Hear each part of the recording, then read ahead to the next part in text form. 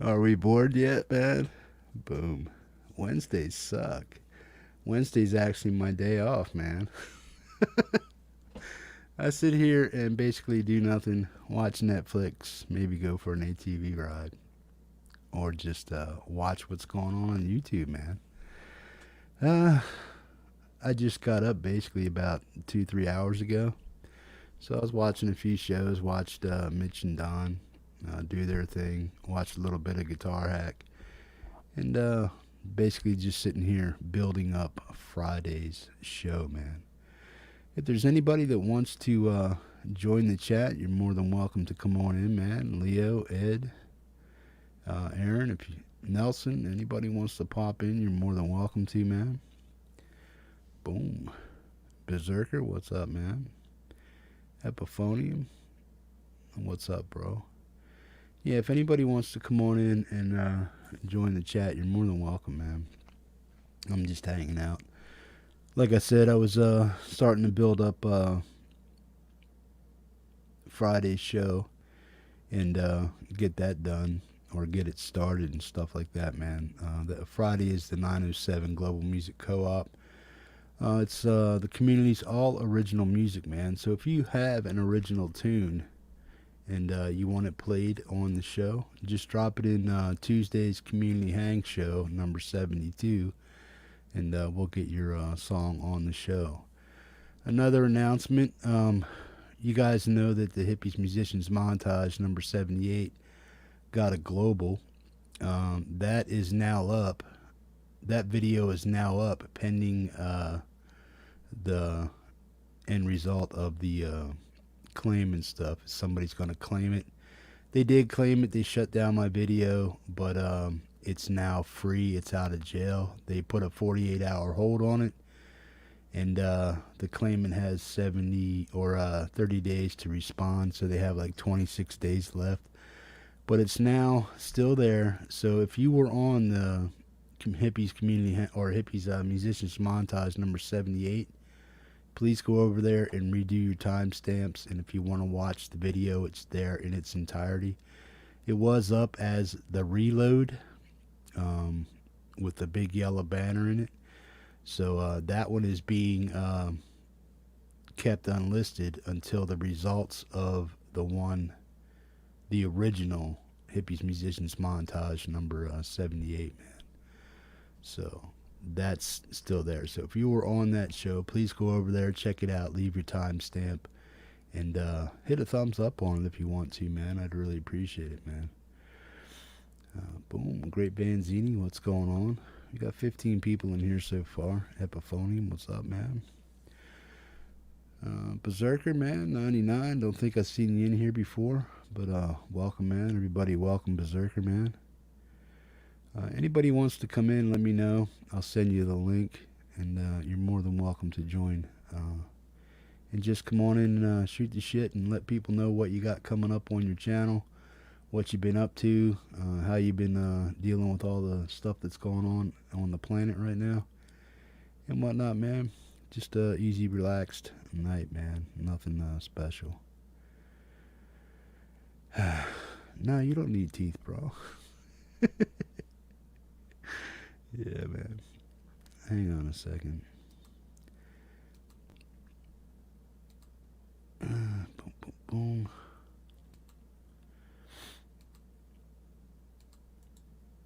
Guys, I'm going to put the link over there for 15 seconds. If you want to come in and join, you can click on the link, come on in, and we'll just sit down and shoot the shit, man. Just make sure you have something to talk about and what's coming up. Stay responsive and whatnot. Boom. Let's check it out, man. Too buzzed and no cam set up right now. No worries, bro. Boom. Here's the link, man. If anybody wants to come in and just shoot the shit, man. Uh, Ed Nelson, boom, what's up? Leo, James Fetchu, what's up, man? Boom.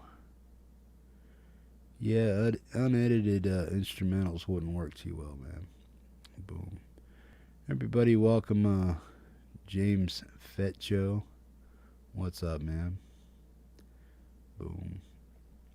Good stuff. Let me see what's going on. Boom.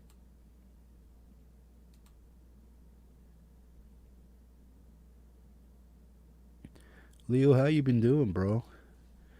I seen you popping in here and there, man, but how you been doing overall?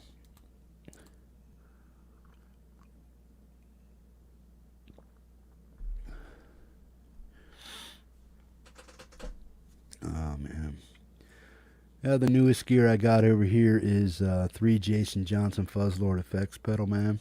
I have a massive pedal board. Well, not really massive, just a regular size 2x18 or something like that pedal board. And that's what I'm working on. I'll eventually get around to building it, and then I'll do some type of demo on it and get it out. Sonya, welcome. Glad you're here.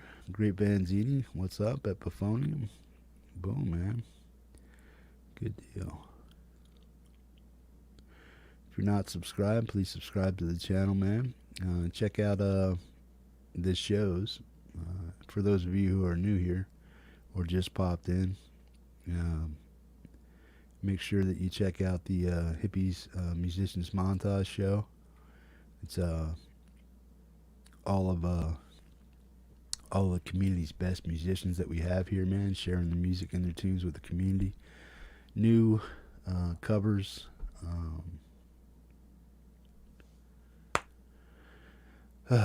Told you I just woke up. New covers and original music, man. Friday show coming up is the 907 Global Music Co-op. That is the community's all original music, man. If you have original music you want put on the show, please just let me know and check it out. There is criteria for getting on the show. The video can't be overtly political, religious, or show any type of hate or intolerance towards anyone of any color or sexual orientation, man. Boom. Just bring us your good stuff, man. Just good stuff. PG-13 rating. We try to keep it mellow, man, so everybody can watch it and nobody's offended either way. So it's kind of a neutral kind of thing that goes on here. And people get to share their latest creations and covers and whatnot, man.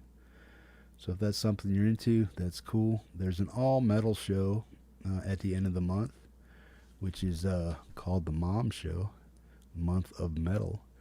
If you have metal music and you'd like to get your metal on, boom, we'd like to have you on the show.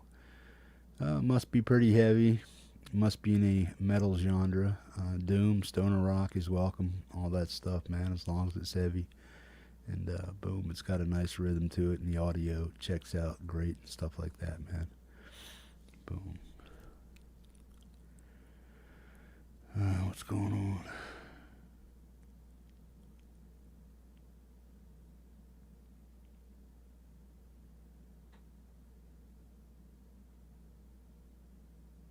Oh, sweet, man. Good deal. Need a vacation from a vacation. I know what you mean, man. Boom. Good stuff. Boom, boom, boom.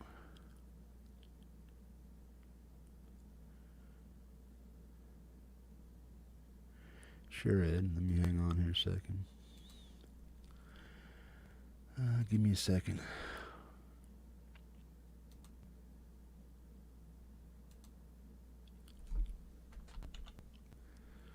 Boom, boom, boom, boom. There it is.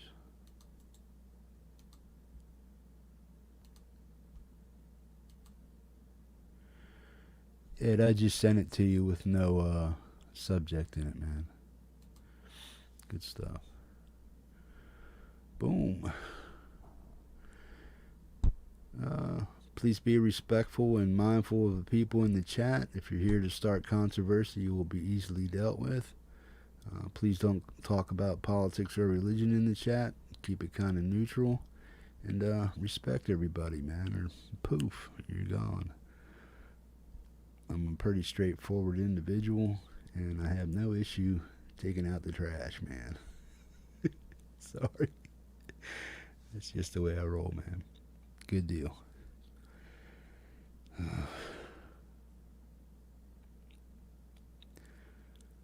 Boom, boom, boom. Good deal. Sonya, how have you been, man? The show's either up to or too late for you to be on, or what? Boom. Hang on a second here, folks. Boom. Hey, Dana, what's up, bro? Hey, brother, what's up? Mind if I smoke? No, Okay. Yeah, you're booming a little bit. Okay. Let me find the settings. Boom. Yeah, if you just turn down a little bit, you're okay. Audio. Or just How's move that? your mic. Yeah, that's better, man. Did it make a difference? Yeah, Okay. your voice is Okay. pretty Man, level. it's this mic. It's really it's. I can't move it over here, but it's crazy. It's loud. I don't know why. Yeah, But, that's cool. I'm doing the same thing as you, but I'm putting together. I'm going all Ah, cool. mini pedals, and I got an MXR compressor, Ibanez tube screamer, a Donner yellow fall delay pedal, an Ibanez tremolo, and a Donner tuner. And I've got I a got the same mini one. on another board. I got to make a new board, but on another board I have a TC Electronic Spark, which is like a clean boost, and I've got the Dunlop mini wah wah pedal. So I'm going to put this mini pedal board together that'll be half the size of. Let me move my dirty socks out of the way before I flip the camera at it. No worries, man. It'll be half the size of that board right there. God, how do you get your finger in the right place with a camera? There you go. I'm actually like pointing at this guitar, but it looks like I'm pointing at the pedal board. And I bought the Donner mini tuner. I got the same one, yeah. And I called Linda in here, and she's got a mini tuner, TC Electronics, which is real nice. That has like the meter that comes up knob, the VU meter. Mm-hmm. And I showed her this Donner and how fast it reacts. And she was like, "Oh, can I get one of those?" I go, "Oh, well, yeah." So she ordered one and it came today. And I'm thinking in my mind, why didn't I just trade tuners with her? Because I would have been happy with the TC Electronics one would have been fine with me. I like the way this tuner reacted. Well, Rick Romanelli told me, he goes, "Hey, mine broke in a year." I go, "Well, it was $24. If I get a year out of it, fine. I'm good with that." Sorry for my pajamas hanging in the back. Why do I have a green screen brick wall? I don't know, bro. Don't know when I did that. Marshall, you're not seeing that link in the chat, man? Hang on a second. Dojo of Tone, welcome, man. Glad you're here, bro. I'm only gonna stick around for a minute. I just wanted to say, I lurk a lot in the show. Yeah. Like a lot of times, I don't. I'll go through a whole show and not really even comment because I'm listening while I'm reading. Yeah. I'm on the internet reading, and by the way, I'm reading political, uh, religious, and all the stuff you don't want to talk about. Yeah. Yeah. Hang on a second. Trying to get Marshall in here. Boom, What boom, is boom. that machine you drive around in up there? Oh, it's a Kawasaki Mule.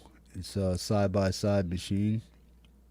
Basically, it has a little dump bed on it and stuff. It's a little farm, sort of like a farm utility kind of thing, man. Do you heat with wood? No, I mean I could, but basically I have hang on a second, Marshall. Basically, I have a what's called a Toyo stove. It heats with diesel and stuff. So yeah, I just burn diesel and stuff. It's pretty good, Do you really live on a efficient. farm? No, man, I got like an acre and a half lot up here. Boom. But you've got places you can go tooling around in that thing? Oh, anywhere I want to, bro. Yeah. Ooh, a little scratchy there. Oh, I know who that guy is. Yeah, it's Marshall, man. I recognize you. Oh man, you're like horrible, bro. You sound like Slipknot vocals. That's great. How's my Yeah, guitar you're. sound?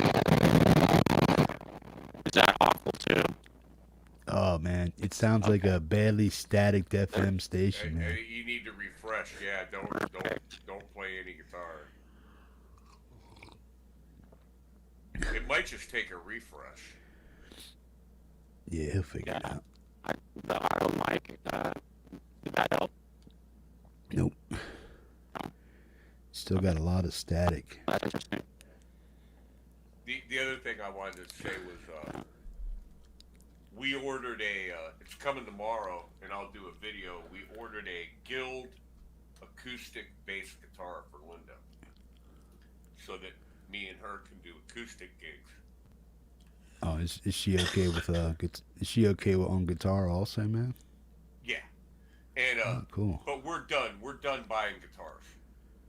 We got all the Okay. guitars we need. I mean, I'm not saying there's not guitars I want or like, but at this point, I can't play all my guitars. So I'm just gonna stick with the ones I like. I've got a Taylor, but I bought this Alvarez acoustic. Hey, Vanzini. What what was what, Vanzini?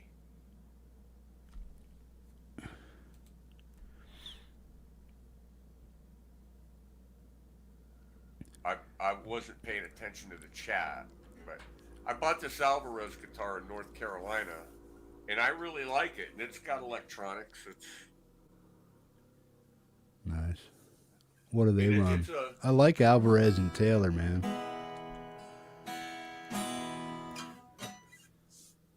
yeah. Very sweet. Go ahead, guitar. Marshall. I'm hoping I'm sounding a little better. There you go. Is You're that good better? now.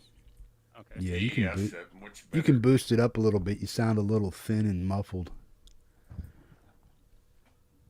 And now I'm broken. Now you're loud. Yeah. You sound good, but you're loud. Yeah. I can get away from the mic. There you go. There you go. Dude, Now that you sound Alvarez great. is really a beautiful guitar, man. That thing is It was. sweet. I bought this. I bought this in Mount Airy, North Carolina, which is literally Mayberry, and the whole town is themed after Mayberry from Andy Griffith. Andy and Barney are posted over the whole town. Every shop on Main Street Yeah. is Andy Griffith themed. And I walked into this guitar store, and me and the owner just hit it off right away. And I told him, I go, well, I'm from near Cleveland, Ohio. I'm an hour out of Cleveland, living right on the lake. And he's like, oh, that's cool. You need to come meet the owner of my shop, man. You guys would hit it off instantly, my friend. But where do you live? I'm in Oregon. I'm Northeast Oregon. I live in La Grande, little teeny town here. We have more guitars in this community than anywhere else in the world. It's Wow. remarkable. In fact, let me grab one. All right.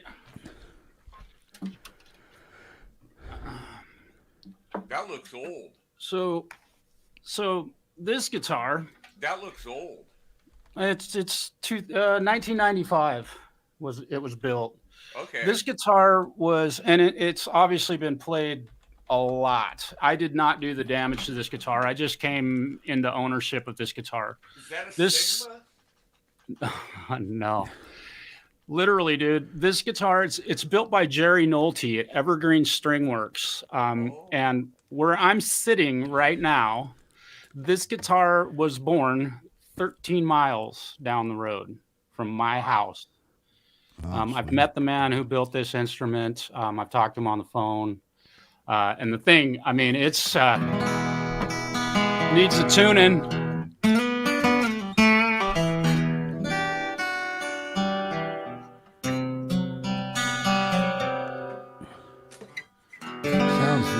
Sounds really full and bright with a nice low end on it, man. Man, well, one thing, you know, with this instrument, holy shit! Yeah, it's a deep, very deep guitar. That one's looking deep, pretty. Not as deep. Yeah, this one, I can't remember. I've measured it and did all that stuff, but it's an interesting design here. Look at the way the back kind of folds forward here. Well, it's a comfort thing, I think. Yeah, it might be. But you know, sitting here playing it like this, where that little divot is, where it thins out, definitely, you know. My Taylor right here has a thing. In my Taylor, it's called an Academy. It was like $699. It's not like one of their concert E's or their $2,500 guitars. It is not even $700, but it's a nice guitar. But it's a small guitar. It's not a parlor, but it's similar to a parlor. And this is more of just a full-size acoustic. So we ordered that. That thing came up on, not stupid deal of the day or something. But they were having some sale, and it came up in my email. And Linda had mentioned to me about getting an acoustic bass. So I go, hey, come and look at this. She looked at it, and I go, what do you think? Well, the thing is, Linda, way back before we were ever married or anything, somewhere, somehow, had a Guild guitar. A real Guild. And she loved Guild guitars. To her, that's the ultimate acoustic, is the Guild. The old, original, real Guild. Well, this is a Guild by Fender. And I go, it's a Guild. It's a Guild. And to her, it doesn't matter that, it's a Guild. Okay? So I go, what do you think? What do you think? And she walked out of the room, and about 5 minutes later, she walked back in. She goes, do you think we should buy it? I go, you think? Buy it, and, worst comes to worst, you don't like it, and we gotta sell it. But we won't, because I never sell guitars. I actually end up, if I'll give them to somebody,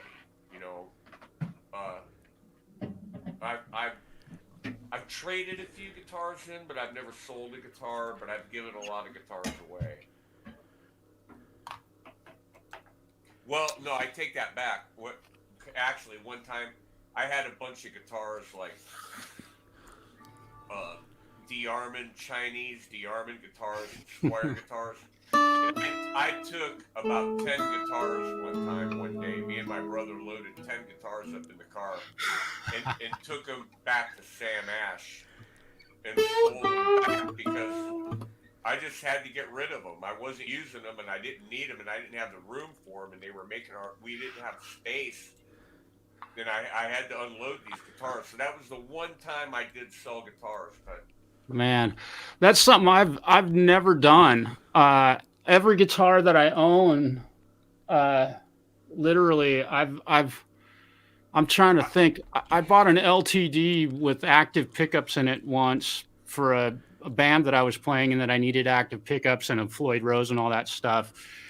That's the like literally in my entire life of playing. I think I have 14 guitars and a couple mandolins, but I've never gotten rid of one. I mean, I have one got stolen once. I just yeah, never got into, I had a guitar stolen. yeah. But I never got into rolling guitars or I get attached to things. Once I buy something, yeah, I'm like attached to it, and it could be a pencil, right, but once I buy it, it's my pencil. yeah, You know, yeah. Well, this is a, believe it or not, it is a Ventura, right? looks like a 19. hummingbird. Well, it's very close. It's actually, I believe this is part of the lawsuit because of the headstock, because it definitely is a copy of a hummingbird, aside from the artwork on the pickguard being different. And being a But 12 string. and being well, yeah, and being a 12 string. But this was built in 1967, and my neighbor upstairs, Robin, I'd love to have him come down. Y'all say hi to him. He's such a cool dude. But he actually owns this guitar, but he doesn't play guitar, so it waits for people to show up that want to play guitar. So it's a spare instrument that I have here. But I've also did a song with Lady Rhodeline Straight a while back that used this instrument on. And also, kind of to tie it all together with this, the gentleman that built the Nolte, Mr. Jerry Nolte, built this new bridge for this instrument because the original one peeled off the guitar and did what a lot of 12-string guitars do with cheap manufactured guitars like this one would have been. And he also put new, I think they're Grover, they're Sperzel machine heads on it. And I'm telling you, what guitar is that, Marshall? it's a Ventura. It's a Ventura 12-string. It's called a Bruno, and it's a model V15. I don't have all my Ventura's. Where does that come back in? the 60s. That's probably made Yeah. in Japan. Yep. Probably made in Japan. And they were popular because they had a lot of Les Paul copies. It's funny. It says "Made in Japan" right in the inside of the sound hole. Yeah. Yeah, and and therein lies during that time, and even with the other, I have an Ibanez that was built in Japan, an RG570. Man, and I've played a lot of Strats. My Strat was built in Japan, and it was a 70. Strat and a Japanese Aerodyne bass. Yeah. Dude, they don't mess around over there when they build an instrument, man. Yeah, Fender Japan is quality stuff. And the first Squires, the very first Squire line, was all made in Japan. Yeah, and that was back in the early '80s when they Fender went, Squires. oops. Yeah, and hey, thanks. Fender, there was a couple of years there that Fender was not producing guitars. So Leo, because Leo had sold and got out, and he went over to Japan and started that, and then he started, Music Man and sure. What's the other one? GNL. And so everybody knows how that ended up. But I've got an 1984 Fender Contemporary Strat that I love. But man, it's a heavy guitar. It's really super heavy for a Strat. And Linda has an Aerodyne bass, which is just a great bass. I mean, it's hard to know, like that guitar there. What would you compare that to as far as any major kind of brand? Where does it fit and sit in, even though it's an import? That's a great question, and I always answer that question with how does it feel, how does it play, and how does it sound? And we sell these little crappy Chinese-made Tanaras at That's our why shop. I asked, because Yeah, will this guitar hold up to what's being manufactured by yeah. its comparison? You I know what I put mean? this up against any 12-string Martin, Matan, Taylor, Yeah, he Gibson, said it was made in Fender. 1960s in the This early guitar 60s. That is guitar. I mean, it is it is perfect, man. I mean, I can't say anything more. It's just a beautiful.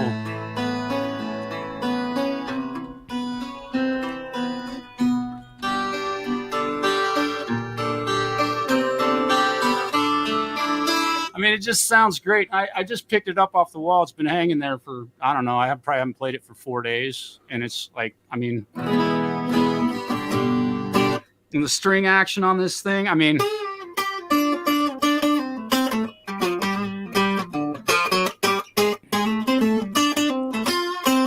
you can play lead on this thing, and I put really light gauge strings on it. So, you know, I mean, like price wise, you could probably get. I mean, I'd ask $1,000 for this guitar, but I know what its playability is worth. I would never sell it to start there. Right. You know, so to answer your question, Jeff, I don't know what you could monetarily. That's one thing, but I mean, the as way far it- as build quality and everything else like that, where does it fit into the? yeah, to the again, range? I put this guy, and you know, I work on guitars every single day of my life. Every day, Yeah. I'm working on different guitars, and I've worked on some very, very expensive Martins and Gibsons, and name a brand, I've probably worked on it. Aside from Kiesel, somebody asked about Kiesels. I don't own one, and I've never seen one. I live in a small town. However, this one, I put it up against any of them. I'm not kidding. That's no joke. What about There that was question there from Sonya? The Matsumoto and Fujigen plants in Japan in the 60s, they rivaled Gibson and Fender. And they were doing knockoffs and copies. But in the 60s, the Fujigen plant and the Matsumoto plant, which ended up being Ibanez, where Ibanez's were made, they made some good stuff. I've got an old Crestline that was made at the Fujigen plant, I think, and it's a thin line Telecaster that's an exact copy of a 70s Fender thin line. I'll put it up against any freaking Fender any day. The only problem with that guitar is it's got DeArmond, original 70s DeArmond pickups in it that aren't potted. They're humbuckers and they're not potted. But all you would have to do is pot those pickups or swap them out and update them and put a set of new pickups in it, and it will hold up to whatever ash they had in Japan was as good as the ash that they were using here. Sonya just put up a what do you question think about that question? Yeah. Now I'm not sure. Ed, what are you in?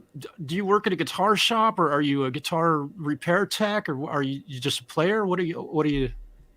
I'm not sure. I have worked on guitars all my life. I don't do it professionally. I do it for myself and my friends. I taught in a guitar store. I taught guitar at a guitar store for quite a while. Okay. So Sonya just posed a pretty good question about what an affordable acoustic guitar would be to get, a good recommendation for an economic acoustic guitar. And my answer to that is I would look into the Taylor Guitar 100 series. They are, when I say affordable, I think they're in the $600 to $800 range, and in the guitar world these days, that is fairly inexpensive. And don't let the money number make you think you're buying a shitty guitar because you paid $299 for a Breedlove. Excuse the French. Forgive me. The Breedlove makes Breedlove and Teton. Teton's another brand of guitar. Both have these guitars that are just very stripped down. They don't have any of this fancy stuff on them. They don't, obviously they're just natural finishes. But they're affordable. They're in the $300 range, and I've played a few of those. And again, we carry Tetons as a brand that we sell at my shop. It's kind of our house acoustic brand. Our demographic doesn't support Martin and Gibson and those sorts of manufacturers. And I Let's sell let's guitars. ask Sonya what kind of money she's willing to spend. Yeah, What is she? It depends on how much money she really has to spend on what she can get. Yeah, that's a great I bought my question. kid his What first budget? acoustic guitar was a Fender T-Bucket when they were out.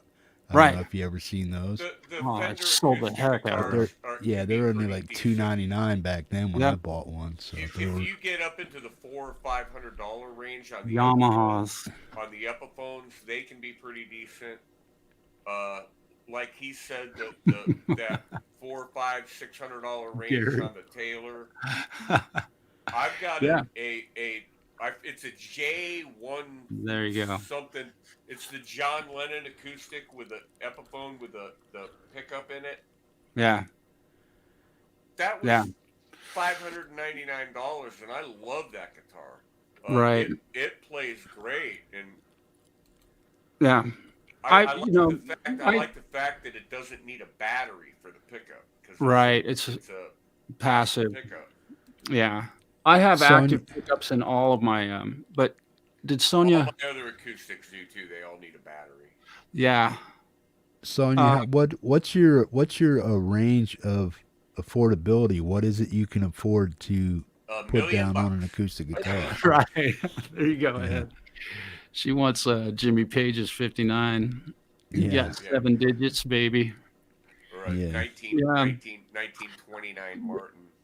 Because what you're willing to spend is where you're limited at as far as what you can and what's Yeah. available to I'll you. tell you what impresses me is guys like Yeah. Joe Robinson, if you know who Joe Robinson is, and Tommy Emmanuel and some of these other guys. They play those Maytons from Yeah, careful. Australia. Mark and I had a little spat about those the I other have night. no idea how much a Mayton costs. They're There you go. not She's cheap. 400, 750. Oh, man. So there's a lot There in you that range that Yeah. is really good, man. Sonia, I am I've met Robert Taylor, got to shake his hand.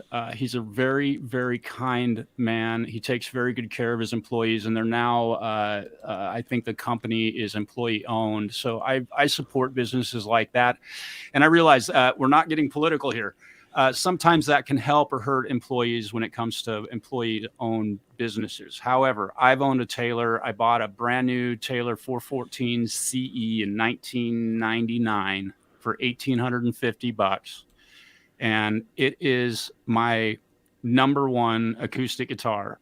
And it, I am a guitar tech, and I'm able to repair an instrument if damage happens.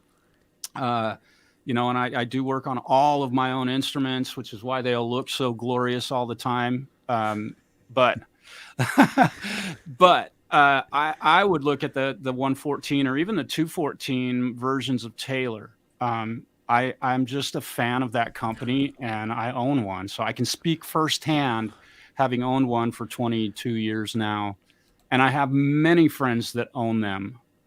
So Robert Taylor was also one of the guys that came out in support of finding alternative right, materials woods. because of the stripping of the Sitka spruce in Alaska, Yeah. where they were leveling. Oh, forests. man. They were just Yeah. chopping the forest down at ground level, and Sitka spruce. That's a premium acoustic guitar top, and Yeah. I don't know if they were chopping these trees down for 2x4s or what they were doing, but Yeah. they were just wiping it out. Well, and to my knowledge, with regard to that, koa being the only place it grows in the world is in Hawaii, I believe. Am I incorrect in that?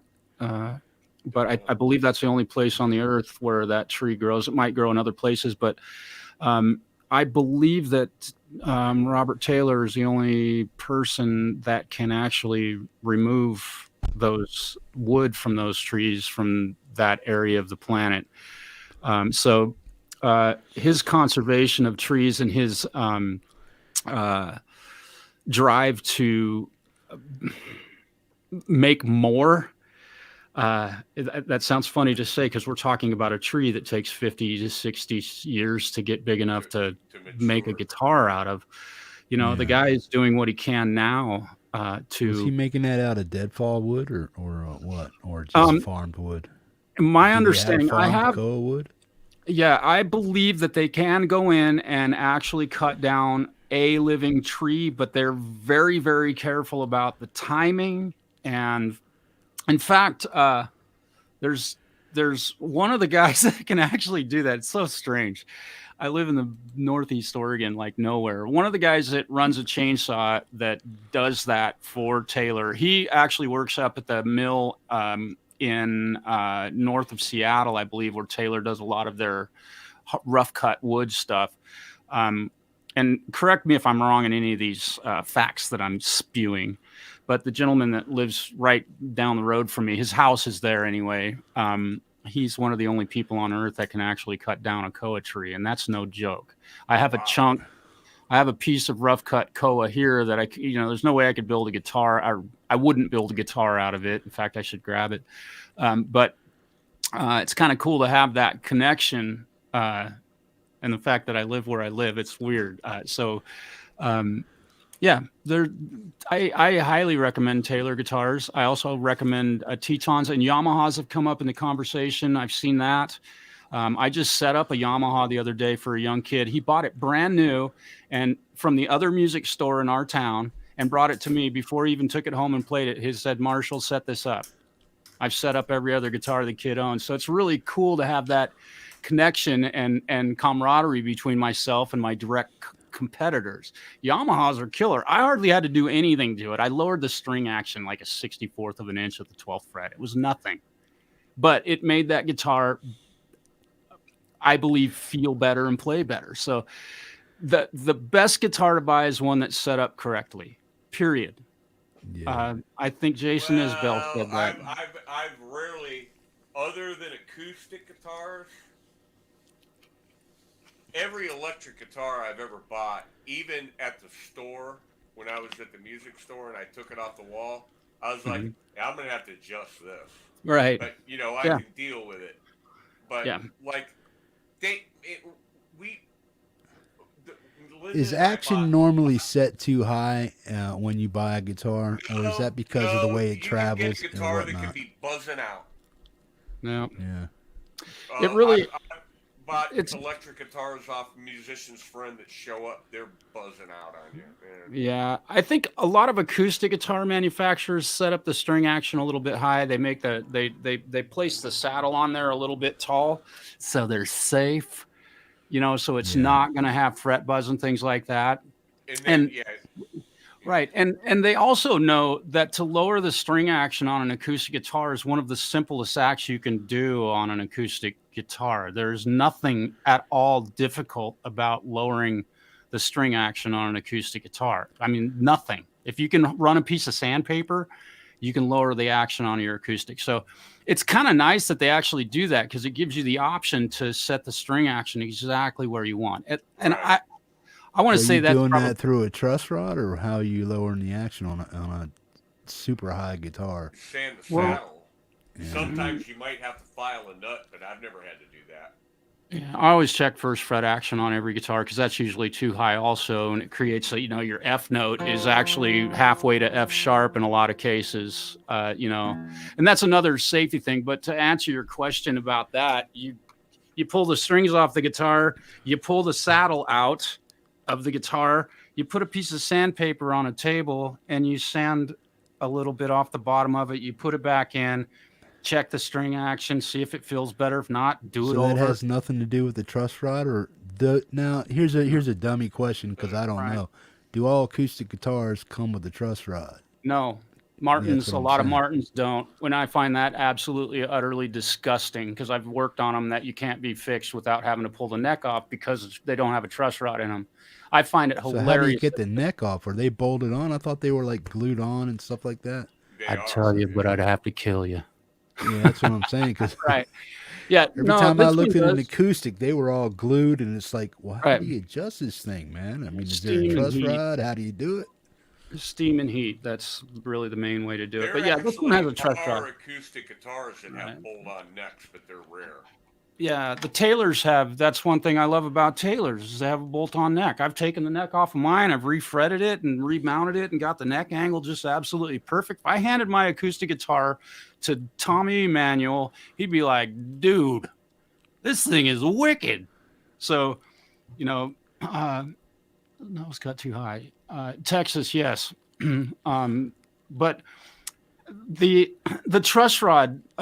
Let's talk about the truss rod real quick. The truss rod adjusts the bend in the neck, meaning your neck has to have some relief. So your neck is actually shaped like this. Yeah. There's a little bow out here in the middle. And when you turn the truss rod, when you tighten it, it flattens, it makes it flatter. And when you loosen it, it creates bend. So I'm using my wrist as the loosening the truss rod, tightening the truss rod. And that's what they do. It has it doesn't change the angle of the guitar from where it meets the body. In order to do that, you can be smart like Taylor and build a bolt-on neck, and you can unbolt the neck and put a shim in there, and then you can tilt the headstock down or up, depending on what you need. Or with Martins and Gibsons and most other guitar manufacturers. Now is there a brand that is leaning towards the easy setup guitar? Is there a brand that has all those bolt-on necks, adjust your saddle quicker, do your truss rod better? Is there a guitar that's out there that's easier for the noob like me to say, hey, look, well, if I just do this and do what you say, shim it up a little bit, or use whatever they recommend? Is there a guitar out there that's becoming to that level of being able to do it yourself? Yeah, in the affordable world, not really. I'm not sure if the Taylor 114s have bolt-on necks. I'd have to look that up. My brother owns one. I believe they do have a bolt-on neck, and in which case you could drop $600 to $800 on a Taylor that would have that ability. But I would also say that a Fender Stratocaster, you want to learn to mess with the neck angle. You got any guitar you have laying around there with a bolt-on neck, pull the neck off of it. You're not going to hurt anything. I mean, a lot of the Fenders have a set screw, like the Custom Shop and the American ones. They got a neck angle adjustment back there. Okay, so what happened? Here's another question. I always, these are like dumb things I've always thought about guitars. I'm gonna bounce. That's cool. It's 12:30. It's almost 12:30, so I'm gonna bounce. But I'll be lurking. Okay. Okay. Peace, Marshall, it was good talking to you. Great talking with you, Ed. It's always good to visit with you. Now I gotta find the button. Oh, here it is. Say hi to Linda for me, man. Oh, I will. Peace, I'm bro. gonna say hi to her right now. Hey, right on. Hi, Linda. Peace, man. I'll be in the chat still. All right, thanks, man. Thanks, Jeff. Thanks, Marshall. Later. Hey, thanks, Ed. So you were asking, Jeff. Yeah. The bolt on, the screw on. There's 4 screws, right? Now, how you should never really be screwing with unless you're like a guitar tech or anything like that, or you necessarily have to. But how many times are you able to take a neck on or off before the actual factory bore holes for the screws actually start wearing out? And what do you do if you do that? I mean, you just putting super glue and toothpicks in there to reset them so you can put new screws in there again, or what?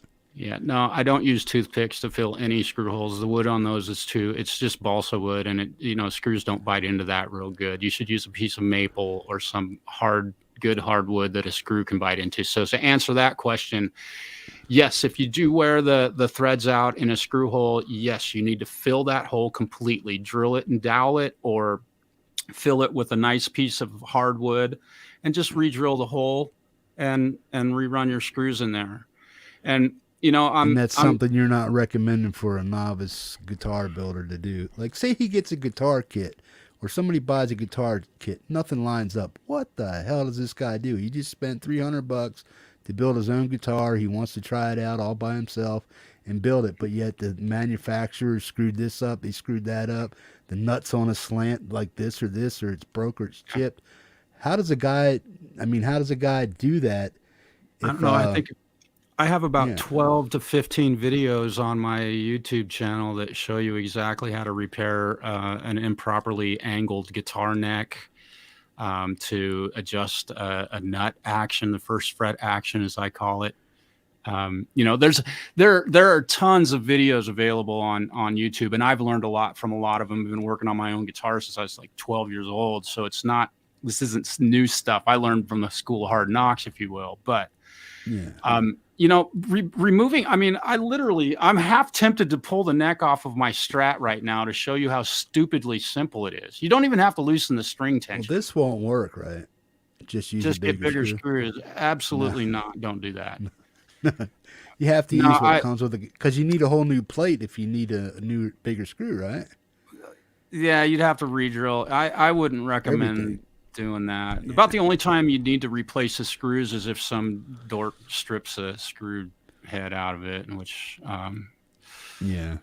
that would be about the only way I would consider changing a screw on an electric guitar. I mean, I'm not kidding. It seems like a real scary thing to do when you talk about pulling the neck off of your guitar. Yeah.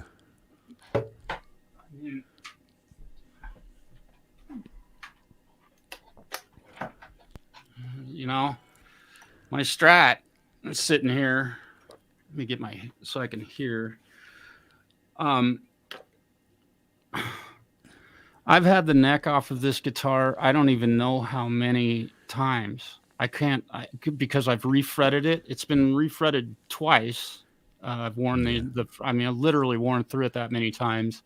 Did you go to stainless steel as a final fret job? No, absolutely not. I hate stainless steel frets. There's a question, because I'm looking at, hey, I want a stainless steel guitar. I want one with stainless steel. Why not? Because it kills your tools, or because you think it has some type of weird tonal variation that doesn't jive, or what? I don't like them because I have to work on them. And to me, I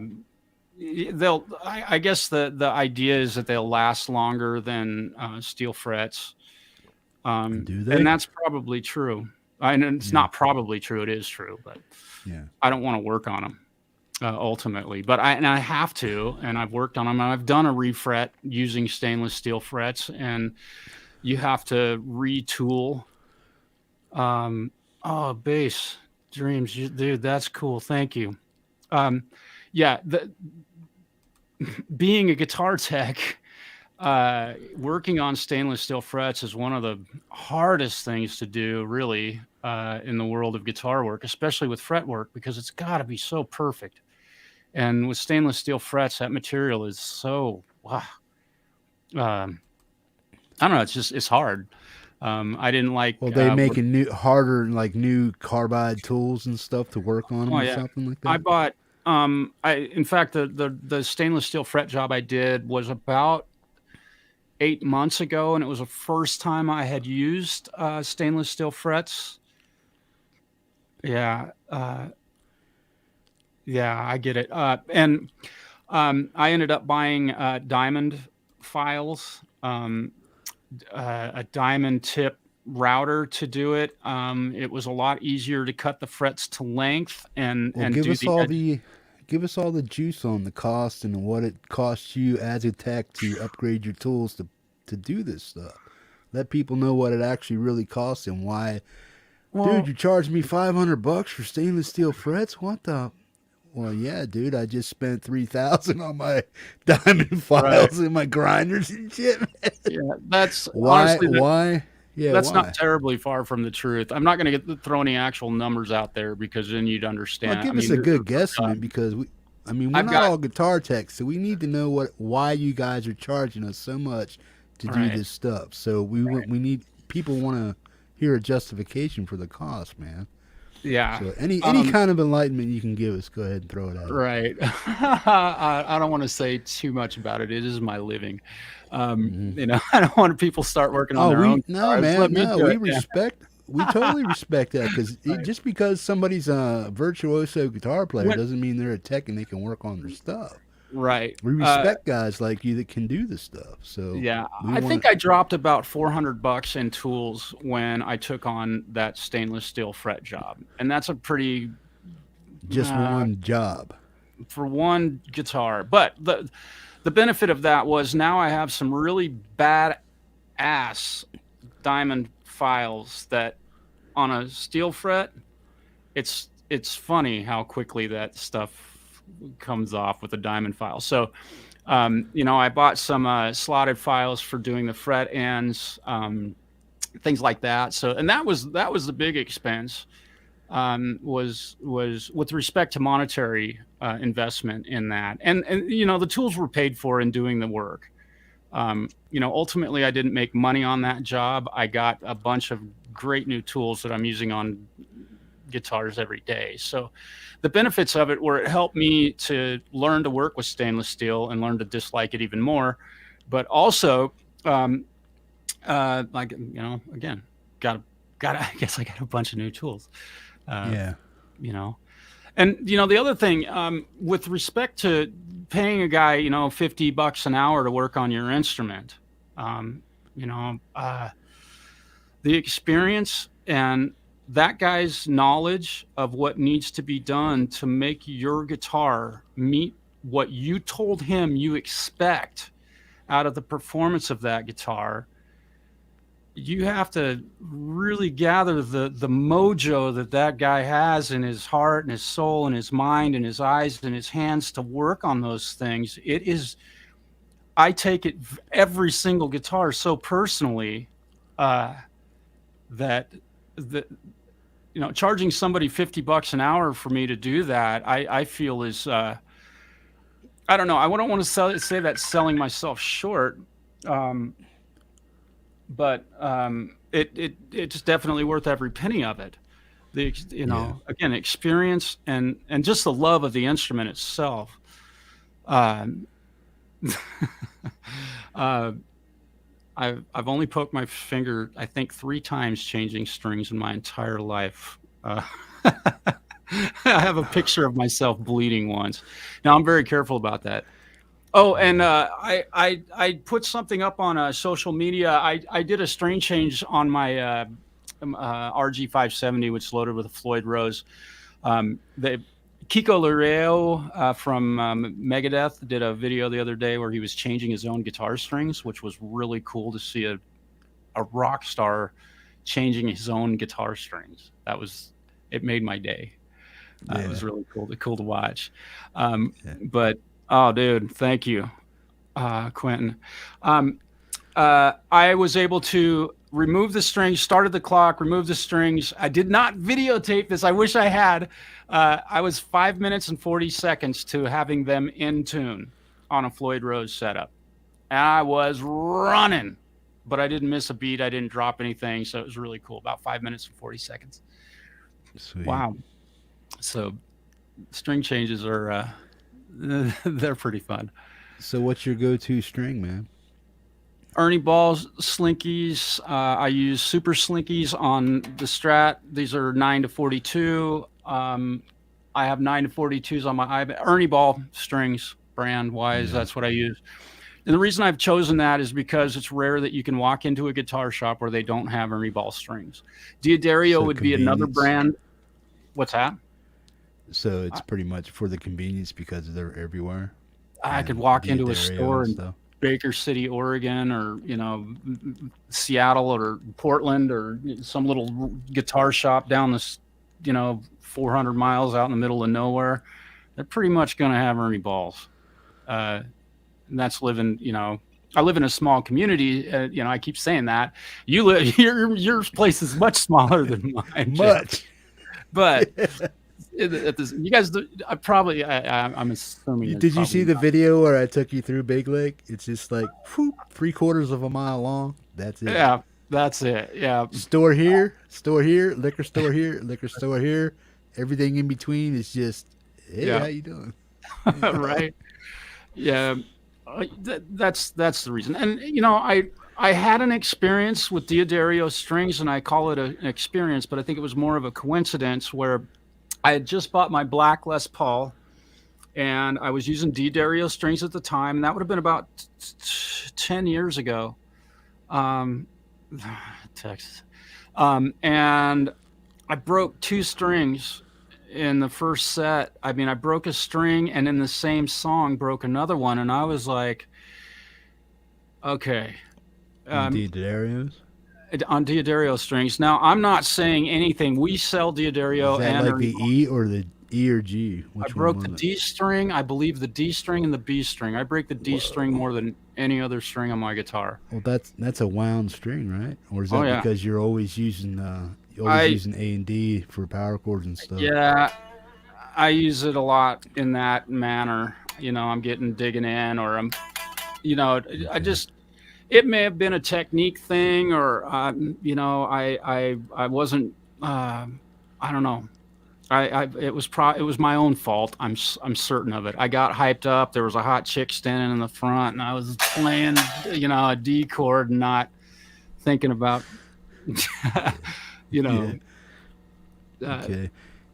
I got a few geek questions.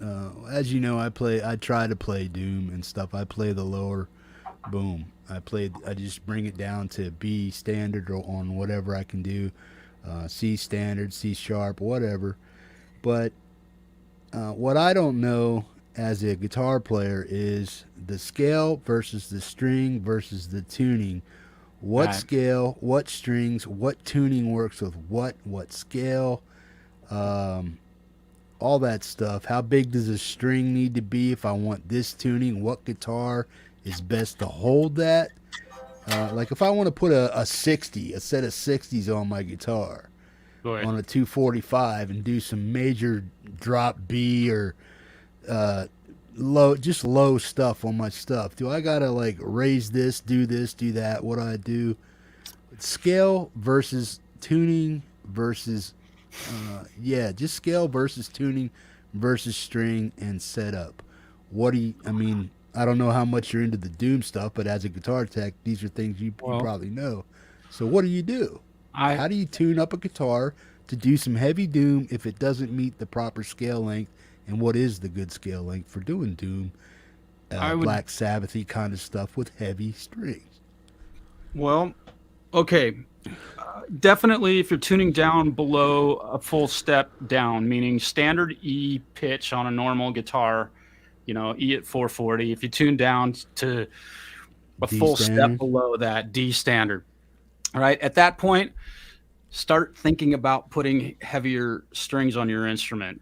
And when I say that, I'm talking about if you're starting off with a set of 10s, Ernie Ball 10 Slinkies.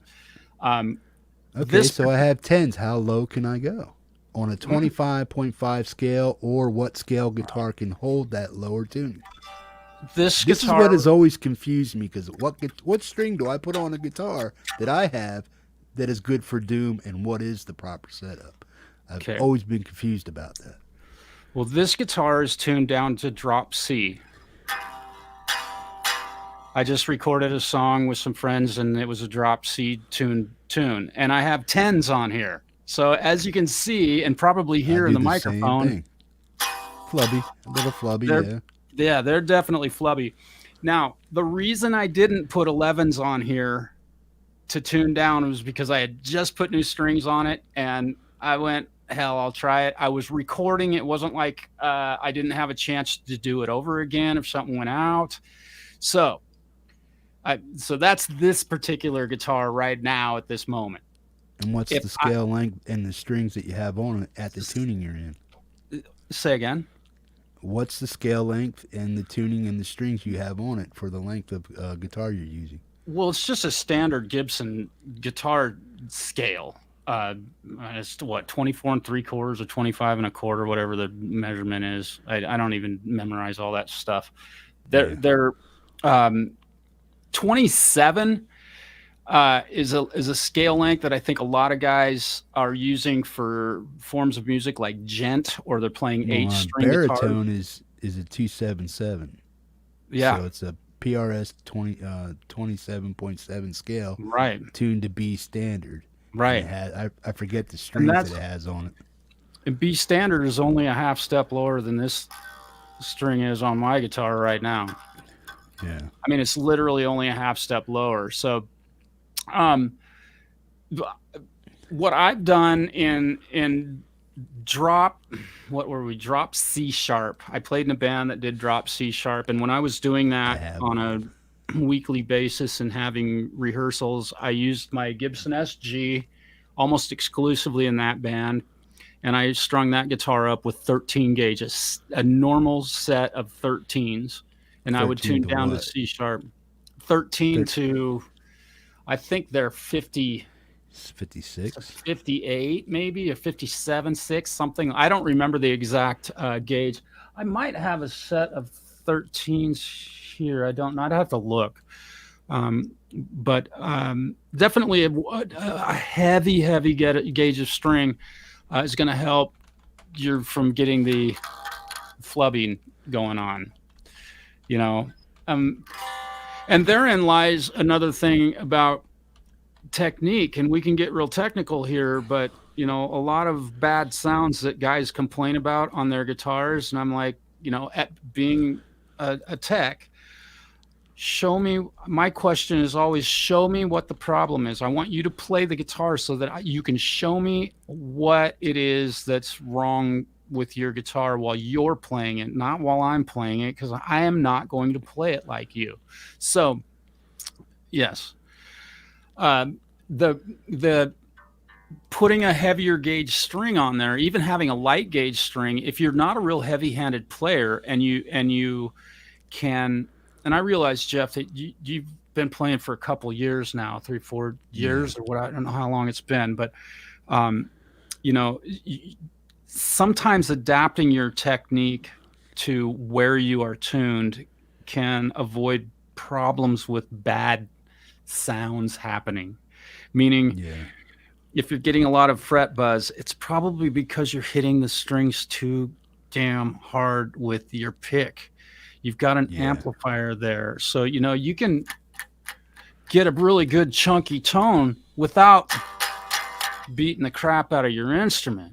I mean, there is that, you know, too. So there's a lot involved when it comes to doing I'm all not a digger, man. I'm just like most of my stuff comes right out of my wrist, man. It's not I'm not doing this shit. You don't got the whole arm digging in. And that's a good thing. I would say it really depends on what the song needs, you know, and if you want to look cool, this looks pretty neat, you know. Yeah. If you're shooting video, that's half great. the time you're hitting air, right? You know, half the time guitar players are just hitting air and hitting it on the upstroke. They're like, whoop.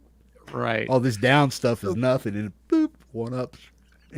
Yeah. Let me ask you this: what guitar do you usually grab to play your Doom stuff? Is it that black one behind you on the wall there? Well, that's my Schecter C1 or 006 right there. That's the active one. And this is a 245 scale, 24.5 scale. This is tuned to B right now with 11s on it, 1152s. Yeah. Okay. So that's in B right there. Yeah. And that's the one I normally use. And I got an idiot question. I grabbed the wrong can, but I'll talk about that in a second. That's all right. But I have this is the Epiphone. You know what that is, the Schecter. And then I have the 277 baritone. Yeah. And then I have my Harley Benton. And then I have a 7-string Schecter over there on the back side of the wall. But I was setting up my guitar the other day, or changing strings and stuff, and like a dumbass, I had WD-40 sitting around, and I had my Deoxit 5 right next to it. I grabbed the wrong can and put a little bit of WD-40 in my Schecter, but it knocked out the static and the shit, man. So I'm like, did I just kill my pot? I mean, I didn't stick a lot in it, but is it going to like really? Yeah, I would say follow that up with a shot of like CRC electrical contact cleaner or Deoxit to wash some of the WD-40 residue out of there, because that'll help the Deoxit or like CRC like evaporating. It wasn't much. It was just like a Right. Wasn't much. I don't know. If it ain't But broke, I'm like, don't fix it. wait, what the fuck did I just do? I threw the can. I'm like, son of a bitch, where's my DI? Right there it is, right there beside it. I grabbed the wrong damn can, bro. Right. Well, and for that reason alone, oh my God. Check this out. For that reason alone, I don't keep any WD-40 at my bench. I do have some at our shop so that I don't make that mistake exactly, Oops. Jeff. Yeah. And, I was pissed, bro.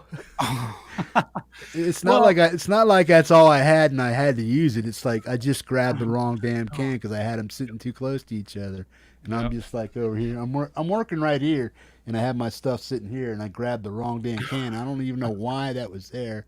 I think I picked it up off the floor and just set it down there because it was down here, and I was doing something else with it. Oh. I'm like, Yeah. psst, psst. I'm like, whoa, what the? Through the damn thing, like son of a bitch. But yeah. You might consider taking some deoxit and shooting it down in there and just getting some of that in there. Maybe that might help remove some of the, if you're worried about it. I wouldn't sweat too hard on that one. Yeah. I doubt it's going to not much is getting in there, but there is dust getting in there because the pot was when I turned it. Yeah, so I put it in there. It calmed it down. But then when I went to put it all back together, I'm like looking at the can. I'm like, son of a bitch, I just put W40 on that son of a bitch. Through the can. I said, where in the hell is my deoxit, man? They're all right there. It is, dummy. Like, son of a bitch. It's just a goof. But I'm just hoping it's active pot, so I'm hoping I didn't kill the pot. Yeah. I just keep an eye on it, but I would say that if you do start noticing some weird behavior out of it, hit it with deoxit and don't be conservative. Like spray that stuff in there. And so now that's not is overspraying ever gonna kill a pot with deoxit 5? It's gonna make a mess in your guitar. Wipe so that's up all the it's gonna do. Put a rag in there and soak up like a paper towel to soak up the extra. But it's not going to hurt the pot if you overdose it. No. And what about What about active pots? Well, are you active pickups, correct? Or do you have actual? Yeah. There's no reason to put any deoxit in an active pickup, but the pots that control it they're the same pot. That's the one that was scratching. That's why I had to put it in there. All right. Well, it was. Okay, we're making. Let me think about this. New battery. Yeah. Every time I turn it. That's just the potentiometer that's got some grit in there. If it's gone, that's what I'm saying. You fixed it. I personally don't buy deoxit anymore. I found some other products, and I wish I could, for the life of, I cannot remember what the name brand of this stuff is, but it's virtually identical to. It's virtually identical to deoxit, and I've used deoxit. I've gone through a couple bottles of it, and they started selling the bottles with the goofy heads on them, and half of the bottle ended up on my bench and not in the work that I was doing. So, and they actually did give me a new bottle, but I've ruined that one also. Good night, Kim. Go pack. Yeah. So I wish I could remember the name brand, because the stuff I've put it up against Deoxit 5, and there is literally no difference. Longevity, I can't say, but there are other products out there that are not as expensive as Deoxit, that don't have the Deoxit spray nozzle that will dump half of your bottle on your bench, or on the table where you're working, instead of on the instrument. So are you using the spray bottle, or are you putting it in like another like plastic little bottle that has a nice little needle nose tip on it where you can just go boop boop boop and squeeze in a few drops? I use the aerosol can, and I pinch the hose as tightly as I can get it, so that when I hit it, it's not going. It just a little, it's kind of spitting out. It doesn't blow this big blast of stuff. You end up one little tweak of that, press of that button, and it's like a pile of that stuff comes out. So I've pinched the hoses, or the straw, I would say. So you have to be real exact about getting that stuff. So I use a straw, of course, to get it right into the pot. Now, did you took the back off of the guitar and shot the cleaner inside? Okay. Yeah. Or you shot the WD-40. So that's what I'm saying. You have the back cap on. Where's the dust getting in? Is it from just being dust collecting on the volume and pot and getting its way down in there, or how's it getting in there, man? Could be wood dust from when they built the instrument. Could be because you open up the cavity on almost any brand new guitar, and there's dust and crap all over in there. Yeah, I mean it's amazing how dirty those things are in some cases.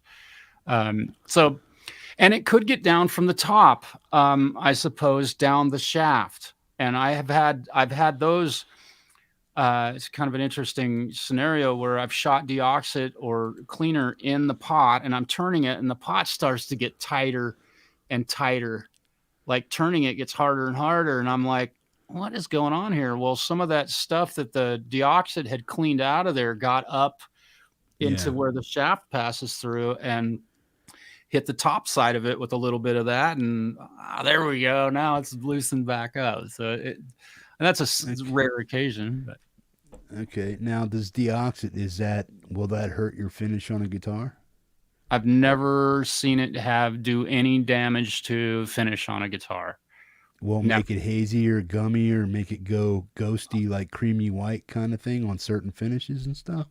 Well, and that's another one I'm leading into. That's why I'm asking you a question, because lighter fluid. It's the best cleaner in the world. But what guitars? Can you clean any guitar with it?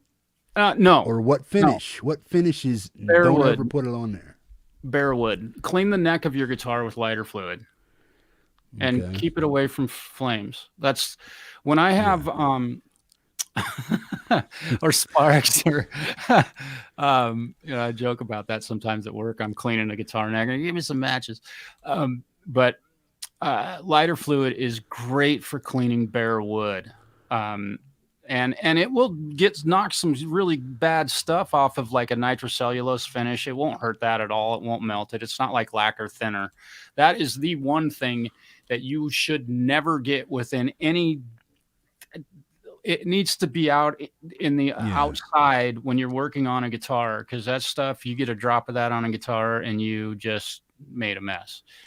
Deoxit. The other thing, when you're working with liquids around guitars that have a nice finish, it is a very good idea to cover the area with rags so that none of that liquid can get into places where you wouldn't want it to get and damage something. So that is a policy that I have at my shop, where if I'm shooting deoxit or something like that, even at a pot, I'll typically lay a rag around the edge of the opening.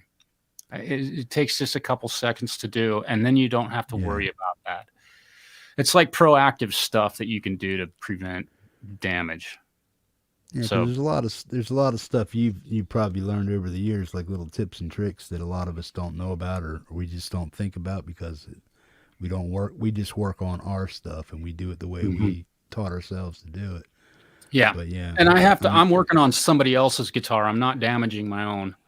Yeah. And I'll tell you what, I have gotten super glue on a headstock once, gluing a nut on, and the owner does not know that ever happened. But I'll tell you what, I sure the hell do.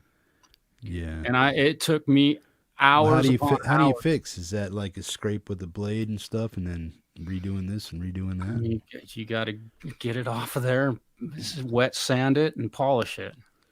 Yeah. And he never, and that was one time I was like, oh, and it was a very, very expensive guitar. It couldn't have happened in a more inopportune moment. If it had happened on somebody's, Yamaha acoustic, wouldn't have been a big deal. I would have been, oh, okay, I'll just clean it up. But this was a very, very nice guitar. I'm not going to say what it was because then the guy would know. But hey, you son of a bitch! Right? Well, you got to watch the hippie show, though. Right. Well, mistakes happen in the work that I do. But again, I'm working with women's child. In some cases, I can't make mistakes. I can't. It's Yeah.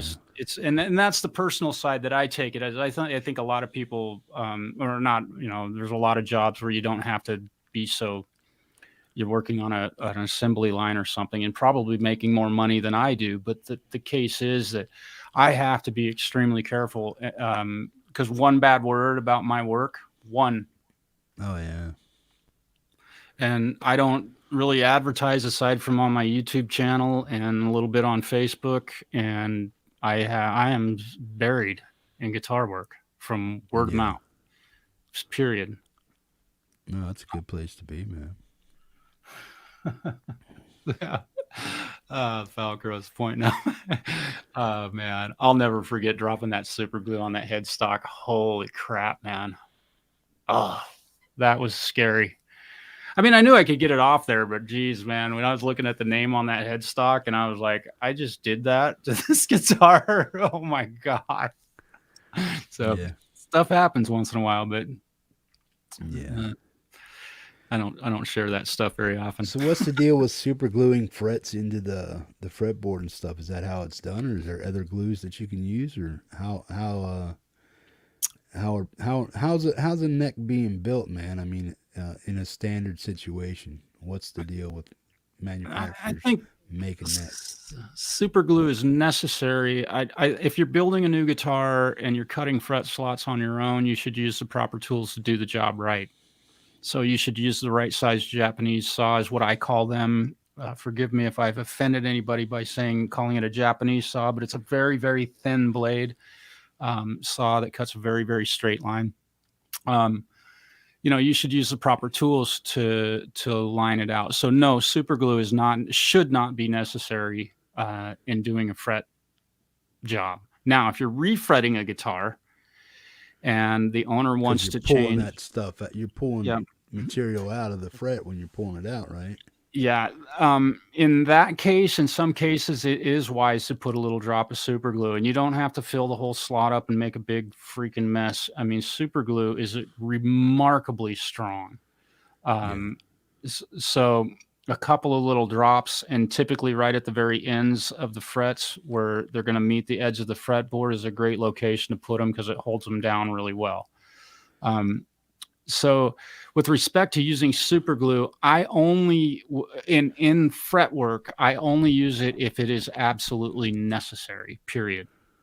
Otherwise, Okay. if I'm refretting a guitar, I drive the fret in there, I can look at the both sides and see that fret's making clean contact with the top of that fingerboard and it's got the right radius and the whole 9 yards.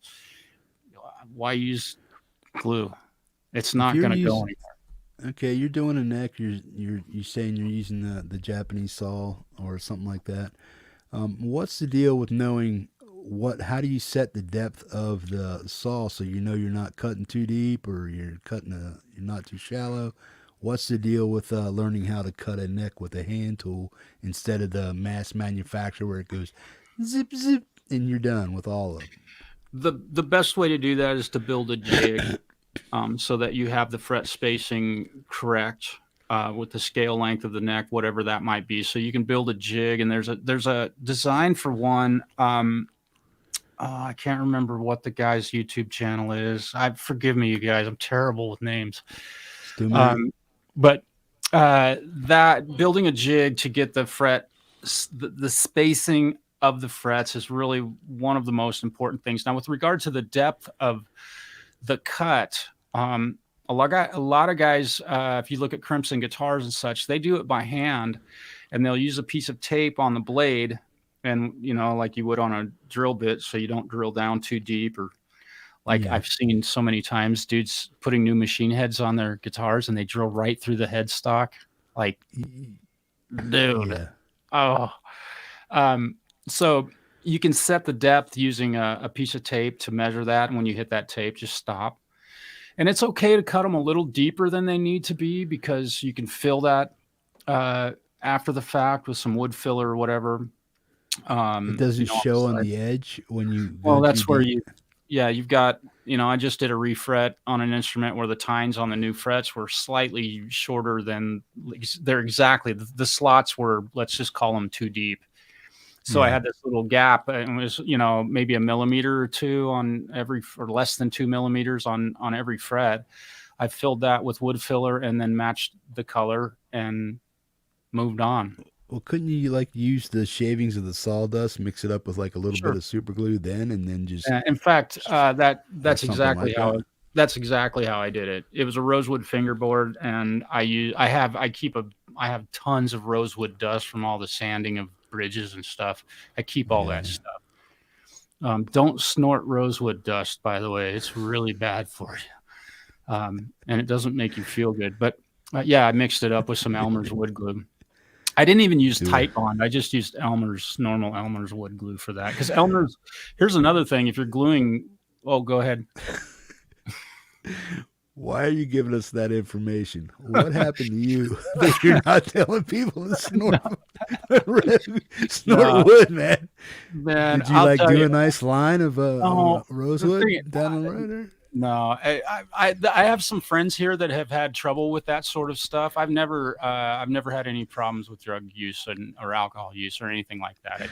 Not that I don't, but I do have some friends that have recovered from that stuff. So we joke about that. This guy Brent that lives here, he's I don't know, he's 15 years sober, just a great guy. And so, I had sanded a bunch of wood off of a bridge on a guitar, and he comes into the shop and he owns like a bunch of Tom Petty signature guitars and stuff. And he's just a great guy. And we talk about his recovery and all this stuff, and always congratulating him on, hey man, how many years is it now? He's easy to joke with about it. But I scraped all the wood dust into lines on the top of this guitar, and I took a picture of it, and I tagged him in a Facebook post like, Brent, am I doing this right? I've never even seen cocaine. I honestly can say that I've never seen it. I wouldn't know, so, but the stuff smells really good. And if they would make cologne out of rosewood dust, man, we'd all be getting laid. Huh? Sell it in guitar shops. Yeah, man. Oh man, that stuff, it smells divine. It is really a killer smell, but it's really, it's definitely, abrasive. You'll feel like CA glue, like it'll kind of burns your, it smells great, but not snort it. Yeah. Don't snort it, man. No. Don't snort rosewood dust. No. But if you do file any, keep it, because it can save your butt doing exactly what we're talking about, where you have a little gap or something you need to fill. It's great stuff. Now, what do you think about Palfaro necks? Because I'm not digging this. I mean, I got it because it was white and it was there, and I had to get it then. I just had gas. Boom. Right. But the Palfaro necks are very blondish. And I wish it was like ebony colored or a very dark, rosewood. But I had to get what I had to get, and that's all they had at the time for white SGs. I haven't ever owned one. I own one guitar with a maple neck. I don't know if I can offer a very good opinion of that, because while I do work on a lot of guitars, I don't always know exactly what the wood is. It's a very hard and dense wood, man, Palfaro. I don't even think it's actually. I think it's a type of wood, yeah, but it's really a rock hard, usually non-porous wood, but it's a very hard wood. Right. I think it's a competitor for maple, and probably that, there's not enough maple available. I don't know what the case is with regard to that. I'm glad that I have one, because so my guess is that it was they went to that over maple because maple got expensive and that type of wood is cheaper. I can't say for sure. But again, it's kind of like being asked what's the best guitar to buy, and my answer to that question is buy one that's set up correctly for you. Yeah. If you go buy a brand new guitar, take it to your Luther and let him set it up for you, because he knows how you want your guitar set up. So I can't really say honestly. I don't have enough experience with that type of wood, or even knowing. I may have worked on several guitars that had that type of wood on the neck, and I might have just fallen in love with them and didn't know it, or I hated them for other reasons. I don't, Well, for me, it's just That's a great question. aesthetics. I mean, it's probably a great wood to have on your neck, but Yeah, just aesthetically, with it being blonde and stuff, it just kind yeah, of doesn't go with the car because it's yeah. like a tuxedo, or it's a reverse tuxedo guitar. You know what Right, I'm saying? So it's right. yeah. That's a So is that a it would look bolt-on? better dark. Is it? No, I think it's set. It's a set neck. Because if it's a bolt-on, we can fix that. No, it's a set. Okay. Well, that's good. Um, yeah. Boy, the only that doesn't look. I guess it's an illusion. Yeah, it's a lighter wood than rosewood or ebony. It appears a little bit Yeah, but lighter in it's color. harder and light. You know what I mean? So it's a very hard wood, but it's just light in color and stuff. It does come in darker colors, but primarily on guitars, it comes out as a lighter color and stuff. But yeah, Yeah. Um, Someone just asked a question. I didn't get the name on that, but somebody asked a question about pulling frets out of an old guitar. And if you're talking about removing the frets from the instrument, what I recommend is there are special tools for that make that job really very simple. Thanks. um, the there's I can't remember. I call them fret pullers. I yeah, ordered mine from Stu Mac, and they're a pair of cutters basically that meet together perfectly with a perfectly flat surface. And so if you're pulling frets up out of there, that's the tool to use. The other thing that you can use is water and heat. I take a soldering gun or a normal trigger type weller, put some water around that fret and take that soldering gun and make that water boil a little bit. And that will, in many cases, loosen that fret up enough that well, you can get, doesn't water and heat make the wood go into the pores and make it swell? I mean, you'd think. But in this case, you've got a piece of metal that's buried in a piece of wood and potentially glued. So the yeah, water and steam help to break that if that is a part of the equation. But no, in most cases, I don't have to use water and heat. But if I start to pull, and especially on ebony fretboards, man, oh, you got to be careful. Ebony will chip. splinter out. Yeah. Oh, that stuff. Oh, yeah. But there again, with the So you proper just can't tools, go in there and go whack, whack, whack, no. whack, and pull this shit out. You gotta like be like very gentile and pulling out frets and stuff. If you get a fret out of a guitar faster than 2 to 3 minutes, you're going too fast. That Yeah, is the God's honest truth. And I don't time this stuff, but if you're doing yeah, it faster than that, you're probably moving too fast and in a hurry, and that's the last thing you should do when you're working on an instrument. Period. yeah. Do not I hurry. get you, man.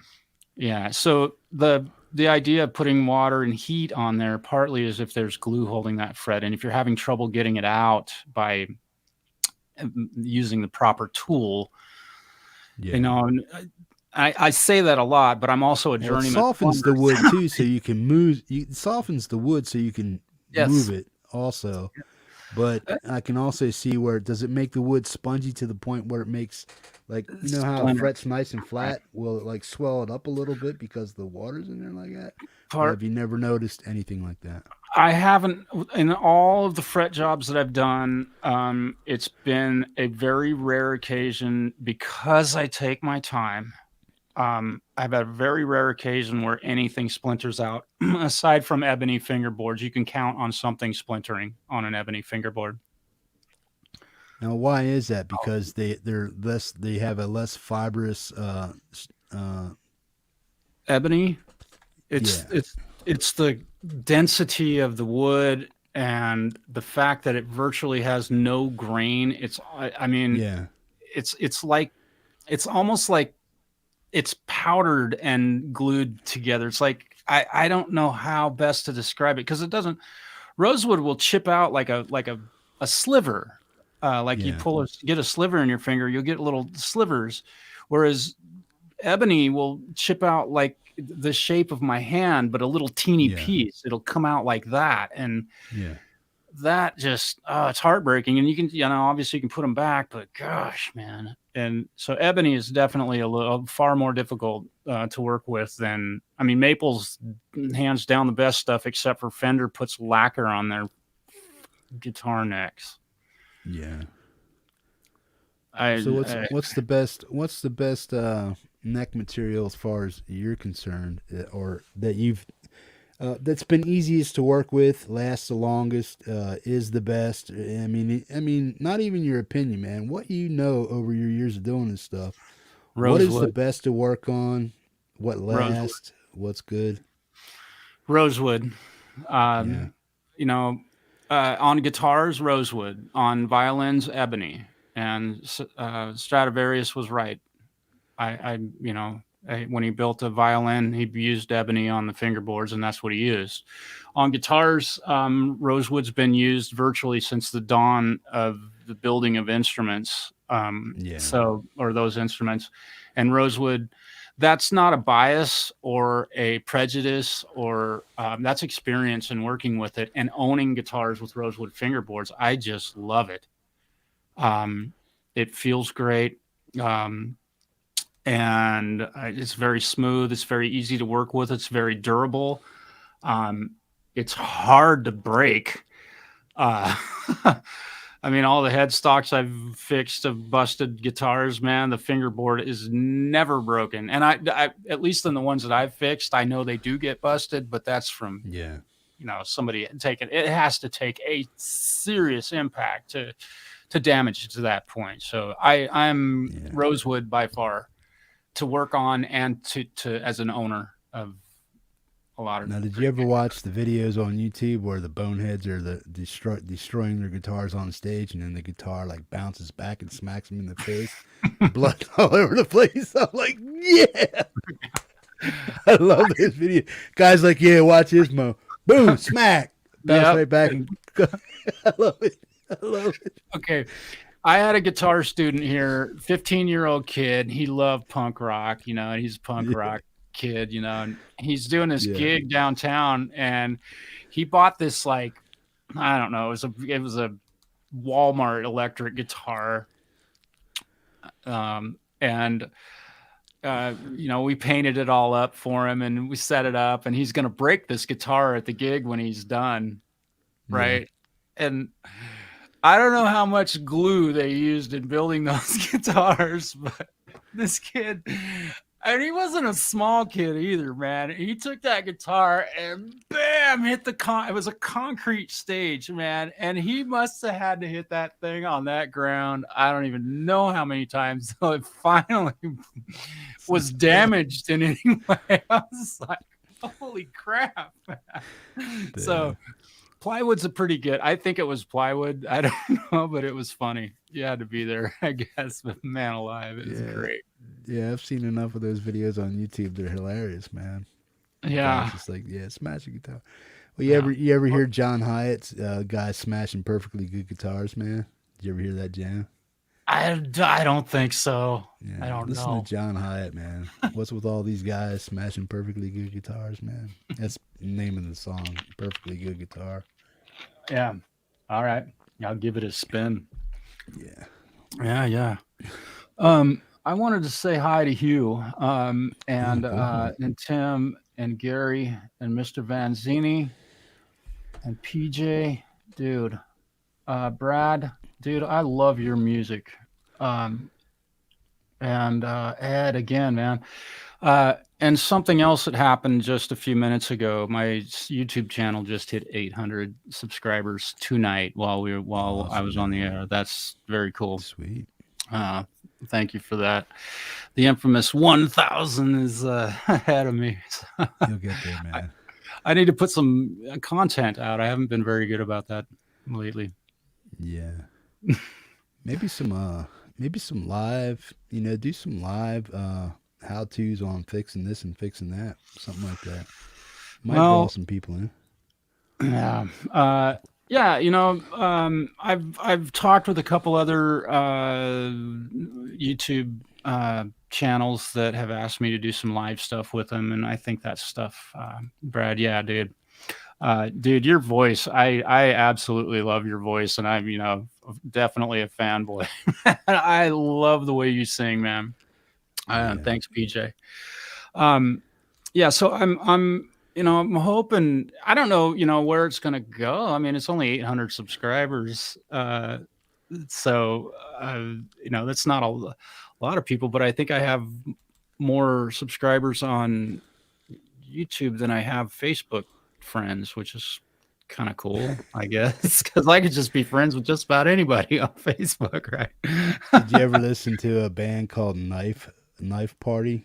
Called and then the song's called Facebook Friends. I don't think so. I Yeah. don't. Uh, and that's funny because I I honestly don't listen to a lot of. It's called Knife Party. Yeah. Knife Party Knife Facebook. Party Facebook Friends. Yeah. Okay. Um, I don't. I honestly don't listen to a lot of music. Uh, I I listen to my own most of the time. Um, because I'm recording a lot of stuff, and I know that not a lot of it makes it to YouTube. Um, and I don't do Well, I videos. have noticed I do have to pull your leg a little bit to get you to Marshall. Come on now, play the song. Cause you're like, oh man, I don't like the way that turned out. Can you pick another one? I was like, well, you gotta pick one, bro. You know what I mean? um, yeah, Remember when I said C sharp, the one you were doing, and it's like, yeah, I don't like the way that turned out. Can you try on. that? I I'm know. like, come on, dude. Well, and I was hoping that OBS would work with StreamYard or whatever, but because I was gonna play something tonight live, but I can't do that because the audio doesn't work out correctly. So that's fine. I have an original You instrumental that I probably wrote. should, dude. All I got to do is mute up, and you should be able to play something if you want to rip something up, man. It seemed like there was all sorts of sound issues. I don't want to go there. I don't want to waste any time with that. That was just But earlier, bro. But you sound good now. yeah, because I'm running differently. I'm not running my audio is not going through OBS. Okay. I'm just plugged Yeah, I straight don't in. know what it was. You'll hear it in the beginning when just go back and listen to what you were doing Yeah. in the beginning, and you'll hear what I was hearing. Yeah, I think it's I'm using software to connect with software like Zoom and StreamYard. I have some software called NDI that allows me to send audio from OBS, which has my DAW, meaning Reaper, my full 78 track session can be played from OBS to a streaming service, whether it be a Zoom meeting or Restream. And Restream doesn't seem to like that. So I think that's the issue that we were having was that software.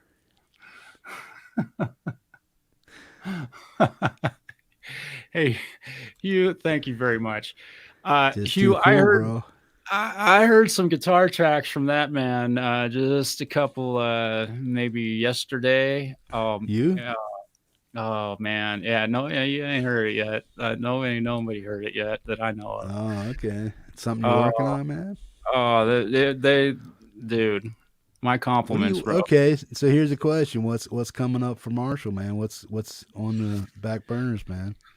You can give us some hints of something coming out soon, or what you're doing.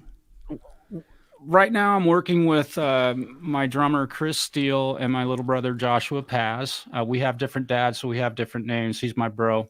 Yeah. And we're collabing via a new software that's out that I'll let you guys all figure out what that is. I'm going to keep some secrets here, but because they're not, some secrets. But we're collaborating on a couple of cover tunes. And the reason we did that, we picked cover tunes is because we didn't want to get too, and we're able to record together. In fact, tonight, between about 7 and 8, Chris was tracking drums at his house in Portland, and I was on with him, watching him play these drums, and I was acting as his producer, meaning he'd play a part. What do you think of that? And I'm like, let's do a little bit more Tommy type stuff. Let's go to the toms and get a roll and get this kind of groove. So I'm doing that coupled with my little bro, who happens to be 1,215 miles from me, we are able Yeah. to record together live at the same time. We can't play together, but the three of us played in a band together called Nymph 9 back in Portland, Oregon from 1997 to about 99. And Is our that first original time, music or it's all covers? original. Yeah. So where's We that still, music at, bro? there's nothing on the internet with it. Although I would like to maybe release some of it on my YouTube channel with just a picture of the CD. Hang on. You should, I'll man. show you these guys. If you have any of it available, man, play it. Yeah. I actually have keep in mind this band was this is 1997. God damn, that was a long time ago. So that's my ex-wife. Chris Steele is the guy in the blue shirt on the right. We'll try and get that light right. Let's see if I can point at these guys. Chris, this is Sydney, my ex-wife. This is my little brother Joshua, and that ugly mug is me. And the band was called Nymph 9. Sweet. Yeah. And you know, we sold a lot of copies of this disc. There's the back artwork. It was Well, kind we of want to get you.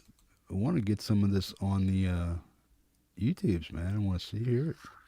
Yeah, oh, it would be great to be able to get this band back together again and do that. And we've discussed that, the three of us, me and Josh and Chris, but I don't know if that's possible. But that was one of the highlights of my musical career. We were a pretty I don't know, it was a pretty popular band in our hometown of Portland.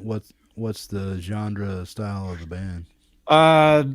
We were very much like the band No Doubt, only we were a little bit more hard rock oriented. We had Gotcha. definitely had that funk kind of groove going on and everything. My little brother's just a funk, wicked bass player.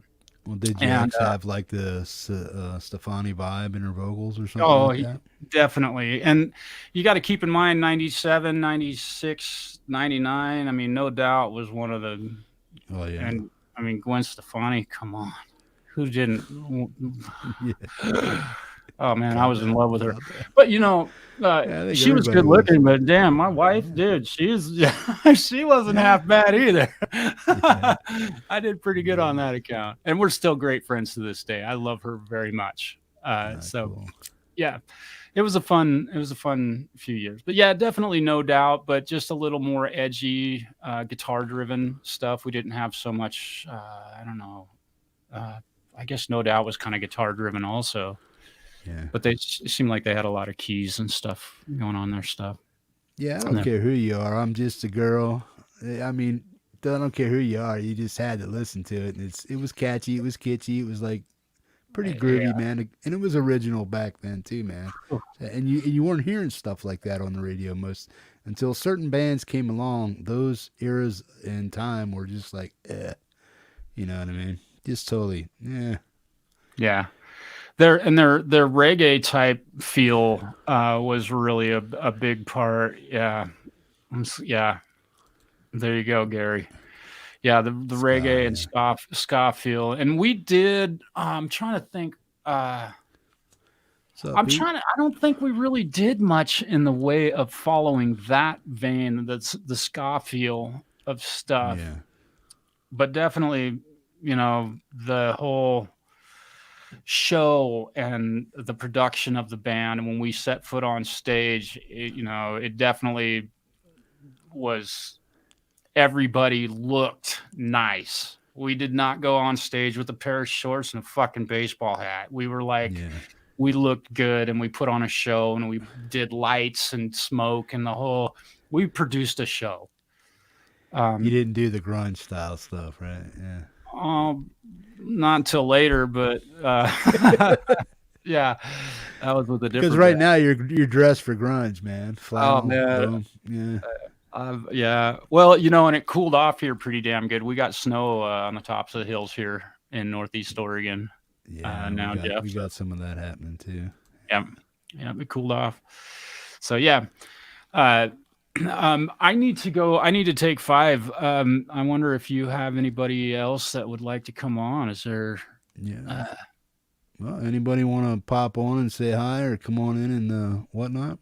I mean, you can just duck out. I can cover it for 5 minutes or so. You all right, bro? Absolutely right. Yeah, I need to take 5 though. Okay, go ahead for it, man. Boom, go for it. Okay, Yeah. cool. Yeah, no worries. No worries at all, man. Okay, I'll just do that. Boom. Just hit stop cam and you'll be okay. Yeah. Boom. There we go. Boom. Marshall got some stuff to do, man. Does anybody else want to come on in and join the conversation, man? Don't know how long we're going to be here. Maybe another hour or so, man. But yeah, anybody's welcome to come on in if you want to. If you have something that's pertinent to the conversation and you feel you can add to it, boom, just let me know. I'll throw the link over there. You can click on it. Just make sure you have a headset and some good audio, man. And we'll get you on the show if you want to be on. Just hanging out. Nothing too strenuous, man. Just talking guitar. Whatever you need to know, whatever it is you want to talk about, we can do that too, man. Boom. Anybody? Anybody? Let's see what's going on here. Boom. Boom. Marshall's putting out a lot of insightful stuff going on there. Of course, me being a noob guitarist, I'll ask the questions everybody's afraid to ask because nobody likes to really look stupid or dumb when it comes to stuff because there some people are, oh, dude, you didn't know that? Some people don't know it, man. And I always have a curious mind when it comes to guitar because I'm a noob to guitar. And I ask questions that seem to be off the wall a little bit and something you should know or shouldn't know. But a lot of people that pick up a guitar for the very first time have no clue about anything, man. So I asked those questions I thought about in the very beginning that may have made me look a little bit, dude, what's on? You don't know this? You should know this. Well, no, not everybody does, man. That's why I ask the questions and stuff.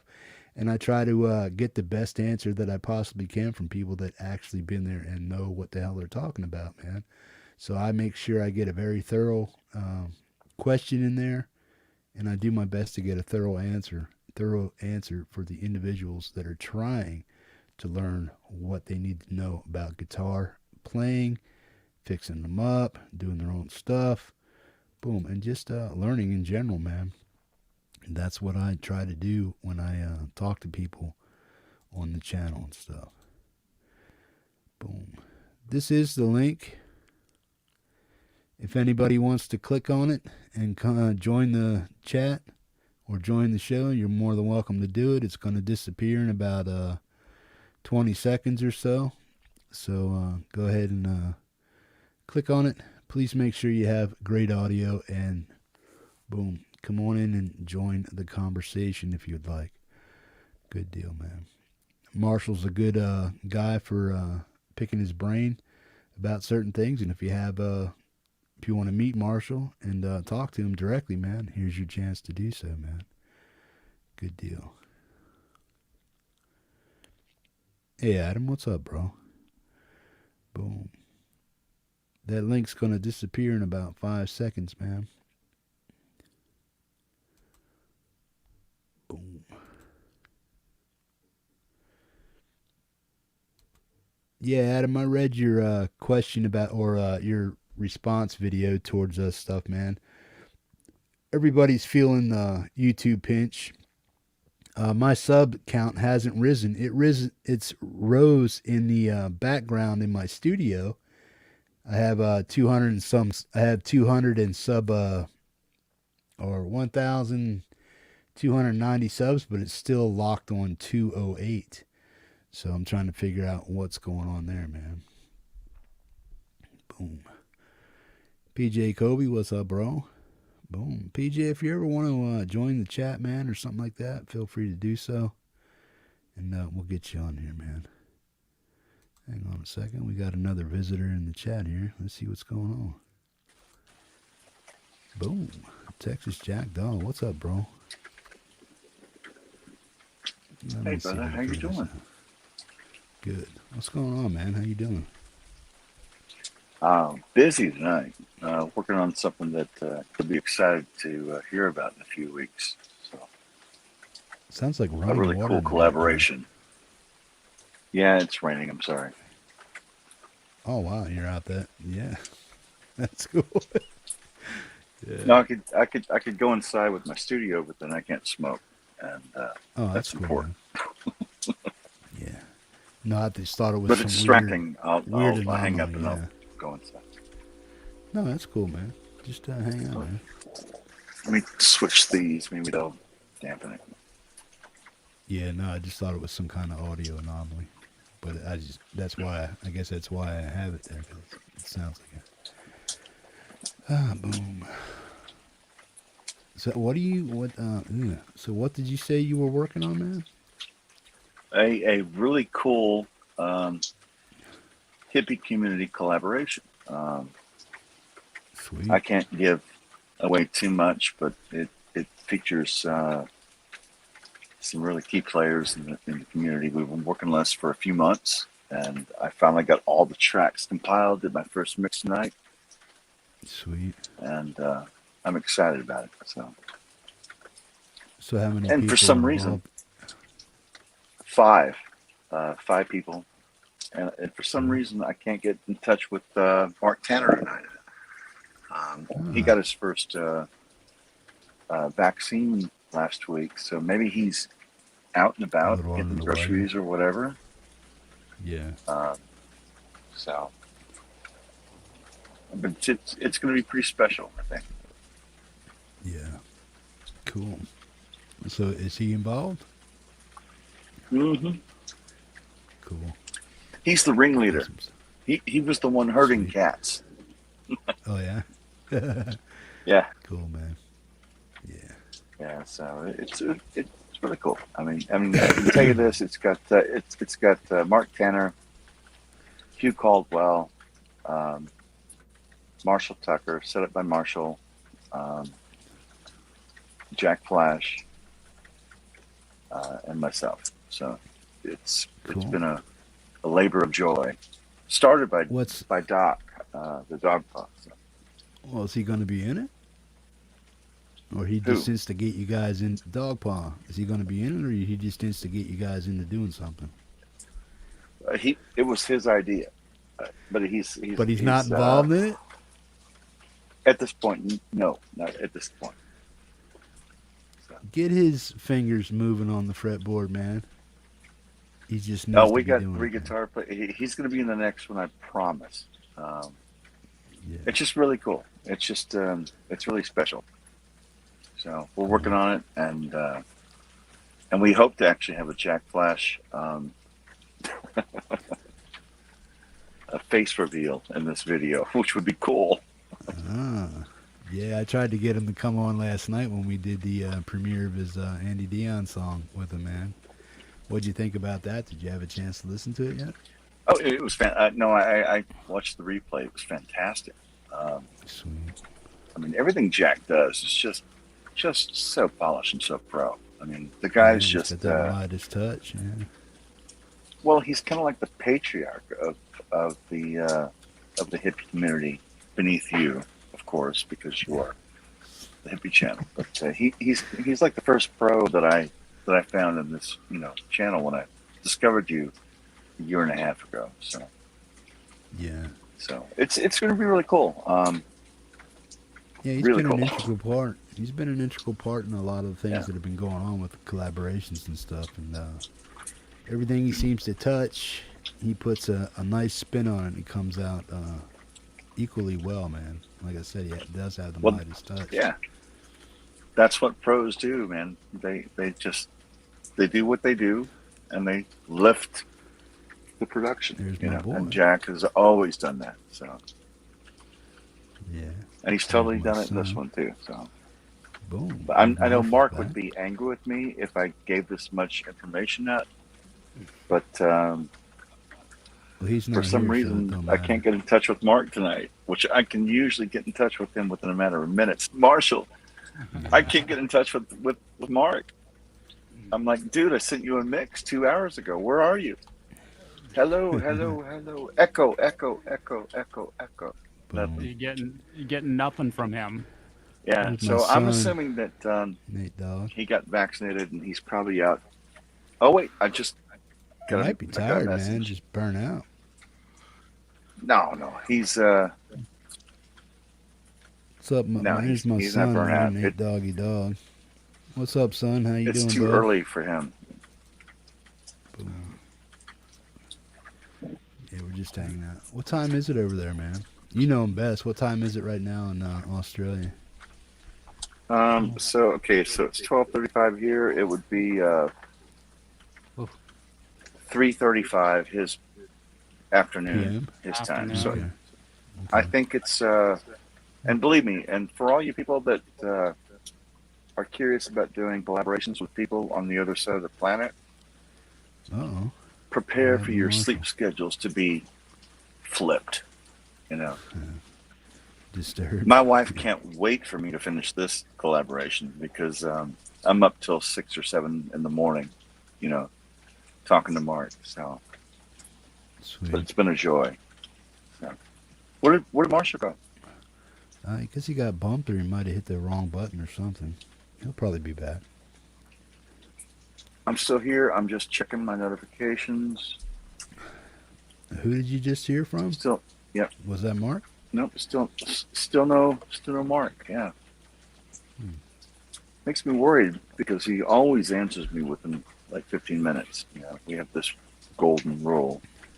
Yeah. So perhaps he's just busy this afternoon. Yeah. So what'd you think of the new Jack Flash and Andy Dion song? I don't know if I ever got a full answer. Oh, he's fantastic. I mean, the song was great. The performance is great. The claymation, are you kidding me? Yeah. You know, how much did Jack spend on that? Yeah, no shit, right. You know, it was Now, fantastic. do you know if he does that himself or not? I never caught that in chat. Does he do that himself or does he have a friend that he hires out to do that? To be honest with you, I don't know. I think that he has people working for him, but I don't know. But that Cyclops was stunning. Yeah.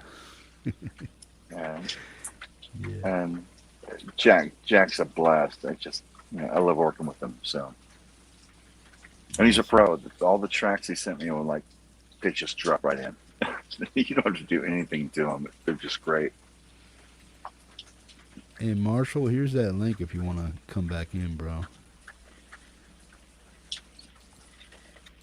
Boom. I'd love to get So to know how's Marshall wifey? over this project too. How's the wife, man? You know, what a talented person Marshall is, and what a great guy he is. Just, I don't know. He's got PJ so said much he has energy. somebody do it. Yeah. Oh, yeah. So Jeff, Yeah, I've been enjoying your rides through your neighborhoods. We watch them all day. Every time you come out, my wife, she's at work. She's like, "Hey, Jeff's taking a ride through his neighborhood. Check it out." You know, I'm like, "Oh," so I'll log on, look at it. Well, I'm glad I got a fan base, man. That's cool, man. I'm glad you guys like it. Oh, you too. Of course you do. Yeah. Yeah, I'll probably do something.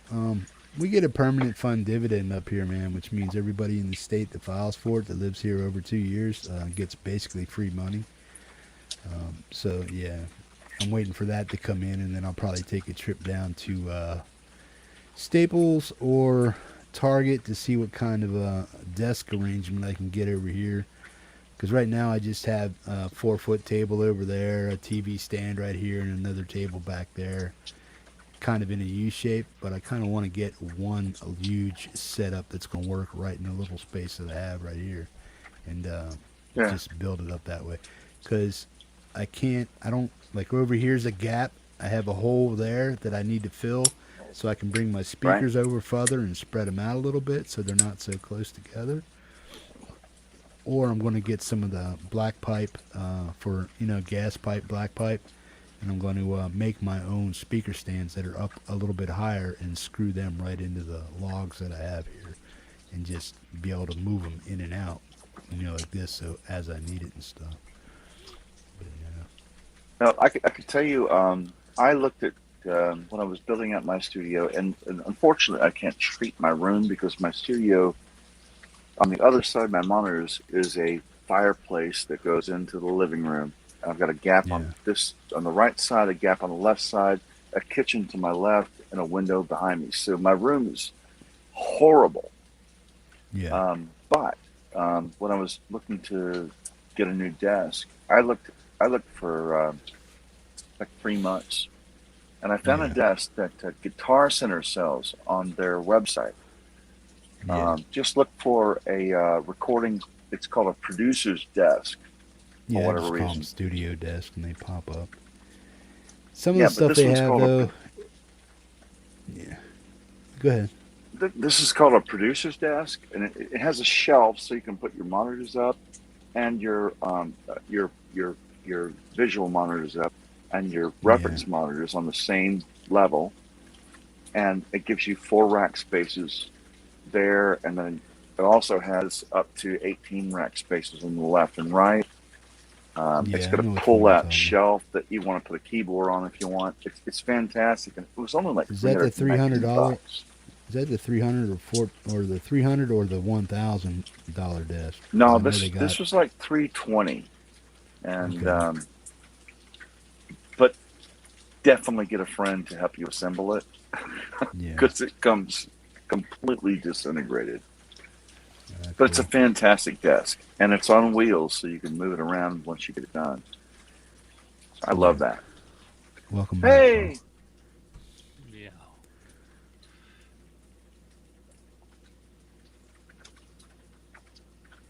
but Jeff, out of all the things that I look for, yes, I found desks that would be better for my situation, but they started at $1,000. Oh yeah. This desk Yeah, way too from much. Guitar Center started at $300, and it was like $319, and it's a fantastic desk. So Yeah.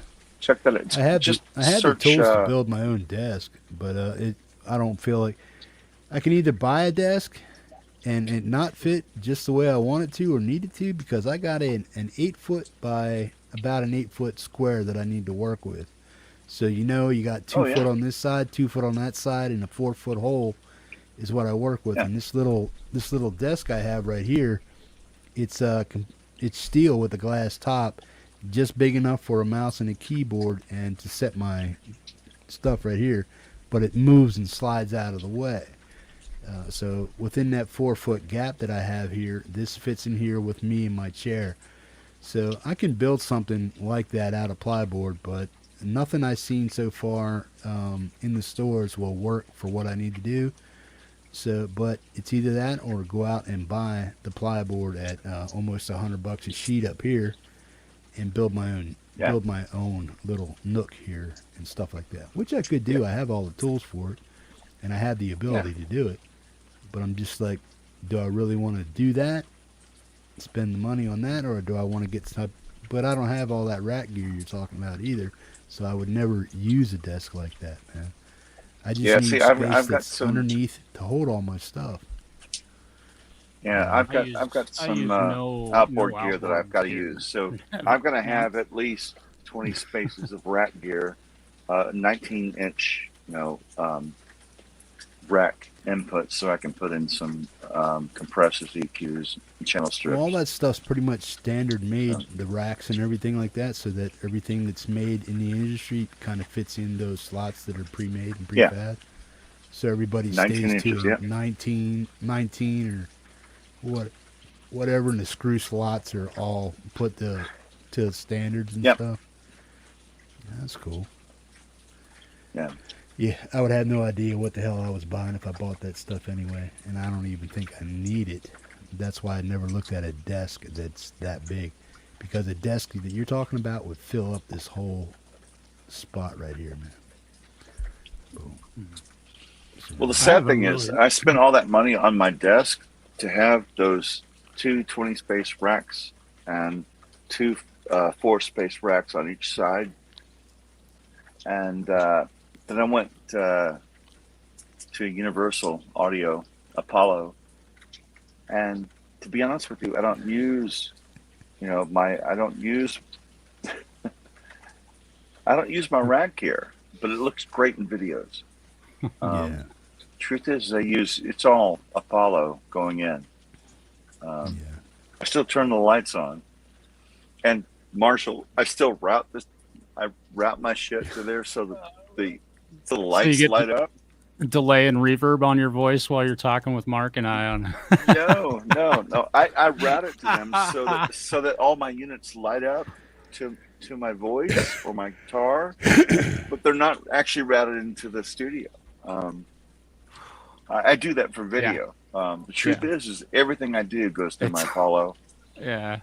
I don't use. I've got some nice rack gear, but they light up when I do videos, but they're not used.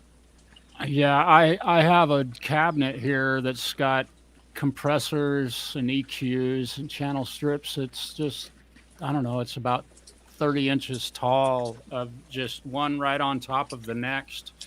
And I would no sooner plug that crap in than there's absolutely no practical purpose for it in today's world of recording. And if it was a live performance, yeah, I'd grab, a compressor out of there to go take it down to a live venue to compress the master bus, because I know absolutely, that sort of stuff. And even then, most places are all in the digital world anyway. So yeah, they are.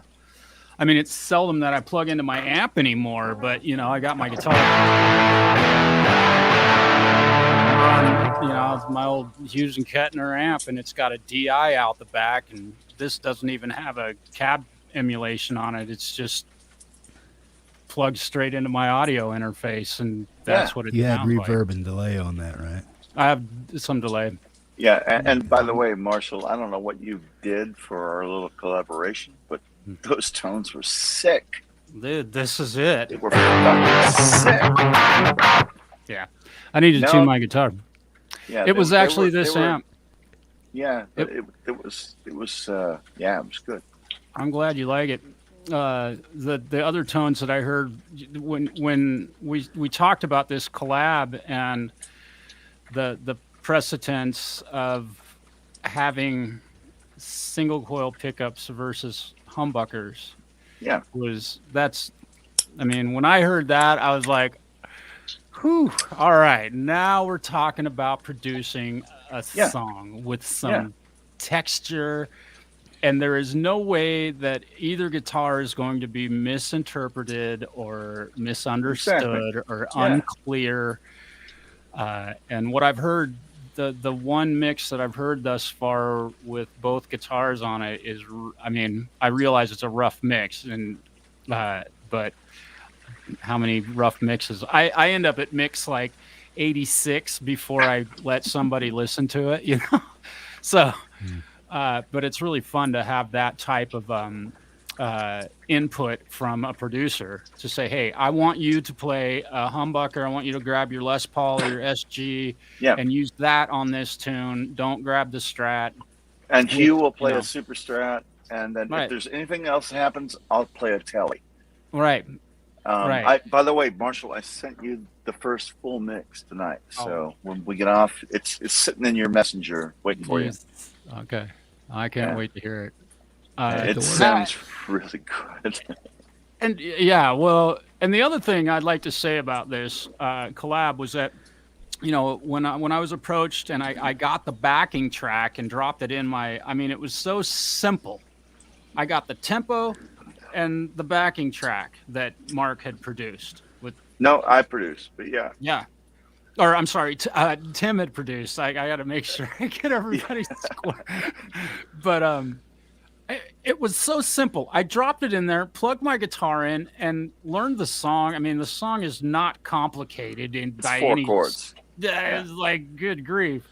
Yeah. And I turned 4 chords into 18, but nonetheless, they're all there. And it was such an easy, simple process to drop that into my session, put some headphones on, have some sound coming out of some speakers, and play along with it and track a track. And I think I had the track back to you. What it'd take 4 hours for me to email or a mix or something.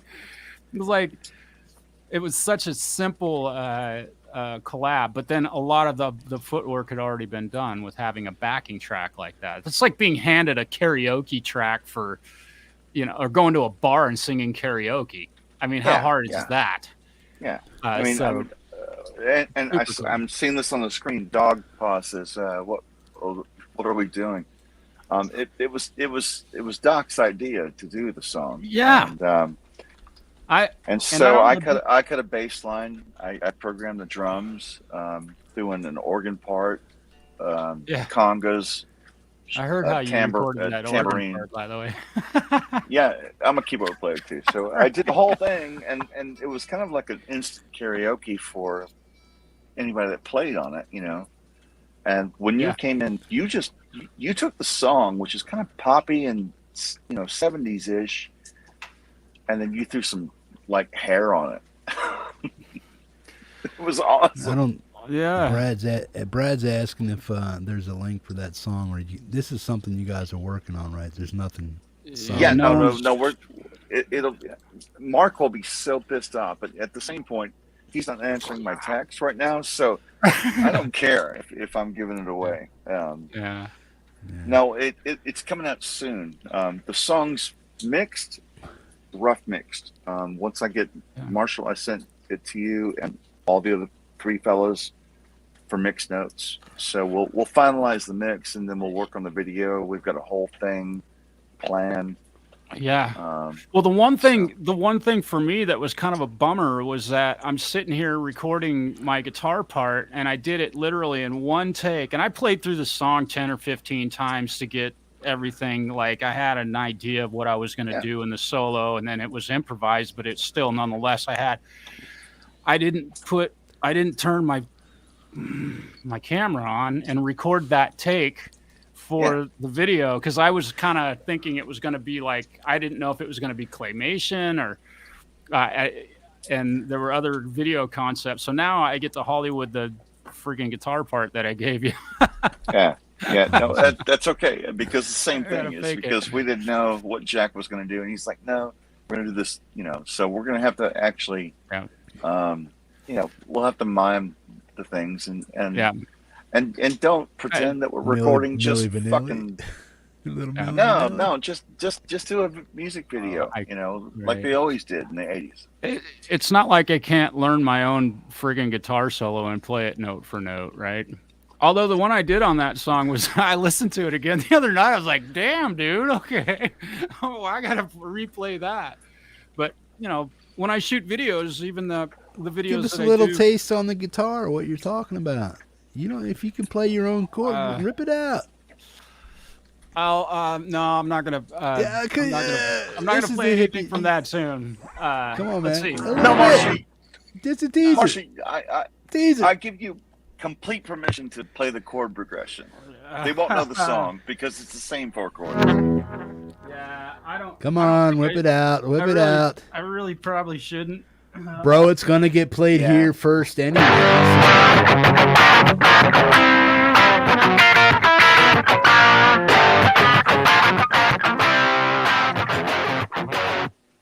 There you go. Awesome. That's the whole song.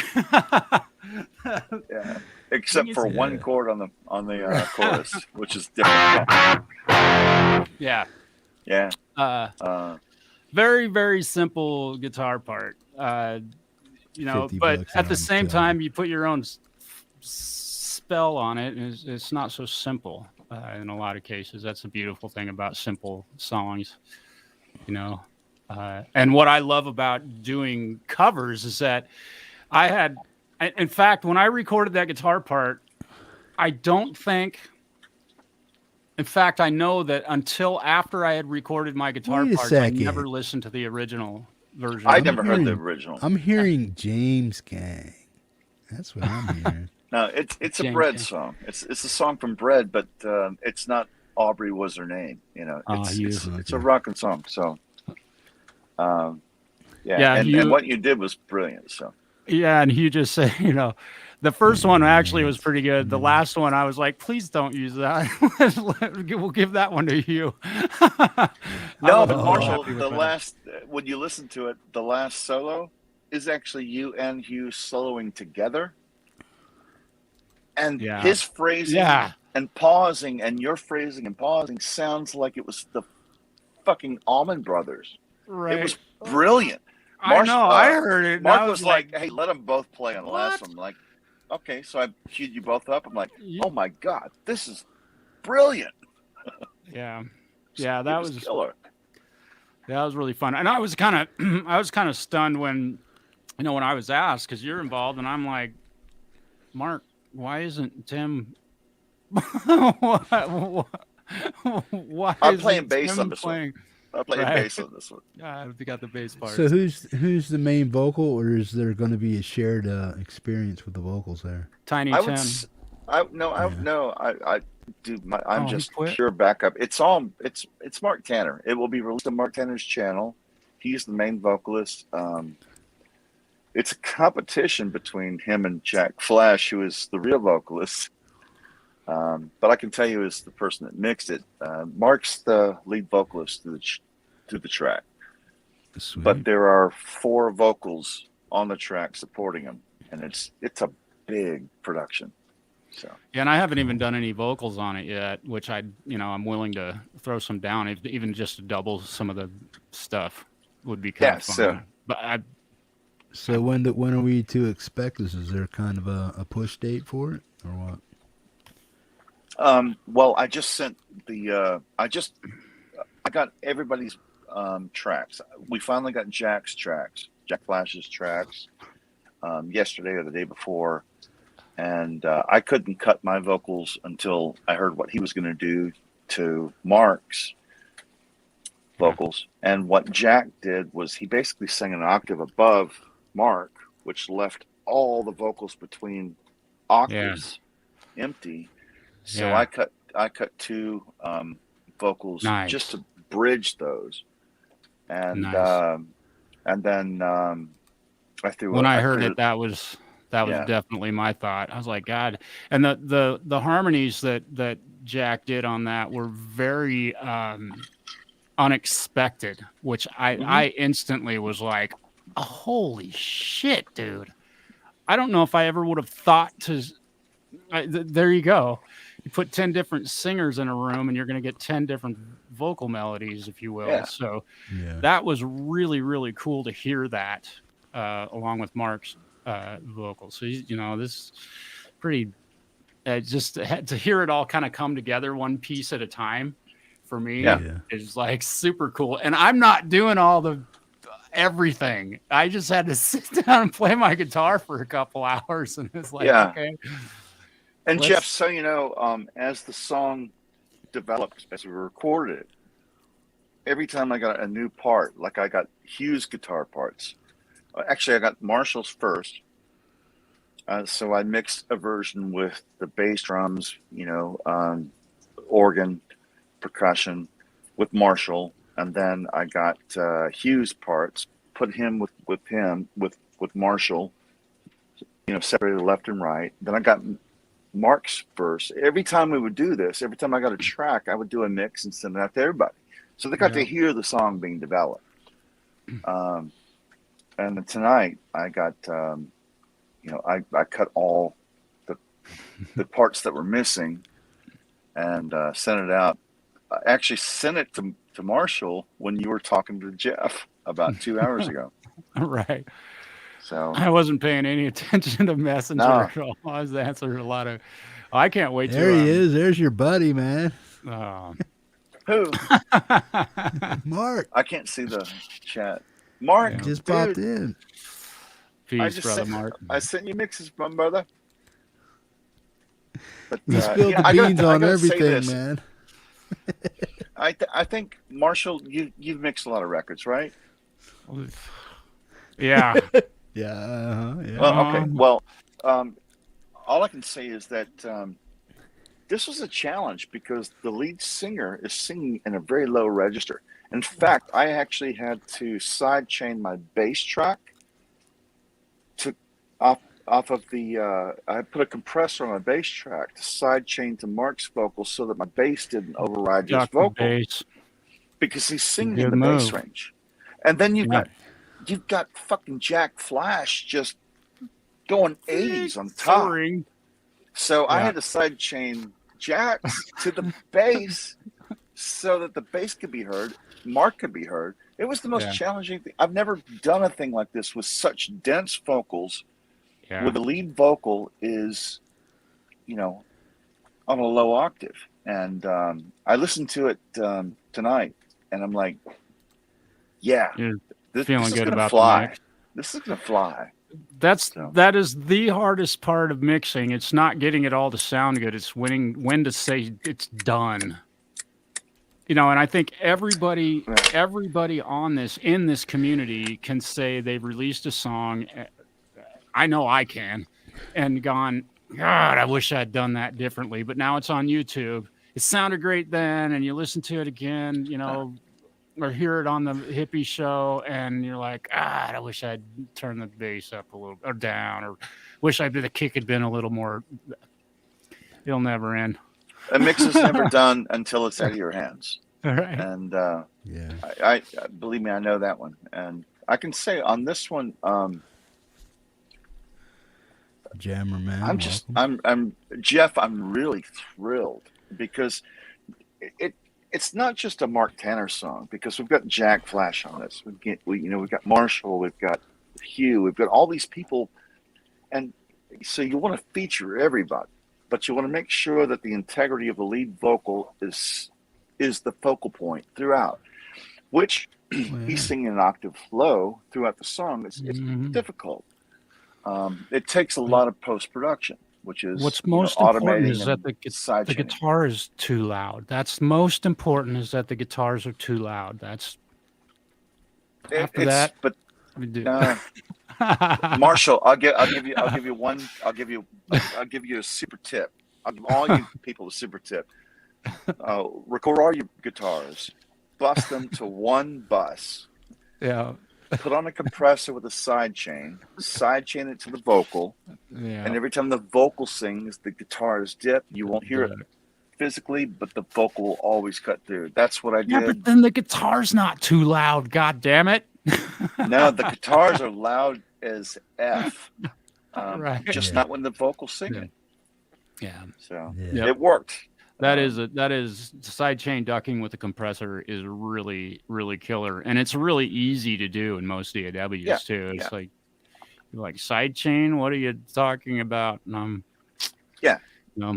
thing is all you have to do, set your compression ratio 3-to-1, leave it, and then mess with your threshold until get that the right. guitars are too loud or the voice is too loud. And it's very simple. You just got to do it once, and so, Dog paw. Yeah, you're right. Mix for 6 months. Yeah. Yeah. But you guys now are talking like over probably 3/4 of the chat's pay grade as far as what you guys are doing with mixing and mastering and stuff. Yeah. Well, I don't know about that. Let's see, Vanzini's Well, I know here. there's a lot of people in here there's a lot of people. Well, I'm one of them, put it that way. But yeah, man, there's a lot of people. I'm just in here saying that I took this project and I said that if I want to do it, I told Mark, I said, if we do this, I want to mix it, because that's what I do. And if I'm going to do this, I'm going to treat this like a major label or a film or television thing. I'm going to give it everything I've got. And I listened to it tonight, and I mean, it's Jeff. It's kind of like throw a microphone up in front of Eddie Van Halen. It's always going to work.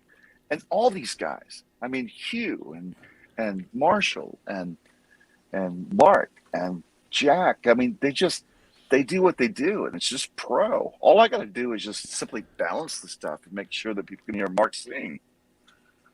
Oh, Marshall got bumped again. Oh, we lost Marshall. Oh, it happened. Hey, Mark, come into the chat, brother. Come into the video. I haven't seen him. I threw the link out there, but I don't know if he got it or not. I just sent my mix to my wife, who's working tonight, and she's a musician, classically trained. And she was like, "Yes, don't touch the mix." That's what she just sent me just now. So, having said that, how close to being done is it? I don't know, because we want to do. We've got plans for the video, um, which I can't give away. But the video is going to be. There will be no claymation, Okay, that's cool. so it's going to be cool. But first, I want to get a sign off from everybody that was on it. Hugh, and of course Jack and Mark and Marshall. Well, you And guys once gonna the try mix to is mesh done, yourself? Are you guys gonna try to mesh yourself all into the video at one time, doing your individual no, parts, no, no, or are you just gonna be no, like that flashing? wouldn't. Boom, boom, boom, Uh, boom. I don't think. I think we should do it like a band that's. I don't know. We haven't talked about the video, but I would. My vision of the video is that we still have, because think about it. It's going to be someone from Texas, someone from Oregon, someone from LA, someone from Scotland, and someone from Australia. We're clearly not going to be in the same room. Yeah. Um, No, I mean in the video, are you but gonna like bring everybody in on one shot or what? Through video I don't clips and know. I green mean, screens and whatnot. I'm sure green screens will be involved, but the truth is, That's we cool. want to kind of lean. Jack Flash has got more expertise on video than I have, Yeah. so we haven't decided that. But I know Mark's going to be so pissed. He's going to scold me after the show that I've given too much away. But no, He all I'm says he's doing is just hyping waking it up. because Wow, man.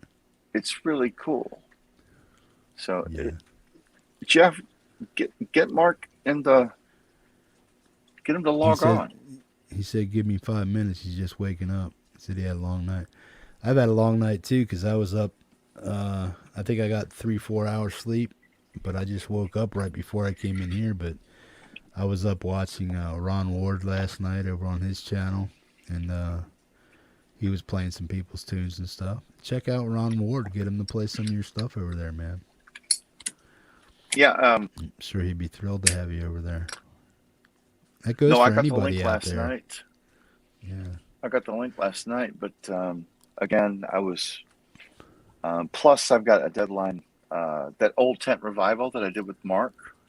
Yeah. The song, I'm submitting that to my publisher in LA. So I've been working on mastering that song and also working on this one.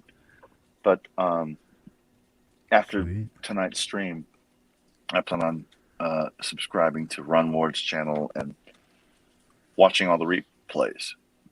Yeah. Also get some stuff on Pete Johns too, man. Get him to burn off a few of your songs. Some of your favorite ones. Just submit him a link, man. And say, here, Pete, give us a spin and stuff. Boom. Oh, Pete's played me already. It's really cool. Yeah. Yeah, no, yeah. See if we can get a I'm only few more 12 songs on there. subs from 300, which is Sweet. Well, there you I go, hit man. 299 3 times, and then I'm You still get back in taken the away. 280s because they don't. Yeah, Oh, that's a bummer. it's YouTube. Yeah. Well, that's what I was saying. I show 228, and I've been there for 4 days, but I'm at 290 now, and they're not publishing my sub counts and stuff. So.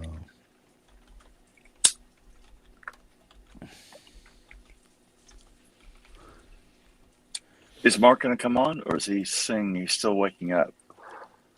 Yeah, he said give him a couple minutes. He said give him 5. Yeah, actually, he's really good on 5. He'll actually show up in like 4.5 minutes. Oh, sweet. So good. It'll be good to see him. I'm thankful to see you doing this tonight, Jeff. I love this when, just as a follower and a watcher, when I Yeah. watched for hours with you and Marshall, and who was the other guy? Ed Dana. Not Laz. Ed Dana. Huh? Ed Dana. No, it wouldn't. Was it Ed Dana? Tonight? Yeah. Yeah, it was Ed Dana, yeah. The third person Mark. was. What's up, Mark? Yeah, the guy on the top in your spot was Ed Dana, and then Marshall came in tonight, and that's all Oh. I'd have on there. Now you are on here tonight, too. So cool. Yeah, guys, if you're not subbed to Jack, man, take that link I just provided over there, and boom, let's get him up over what 300 now. That's just rude, man.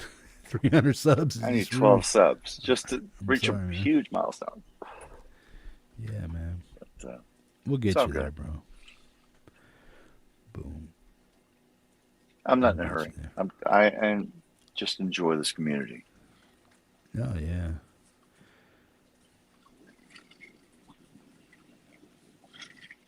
No, man, you've been a major contributor, in many ways to this channel, man. And in the background, there's a lot of stuff people don't know that you're doing to bring a lot of the music that's here in the channel to the community.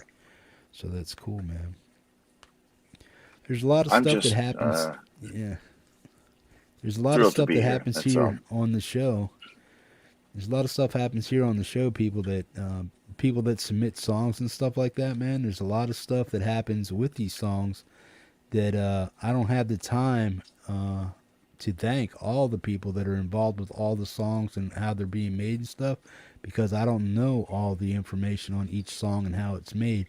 But I can guarantee you, man, that a lot of the songs that you're hearing, originals or even covers, man, there's quite a few people involved on each and every song that don't get credit for it most of the time, man. So just remember that when this music comes to you, there's a lot of people in this community, boom, pulling together just to help each other make music and stuff. And Tim happens to be one of them. Mark, Marshall, boom, a lot of people, man. You Caldwell's over there helping people out. A lot of good stuff going on over here. You just got to pay attention and show up, man. Good deal. Preston, what's up, bro? What's going on, man? Hey, Preston, Hope you're brother. doing all right. Yeah, I'm the least of those that you spoke about. I've just got No way, so bro. much other stuff that I'm involved with, but I'm trying to. I've got a project right now on my desk that I'm cutting vocals for back covers. That's going to be fun. Sweet. The only difficulty is that we've had this horrible allergies going. These ragweed is horrible in Texas right now. Oh yeah. And I want to sing a big note, and my voice is literally rasping because I've got this congestion. And I'm like, I can't do this to him. Every singer he does or he records are so much better than me. So I can't send him something where I'm literally rasping. So we'll get there. Yeah. No, you got your own stuff, man. Bro, you got to quit doing that shit, man. Because your stuff is on par Jeff, with no, anybody's, man. you got to stop with that shit. That stuff. I'm sorry. I'm just, I put my Your pants music is on on like par everybody with else. anybody here in this community, man, and even out in major production studios, man. Your stuff is just stellar, bro. Give yourself more credit than you do. Because I appreciate it. It's just, I just know what it's like being out in the trenches, and I'm just a guy that puts his pants on. I just happen to play my guitar while I'm putting my pants on. That's what I do. That's the only difference. Hey, that's where the best stuff comes from, man. Boom. I know. You get too much of this stuff out there today, man. It's like way overly produced and stuff. Everybody's using what the hell's that voice shit they're using? Autocorrect or Auto-tune? auto-tune and shit. It's No. like, Don't do that. what the hell is that, man? Every teenage pop idol out today, man, is using auto-tune. It's like, who the hell are you? I mean, who are you? No. Where's your voice? What is your voice? Because I can't tell if you Practice. can sing or not. You know what I mean? That's Yeah. what I mean with all these kids using auto-tune and stuff. It's like, what is your voice? How do you really sing? Who are you? What do you really sound like?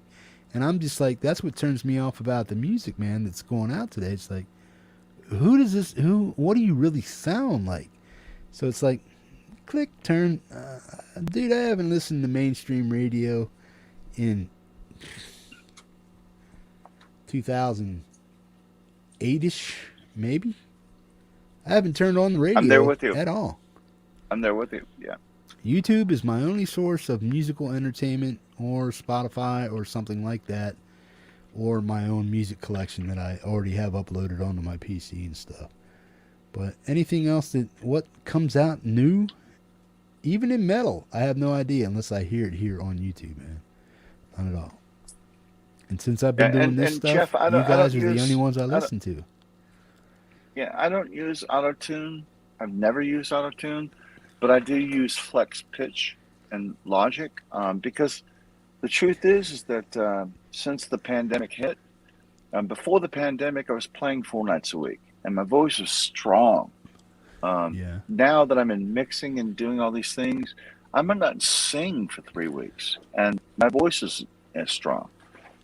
Yeah. And I tend to sing a little flat. So what I'll do is I'll sing as hard as I can, throw it into Logic Flex pitch, and I'll just fix a couple of notes that just the Yeah. performance is there.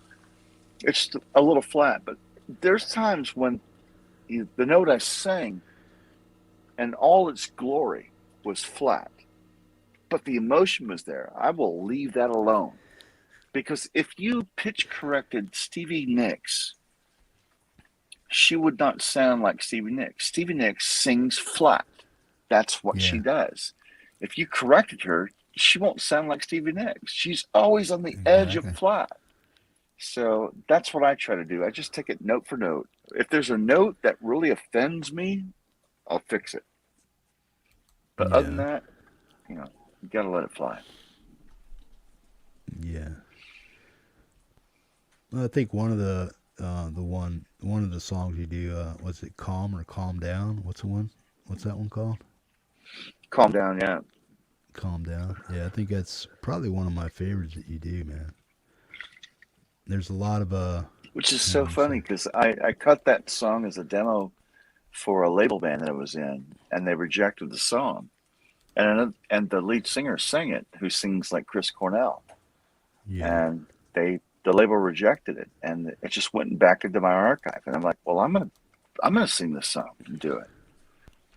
And yeah, that's that took some vocal exercises to pull it off.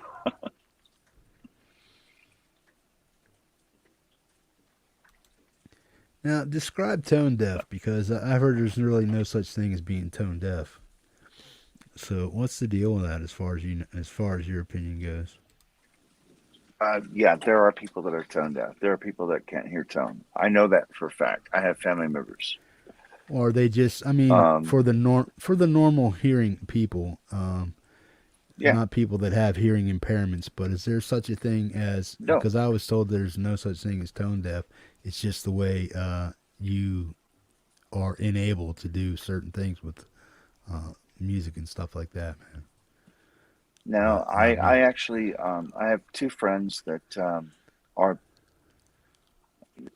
fairly good guitar players and that want to be singers, and I actually did an a cappella "Amazing Grace." Amazing Grace, sing it mhm. with me. And those guys couldn't find a tone. Um, no, yeah, it's real. They just, uh, I think Now, it's an inner ear is it thing. I that think they that, can't is it that they can't sing, or is it that because I hear no, music just like you hear music, unless I have a hearing impairment. But just because I can't sing in a pitch or know how to sing or don't have the vocal cords or the ability to sing that way, I don't think that means I'm tone deaf. Because I hear what you hear if we have regular hearing. Can I sing? yeah, No. Can I carry that pitch? right, No. Do I know what a certain note is? I can probably hit an E. That's I when I'm sitting here when I'm tuning my guitar and stuff, I can sit there and go ooh and hold a note or try to yeah, bring it up a little bit, but I don't have that range yeah, or vocal character in my voice to be able to do the Mariah Carey stuff or anything else, man. But yeah. does that make you tone deaf or does that make you or just unable to sing? You know what I'm I saying? think it's, I don't think it's I think it's an inner ear problem. I think that they're hearing themselves and not hearing what they're referencing t- to what they're singing to. As soon as Yeah. they start to sing, they hear a note. Um, I think it's an inner ear thing. Yeah. Because I know these guys can play in tune, um, And occasionally, if the monitoring is right, they can sing in tune. But if they're on acoustic guitars, all they can hear is themselves. And so I think it's a physical thing. So I believe in tone deaf, Yeah. just like I believe in perfect pitch. I don't have perfect Yeah. pitch, but I've been around people that do. And, it's definitely a physical thing, I believe. Now, when you say perfect pitch, are you talking about people that can carry any note in a certain octave or the total range? No, I'm saying that if you said to someone, hey, sing me an A flat, they'll sing you an A flat. Sing me, I'll play you a complex chord. Tell me what notes are in it, and they'll tell you what it. Rick Beato's on YouTuber. His son is perfect pitch. He'll play like a cluster chord of like 9 notes, and his son can pick out every single note. That's perfect pitch. Yeah. Okay. Cool. I don't have perfect pitch. Well, pucker up, man. Pucker up, because your buddy's going to come in here and ream you for giving away all the goods on the song, man. What's up? Hey, guys. He said you're going to ream him for giving away all the secrets and stuff. I was like, Sorry, bear with me for a minute. Yeah. Well, I think it's cool that, every once in a while to give away the goods on something that's coming up because people want to know, man. Because it also keeps people engaged in the community. It's like, hey, well, we know these guys are working on that. We can't wait for that to come out. We know these guys working on that. We can't wait for that to come out. Boom. I mean, keeping it all. And we've been working on this for a couple of months. So this is not a flash in the pan. Well, yeah, I understand that, but people do want to know what's coming up. It gives them something, it gives them something to want to come back and tune into, man. So it keeps people engaged in the dialogue and making music, man. Yeah, you choose the one freaking day that I stay up all night. I was up there with you, man. I don't want to hear you. Done the hippie show, then Ron Wood, and then I Don was and there. Mitch. Were you? No, but all the way through Don and Mitch as well, and fell asleep. Yeah, at I the was end in of there. that. Don and Mitch. I got 3 hours sleep, and I woke up and hey, Don and Hack was on, and then I went and watched Don and Mitch. Yeah, So I opened my eyes and go like, why can I hear Marshall and Tim? Yeah. What's going on? And Mark, I was worried because I sent you the mix, and hours went by, and usually I'll send you a joke and you laugh at it, in 10 minutes. This was like 2 hours. I'm like, dude, this is a mix, and nothing. I was like, okay, he got his shot. He got his vaccine. He's at the Walmart in Australia. I don't know, knuckleheads. Yeah, that's cool, man. I mean, yeah, it's nice to know what people can look forward to. I'll be right back. Yeah, no worries. All right, man. Yeah, it's like I was saying, people want to know what's going on, man, because the end result is 90% of the time the music will get played here before it even goes out into circulation, man. So it's nice that people actually watch, and if they stay tuned, they can say, hey, well, I know this is coming up, man. This gives them something to look forward to. Well, we may have to do the making of. Yeah, there you go. Boom. Oh, man. No, that would be way hip slick and cool. Excuse me, I'm still sort of clearing the fog. Oh, no worries. I know that feeling all too well. Gary Hubbs, I bought a big apple pie, man. Yeah. When I went, what? He's like, pumpkin pie. Yeah, that sucked. Like, apple pie. I was like, oh, what? So, yeah, I finished my pumpkin pie. I went down to the store the other night, uploaded a video, came home with a big old pumpkin pie, or a big old apple pie. Like, yeah. Every time someone mentions apple pie, I think of, what's that? A teenage American movie. Oh, yeah. We won't go there. Pie. Yeah. American Pie. Yeah. Yeah. Oh, man. Yeah, I look for strange orifices in my pie before I buy. Before I buy too. Any special frosting on it? Yeah. Like, Yeah, okay. yeah. Boom. Good deal, man. So, Mark's saying he just woke up. guess you guys spoke in length about what's been going on. They gave up Well, some of the Marshall was bits, on the not show the for whole deal. 2 hours. Yeah, Yeah, man. Marshall was on there talking about, guitar tips and setup tips and truss rods and nuts and stainless steel frets. It was awesome. cool. Yeah, man.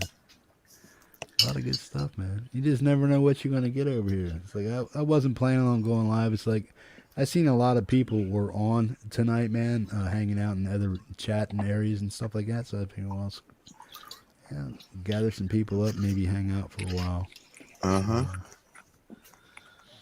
Good choice. I love these shows, Jeff. I love that when you have, 4 or 5 people and, especially people like Doc, the dog paw. He just fascinates me. The guy is, he's brilliant. His mind is so sharp and he's got great insight into music and what your PSI of your tires should be. The guy's got a vast amount of knowledge that always amazes me. So I've always loved these community hangs. Yeah. I wish Ian were here. I wish that Marshall was back. I wish Doc was here. Hugh. I mean, I just want to see Hugh Well, I and didn't go. start this. 11. I didn't start it until 7:30, 11. man. So these guys were way late, or way getting to bed and stuff. It was 12:30 on the East Coast when I went live, man. I knew I'd catch some of the West Coast guys and stuff like that, but yeah, I just seen people I'm in hanging Texas. out. I'm a vampire. Yeah, I'm saying The raccoon hunter. Yeah. it's only 10. It's not even Yeah. 10:30. It's only 10:30 here, so. It's No, I was just working on 1:30 here. Yeah. Yeah, I was just working on the 907. What? It ain't 1:30 there. Yeah, it is.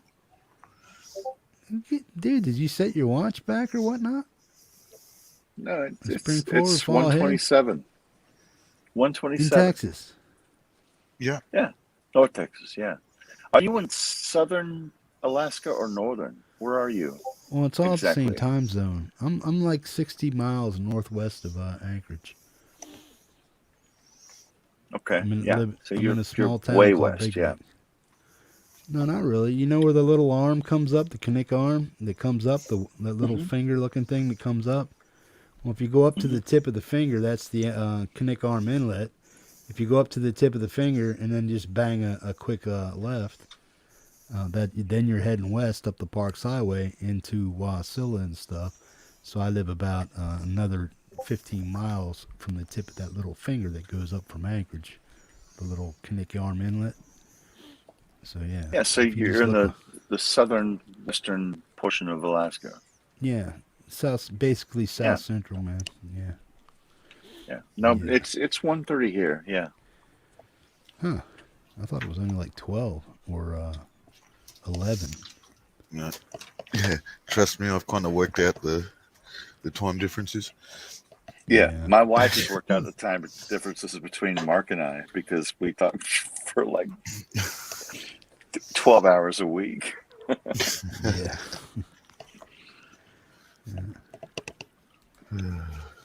Yep, Tim, 2 hours ahead of me.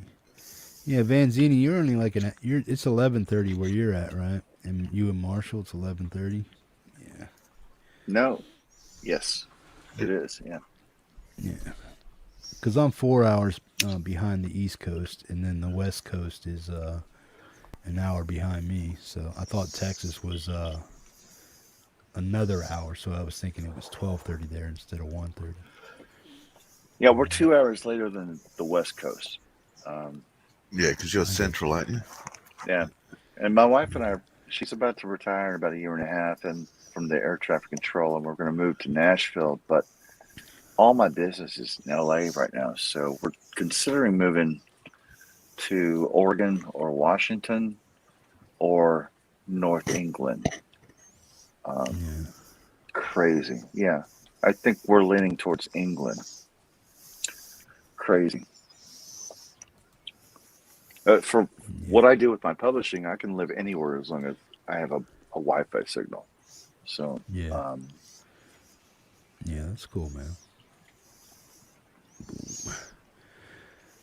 Just to let you guys know, the 907 Global Music Co-op, all original tunes from the community, is going off Friday at 4 p.m. Eastern.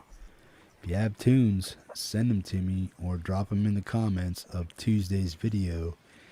And Hippies Musicians Montage, they got got hooked up last week in the Global. That is now free to view and use. So if you were on the Hippies Musicians Montage last Sunday, a couple days ago, 3 days ago, go ahead and put your timestamps on that video because if I win the dispute, it will stay there with the chat. So the chat's available now for 78. And the reload, I put that as unlisted. But if I lose the dispute, I'll bring back the reload and stuff. But I can still see the video, but you guys can't.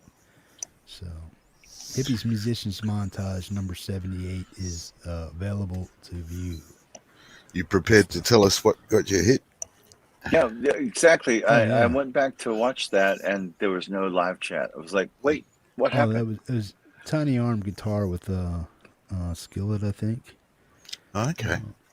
Yeah, it was the last song of the night. Hang on a Really? second. Yeah. Of course it was. Yeah, last song of the night, Tiny Arm Guitar Man or Little Arm Guitar Man got the global. But he's like, what? I'm like, Okay. What, did he play? bitch. An Eagles song? Nice No. skillet. What's No, skillet? let me check. I don't know what that is. Here, I'll tell you exactly what it was. Here, I don't know if it was skillet or not. I guarantee you, Don Henley was behind it. Fucking prick. I mean, freaking jerk. Sorry. He's from Texas. I can say that. Yeah, don't make me time you out, Tim. Hang on a second. Sorry. Let me Sorry. see if I can get this up here. Let's see if I can do this or not. He derailed the lead singer that I was working for 10 years, Bentley, out of Austin. His manager set up a meeting with Don Henley because we wanted to do one of his songs, and he just derailed that whole band. He's like, no. Because imagine Chris Cornell singing a Don Henley song. It would have been great, and it was great. And Don Henley said, nope. And that was the end of that record deal. Nope, So, that ain't gonna work. screw that guy. I'm trying to bring up something here. Hang on a second. I'll figure it out.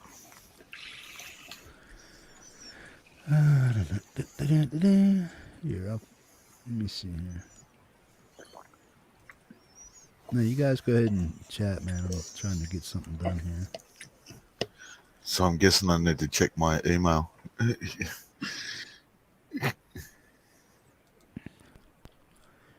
Oh, what happened to Tim, man? Where'd he go? Probably getting a refill. Okay. Yeah, I'm pulling that up here. Hang on a second. Boom, boom, boom, boom, boom.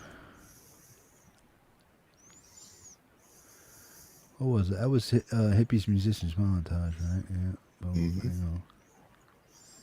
76. There it is.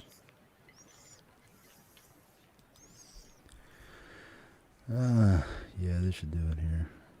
Let me see.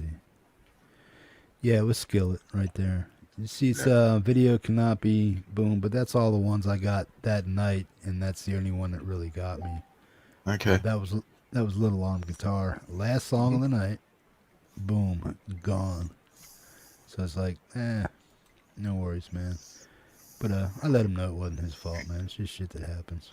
Yeah. There ain't nothing I can do about it. Boom. Oh, and how'd Tim go? He's He gone. quit? Just lost his connection. Can you resend? Oh, yeah. You got the link? Or you want me to send it? I'll send you the link in chat, man. Yep. Tim, Yeah, if you did it. just grab it up as soon as you can. Guys, if you want to come in and join the chat, you're more than welcome to. Just make sure you have yourself set up as far as mic and audio and stuff. Make sure you're not all whacked out and crazy. Good stuff, man. Like Marshall was when he first came in. There he is. Yeah, speak of the It's devil. amazing. Yeah. The moment Mark gets on here, I literally lost my Wi-Fi, or my internet connection just went down, and everybody was saying that the whole town, everybody lost their internet connection for like 2 minutes or something, like literally right in the middle of upgrades or something. I break the internet. Well, when it's going to happen, it's going to happen when something like this is happening, right? Yeah. You know, you're in the middle of a live stream. Like, what do you do? Ay. Mark, it's great to see you, man. Yeah, good to see you too, buddy. How's things holding up over there? Very good. Yeah, they're okay. Still locked down and all the rest of it, but yeah, that's still going on. Yeah, You said you got your first shot when? Geez, mine was what, last Friday? Wow. It was? Yeah. How'd that feel for you? No dramas. I mean, Yeah. I hate needles at the best of times, but Knock yeah. your dink in the dirt? No, it was You didn't cry? actually no, didn't faint or anything. It wasn't that long. You needed to. Yeah, I get this freaking message from Marshall going, Jesus, you should have seen the size of the syringe that they gave me. Going like, yeah, thanks, buddy. Yeah. Oh. Right. Hey, you got Jammerman. What's up, bro? I got him coming out my ears, might have man. to- But it's this Hang or on a second, death. guys. So. Did you bring your vaccine needle home? No, I'm a diabetic. Oh. I have to do that for life. Oh, they didn't let me keep mine either. Yeah. Apparently that. You have like reverb on, Jammer, or what? Because I'm not hearing an echo, but it sounds like you have reverb or something on.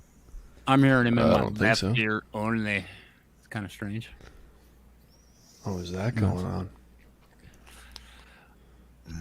No, you I think sound that's all my right. interface brother. playing tricks on me. Can You you sound like email you come in email with- me that link, Jeff? I'll sort it. Jammerman, I don't believe I've met you. It's certainly not in this environment, but I don't even know if we've had a chat or anything during the show ever. Actually, he always drops links for everyone's channel, and I noticed I wasn't subscribed to Texas Jack the other few minutes ago. Right. So then he just dropped another link, and I wasn't fully paying attention, and I clicked the link, and then I was just kind of like, well, I'm here. Yeah. So I think this is only the second time I've hopped into a stream. Oh, nice. Yeah, I'm the Jammer, I'm Jammerman gonna from hear you on Toronto. my left side. I think my Yes. interface is doing me in right now. You know what we could do? It's okay, bro. Give me 1 second here. Yeah, I mean, it's fine. Not, It's not like bad, but brutal. you're not echoing or anything like that. But it's just, yeah. Okie doke. Hang on, folks. Yeah. Sometimes they'll, like, if you're plugged into channel 1, they'll just automatically go to the left side, you know, depending on how your interface is working.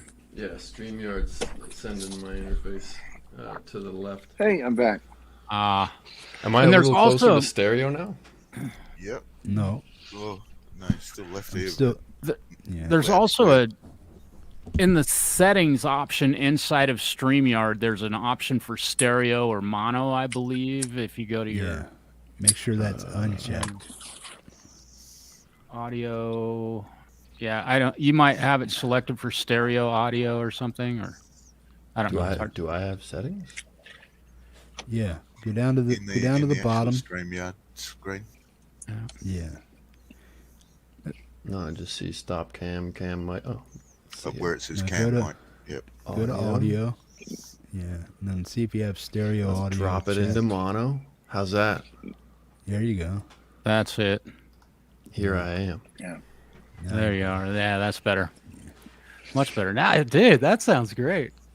What kind of mic are you using? I need to get one. This is the 7B, SM7B, but I have this lovely preamp. This, Yeah. Golden Age, what is it, like an MK3 preamp? Nice. Nice. Knock it up. I still haven't It gone adds there. color.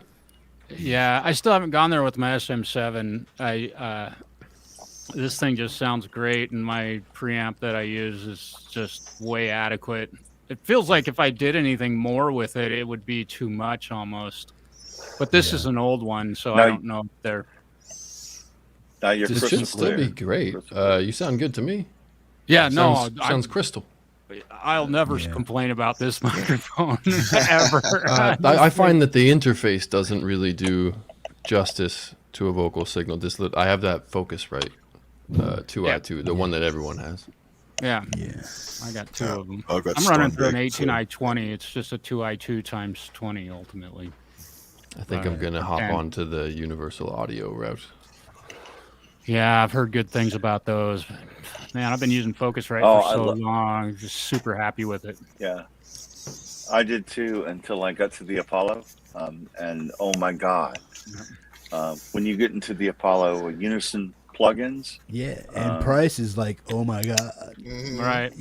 The yeah, other thing is that I think I want And more the audible channels. difference. The audible difference is No. zero. It's a psychological. No, it's a but- number. It's like a 100-watt Marshall. No. No one needs one no, it's ever. not. It's not psychological. No, Yeah, physical. Tim. We do a lot of like gear shootouts in the school. I'm at like recording arts school and all kinds of like compressor shootouts and preamp shootouts, mic shootouts, everything, and it's just the slight differences. You're never going to hear anybody complain about you using the wrong compressor or you using the wrrong Well, mic or if you use using, it right. I mean, if you use it wrong, then it probably didn't work. But No, I'm just saying that with the Apollo Unison plugins, especially the soft tube Marshall plugins or the amp plugins, the PT Soar PT100 plugins or whatever, I actually have a Marshall JCM 100 Silver Jubilee amp, and when you plug that Marshall Silver Jubilee amp into the Unison plugin, you'll actually hear your physical Apollo making all these connections. It's literally going, you know, it's making physical analog connections. And I can tell you, I wired up my Marshall Silver Jubilee 50 watt, and I played through the soft tube through Unison plugin on my Apollo, and they felt the same. As a guitar player, they felt the same. So Yeah. I will say there's something about that. So yes, Jeff, it's expensive, but as a guitar player using one of those plugins, so now I trust when I buy a Neve, 1073 plugin for a preamp, which is a Unison plugin, that I'm going to get a more accurate response. But again, the listener will never hear that. It's what we feel if we're familiar with the gear. We'll feel it the same. Yeah, a person who's never played through an actual or turned a knob on an 1176, which I'm one of the fortunate ones that has, there's definitely something about that is unmistakable. And I use the plugins at the same time, and like you said, exactly that. The audible difference is, it's to a listener. There is no one would negligible. ever know you weren't using Behringer mixer or a compressor on it. Yeah. It's just such a small measurement. You can definitely hear a difference. But- I don't know, like there's definitely equipment. I mean, you're talking about the Pro Tools plugin that's modeling the actual I don't use Pro compressor, Tools. or sorry, the plugin that's actually modeling that exact compressor. Right. I mean, if you can't really hear the difference, then it's a fantastic plugin. Yeah. And that's and that absolutely, plugin just saved you a ton of money. Yeah. And then there's always going to be some guy who's going to be like, yeah, but it's not analog, bro. But Right.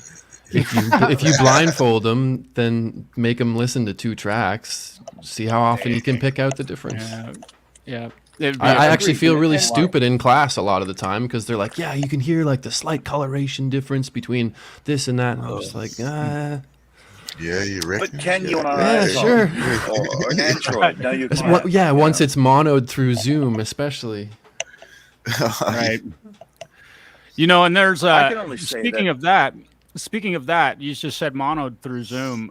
There is software that you can make your DAW play through Zoom in stereo in full high quality audio. There is a software out there, and it's I shouldn't free, say actually. mono. Sometimes it's monoed, sometimes it's stereoed. It depends on the professor. Right. Right. What is it? Original audio on or off? That's always so. Yeah, original Many audio, buttons. stereo, change the playback engine to this, yada yada yada. Right. And finally, you can hear. Jammerman, I Yeah. have a question for you. Given you're you're going to school, have you heard of a new software that's out there? It's called Session Wire. Have you used it, and have you heard of it? Not yet. The school's kind of mostly Pro Tools. Yeah. And mostly Pro Tools plugins. Like we don't really dive too deep into the world of softwares. We're going to work with, we do work with Reason and Arturia and what's it called? Some DaVinci something and a couple other ones, but Resolve. it is sometimes a little bit dated, I wonder. Yeah. Some of the slides that they show in the lectures kind of give it away that maybe it's probably in need of like an update from the last couple years. I got you. Yeah, Session Wire's great. It's, yeah, Mark and I live. We've pretty much determined that Tim might live a little bit further away from Mark than I am, maybe a few hundred miles or so. But It works. Your furthest, It works. Yeah. you can't live on opposite sides of the planet better than we do, and or further than It's we not do. jaw And, dependent. yeah, Mark and I were able to the other night basically record tracks, him acting as a producer and me being the performer, at what are we, 12,000 miles away? Yeah, 12 to 14,000. Yeah. 12,000. So Session Wire is and this is really important stuff. If you're in the chat and you don't know about this and you want to collaborate with other musicians, Mark and I and Tim were able to get on there, and we didn't do any recording, but we were able to use the software, and it is astonishing. And in fact, tonight, I think I was talking earlier with this software, my drummer that lives in Portland was tracking drums to an original piece of music of mine, and I sent him my backing track with the tempo. He dropped it into Reaper. We use Reaper as our DAW. We got on Session Wire, and I was able to watch and listen to him record his drum part as if I was sitting right next to him. Thank you, Jeff. Basically in real time then. Yeah. You can't play together. We haven't come to light speed laser beams from one person's home to another to be able to have internet connection. So there's latency. However, The Yeah. latency with session wire it's faster than your phone. Literally, we'll have a phone. You have a phone conversation. You hear their words in your headphones on the DAW before you hear it on your phone. It's like, and Marshall, if I can jump in, the Yeah. one thing I'll say about Session Wire is that I work with a producer in Nashville, and he's been so frustrated. We've got our own thing going, but what he wants, all he wants is to be. He wants that relationship from an engineer talking through a talkback mic through glass to me in the tracking room. yeah, And he wants to be able to quickly say in the middle of my take, no, stop. What I want is more upbeat. I want more shuffle, blah blah blah. So Session Wire truly can take a connection from Australia to Texas and translate it to an engineer talking over a talkback mic to the musician in the live room. For all you session players, you know what this is. It's not instant, but the collaboration is massive, and there's nothing that's happened that I've seen in the last 10 years of software that can do this, and it's so quick.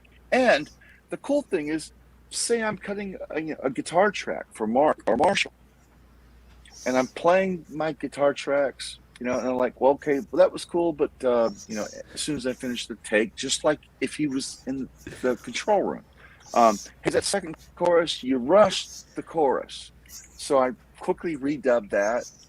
And then when I'm done, I can literally take my WAV file, drag it onto the face of Marshall, and it's on his system. He pulls it into his DAW, and it's there. I mean, it's crazy how good it is. And the fact that you can share your screen and I can look at your session in your DAW and go, Yeah. Oh no, that channel, pull it down a bit, or that channel, bring it up a bit, or click on this, and like we were doing with Josh the other night, Marshall. Yeah. So we were Avid actually has the communal sessions that you can do in a very similar way, where basically everybody has their DAW open, and you're all actually looking at the same session. And whenever you make a change, you just click, the upload up arrow. And it's kind of weird because everybody who clicks those arrows kind of takes control of the most recent version of the session. But So as far as like working with a bass player and then a guy who's actually working on drum software, and then I was working as a guitar player, that was kind of amazing, because it's just like, okay, we've got our progression and arrangement, like everybody kind of do your parts and then report back in 20 minutes. And you can just see, like, the drum part, every time you click refresh, whatever changes have been made are there. Mm-hmm. So you can kind of have three engineers at it, and you can definitely wind up with too many cooks, but it was pretty cool. Is that sticking only on Pro Tools though? I think so, yeah, because it's built right into the DAW. Well, that's where this one's a little bit different, because I'm using Reaper, Marshall's using Reaper, Tim's using Logic. Basically, we fire up Session Wire, and all it does is it adds like 4 tracks to your mix. There's a talkback send, a talkback receive, a high quality receive, and a master bus send. Yeah. So, and are these? Can you change them at all? Like, if you are if you're just sending a WAV file, does it also send sort of track information or the chain information? You can in Reaper, you can save the effects chain or the track. Let's say if I'm using all Reaper plugins, I could send that track file. I could drag that over to Mark's screen, drop it on his screen. He'll get it. When he clicks on it, it'll open up that track in his Reaper project. Okay. Yeah, I mean, it's you can mix. Let's say you're using a VST, guitar amp sim. You can send either the raw DI'd track, or you can mix and send a wave file of your amp plugin. You just drag it up on You the send screen, both. or both, Yeah, exactly, and send it. okay. I mean, it's. Whew. I mean, and again, I'm not. I would use Pro Tools if I had to. I would use an Apple product if I had to, I guess. But if I don't, I'm not going there with that stuff. I've used Pro Tools. I know I could run it like I can run Reaper, but I just don't do it because it's, how do I say? It's far too complicated for what it, for the way that I record. I've There's so definitely much found, like I was using Logic before, and for a lot of what I do, if we're not required to use Pro Tools as part Yeah. of the project, I do a lot in Logic, just Yeah. because I like the way the workflows are in Logic a little better. But I will say, And- like, there's definitely things about Pro Tools that I love. I find that like routing and your auxes and your buses are a little bit easier to manage. Your groups are a little bit easier to manage. Some of the key commands are horrible. Like Logic key commands are just so much more intuitive and easy to remember. Yeah. It definitely has its ups and downs. If it was free, I'd probably keep it, but maybe not. Right. Well, and having gone from Pro Tools to a window-based software, I used Sonar X1 for a long time. And I got away from Pro Tools because of the price that it was and the proprietary nature of Apple products and iTunes, and the fact that I can't, on a Macintosh or an iPhone or anything like that, I can't just drag an MP3 on my cell phone and listen to it in my own headphones of a piece of music that I recorded myself. I'm not going to use iTunes to do that. And that really bothers me, is the proprietary nature of Apple products as they are. Pro Tools being an Apple product ultimately. So, that's kind of my reason behind it. Not to mention the price tag is ridiculous. To own, I don't think you can even own Pro Tools now. You have to pay a subscription That's all every licensed. month. Yeah, there's an annual No. fee. No, they left their subscription based thing. They did, Yeah. yeah. And Is there no annual fee anymore? No, you can buy the software, but problem was when they went to subscription based, they lost Yeah, like a third of their base, including Yeah. myself, because Everybody I was Pro went to Tools Reaper. since 1998. So, yeah.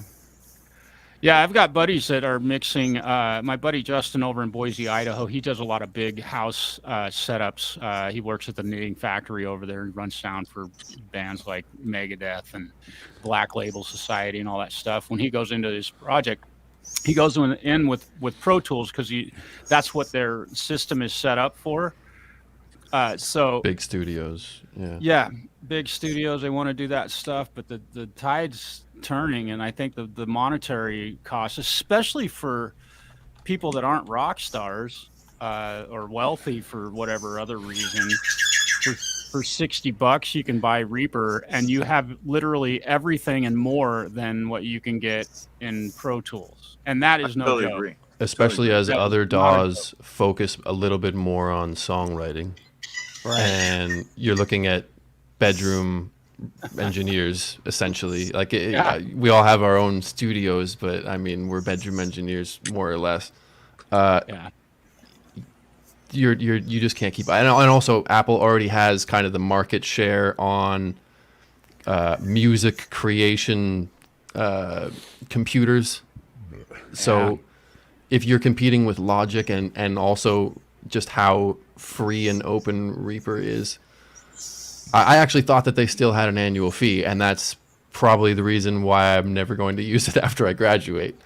But if they don't have an annual fee, I probably will buy it, because once you've actually written the song and you go to do your editing, I do find that there are some things about Pro Tools that are just fantastically done.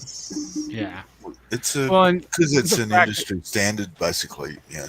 So Oh, folks. you can walk into any studio and that's what's going to be there. Yeah. They were first. But I mean, they were first. Yeah. when am I getting that invite? Probably not. Logic has Jade. Pro Hey, Tools. Jade. I'm telling you. You guys hear me okay? Yeah. Oh yeah. Sound great. Yeah, little Preston. loud. Hey, brother. If Okay. you can back up a little bit, Preston, or turn it down. Just Sure a little can. bit. Yeah, that'll work. Good deal. Jade, what's up, man? Yeah, see, Everybody's Jade just- talking. Everybody's I gotta talking hop what? out Audio? for a minute. Okay. Maybe I'll be back in an hour. Hey, Jade, Star's in the chat. I don't know if we'll be here that long tonight, but yeah, we'll be if we are, we are. Put it that way. Every time I log on my computer, this is live. It's amazing. My favorite channel. Hey, Jeff. Jade's in the chat. I'm sure Yeah. she's got something about this. Definitely. Ed? Expert as she is. Yeah, I see Jade just upgraded to Logic. Yeah, Logic is what I've seen of it. It's at the university here where they teach digital audio production. They use Logic up there, and the guy that runs that program is remarkable. Now, this dude, from a musician to an engineer to knowing the software, man, that guy is incredible. And I have a lot of students come by my shop. With questions about DAW stuff, and it's simple stuff like what's a compressor, that sort of stuff. But Logic seems to be a very intuitive program. I won't use it because I don't support Apple products. Their proprietary nature is just beyond well. Yeah, I can't stand that stuff. But, I have my Jade's- iPad for my Jade's bias big on stuff, Apple. but Apple stuff. yeah, no, I know. She's does all of her stuff on her website is all the iOS stuff, and it's fun to watch. It's useless to me ultimately because I don't use it. But it's well, the really fun to iPad watch. is better than the Android tablet or the Android phone. So when you're looking at these little devices, Yeah, Apple's kind of got it, I don't at least even for have, sound and recording. Yeah, I don't even own a tablet or anything. Yeah. I have a laptop that I can. Well, if that works for you, then what else do you need? Yeah, exactly. Yeah. Yeah. I got my amp, but that's it's not the same.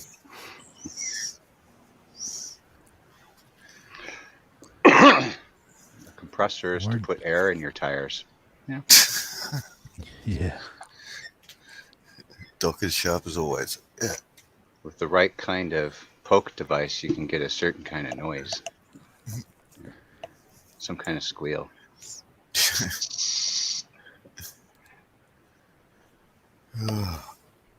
Jade's hard at work. Oh, sweet, man. Yeah, guys. 4 p.m. Eastern Standard Time. Jade will be interviewing Kim Harden Hudson. So if you guys want to check that out, Yeah. it'd be 1 o'clock Marshall's time, 4 o'clock or 12 noon my time. There you go. I'll post a link. I are educated. I are well read. There you go. Marshall. There's a link to the show. Boom. People, if you want to check out that interview with Kim Harden Hudson and Jade Starr tomorrow afternoon at 4 p.m. Eastern, Yeah, that'd be awesome. 12 p.m. West Coast time, It's Go ahead like and 6 check it out. a.m. my time. 6 a.m. in Australia. Yeah. And Matt 7 next week. Oh yeah, that'd be cool. Sweet. 7. Boom. Good deal, man. Tim.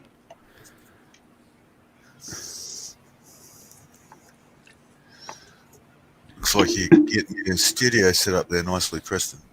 Slowly coming along. Where'd I have to where'd get you another, move to, Preston? Another couple more of those moving blankets. Where'd you That move space to is in relation open. I to got the one over step? there. And I have to put another one up by the stairs. That Yeah, where open did you stair move? was Bro. bugging me all week in my camera. It just looked like I don't know. Yeah. it's So where are so clutter. you used to be sitting right there where all the stuff's at. So you just moved, boom, I to the traded right. places with that stuff, yeah. So Okay. I can walk behind my desk for all where that's where all my wires are, but they're all like neat. Yeah. um, yeah, I it's got just you, man. better. But now I gotta figure out what's wrong with my streaming. Yeah. Oh yeah, Jade, I forgot daylight savings. Yeah, I'm gonna replace my hard drive before I install Windows. But that's taking time, a lot longer than I thought it would. See a setup, Marshall, brother. Marshall taking up. Yeah, he's having Yeah. some ISP issues still. I know the feeling, man. All right. Hey, Ace. No worries, bro. Thanks for being on, Marshall. Appreciate it.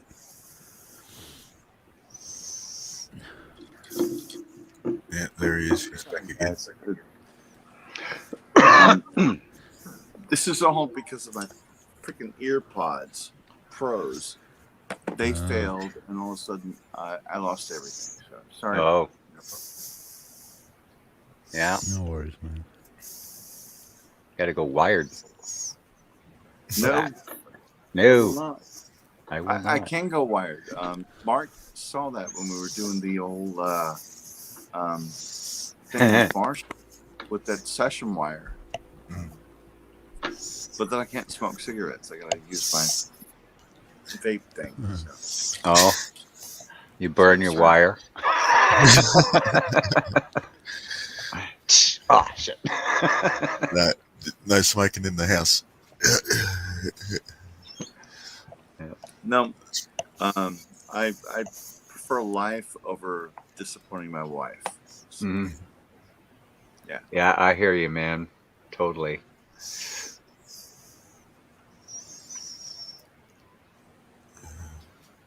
So Jeff, did you get your questions answered about string tension versus tunings earlier with Marshall? Because he had great input. Yeah. Well, yeah, I did, but I didn't, because there's a lot of different variations you can do with the tunings and the scales and the string gauges and stuff. I mean, it just really depends what tuning you want to get down to. But That's most how of the I stuff, use string gauge yeah, most of the with stuff that I tuning. use, is Low. C-ish. So Yeah. I need to Pretty know low. what's the best string to use for low tunings and the scale that I'm actually using it for, and also as far as intonation and cutting the nut and all that other stuff to add bigger strings or wider strings or whatever you want to say to A get all lot that of it stuff is taste, dialed in. but the tension of the string can make a difference if you go low. Like Well, yeah, you'll need a tension's thicker string low. for a lower tuning. Otherwise, it'll fall. Gravity will pull it. Yeah, and Jeff, I wouldn't worry about the nut. The only Yeah. time you worry Well, about the you nut might is have when to, you but tune and you grab the first fret. If your first fret is sharp, then your nut is cut too high, and you get it fixed. But as far as taking yeah, say most of the time they're you're good. E and say you want to play a song that's drop D and C sharp, whatever. Drop B. The heavier the gauge you go, the tighter the tension of the string, and that should be as simple as that. Yeah. The lower you go, the higher the gauge the string you go. I got That's all. 11s for C sharp ace, but I like my strings a little floppy. Yeah, most guitar players, Preston, that go C sharp, Yeah. they go to like 13s. Yeah, or 12. Yeah. Yeah. I have 10s on The my highest 7 I've been string, so far, but the highest I've been I so can far was use 1056 or 1256. That's the highest I've used so far. Yeah, no, another idea, like, I don't know if it's my red one. I think I'm using elixirs, but on my Epiphone, I think I'm using heavy bottoms. So it's 10s, but I got a thicker much thicker E string for drop D. High or low E? Low. Okay. Yeah, because I drop that one all the time, and that guitar is actually half a step down all the time. I don't tune it up at all. So I got a guitar for standard, and a guitar for half step, and a guitar for C sharp, and a guitar at B, and Well, with tens for this right here, my PRS 245, with tens for that, I usually stay in D standard. yeah, it's fine. Or drop D. But Yeah, if I go any lower than that with tens, I get some, but it still doesn't translate through the amp, but it does whack. You can hear it. you smacking can on feel the it in your frets. fingers, man, for Yeah. sure. So Yeah. yeah, you might want to drop 2 11s or 12 if you're going lower. Yeah, Your frets will tell you. Your frets will tell your you. magnet. If the magnet will pull on the string. No, not even the magnet. It's if you grab like an F power chord or a G power chord, and you have a buzz. Oh, That's yeah. the fret. That's the fret, not the pickup. So The fret, but yeah, it's gravity. So too. is that Like, just it's really raising low your action tension. a little bit, or what? The more you down tune, the more you're gonna lower flop. the string tension. So Yes, are you and the raising? Yes, Jeff, you can just raise the action a little if you want. You know. Oh yeah, but Well, no, Mark. But- I would challenge I you wouldn't. on that, Mark. I would go a lower it's- gauge and set your truss if you needed Yes. to. Yes, And that's- it's not yeah. string tension. If you're going to go from like a low E on your What's up, Jade? say your SG, Hey, what's going on, guys? and you're going to drop down to like C sharp, drop D, C sharp, which is what a fucking That's a good choice, Ed. A. It's what on the bottom, but no. What you want to do is go to heavier string gauge. Get a fairy axe. Yeah, I like Or, Sonia's you know, idea. No, Just grab a pitchfork. I was talking to Sonia. Jade, what the hell are you drinking, man? That it goes No, out in your let's green just do- screen? No, he's dropping down. So if you're dropping What are you down, drinking? Because it's going right. It's clear right through your green screen. Is it green? But Jeff, I'll tell you this: Cheers. every Water. full note that you drop down from E to D, raise the string gauge. So if you're going from E to D and you're going from D to C sharp, I think you can stay on the same string gauge. But string gauge is everything, because the heavier the string, the less it wobbles Yeah. and the less it frets out. Also more tension.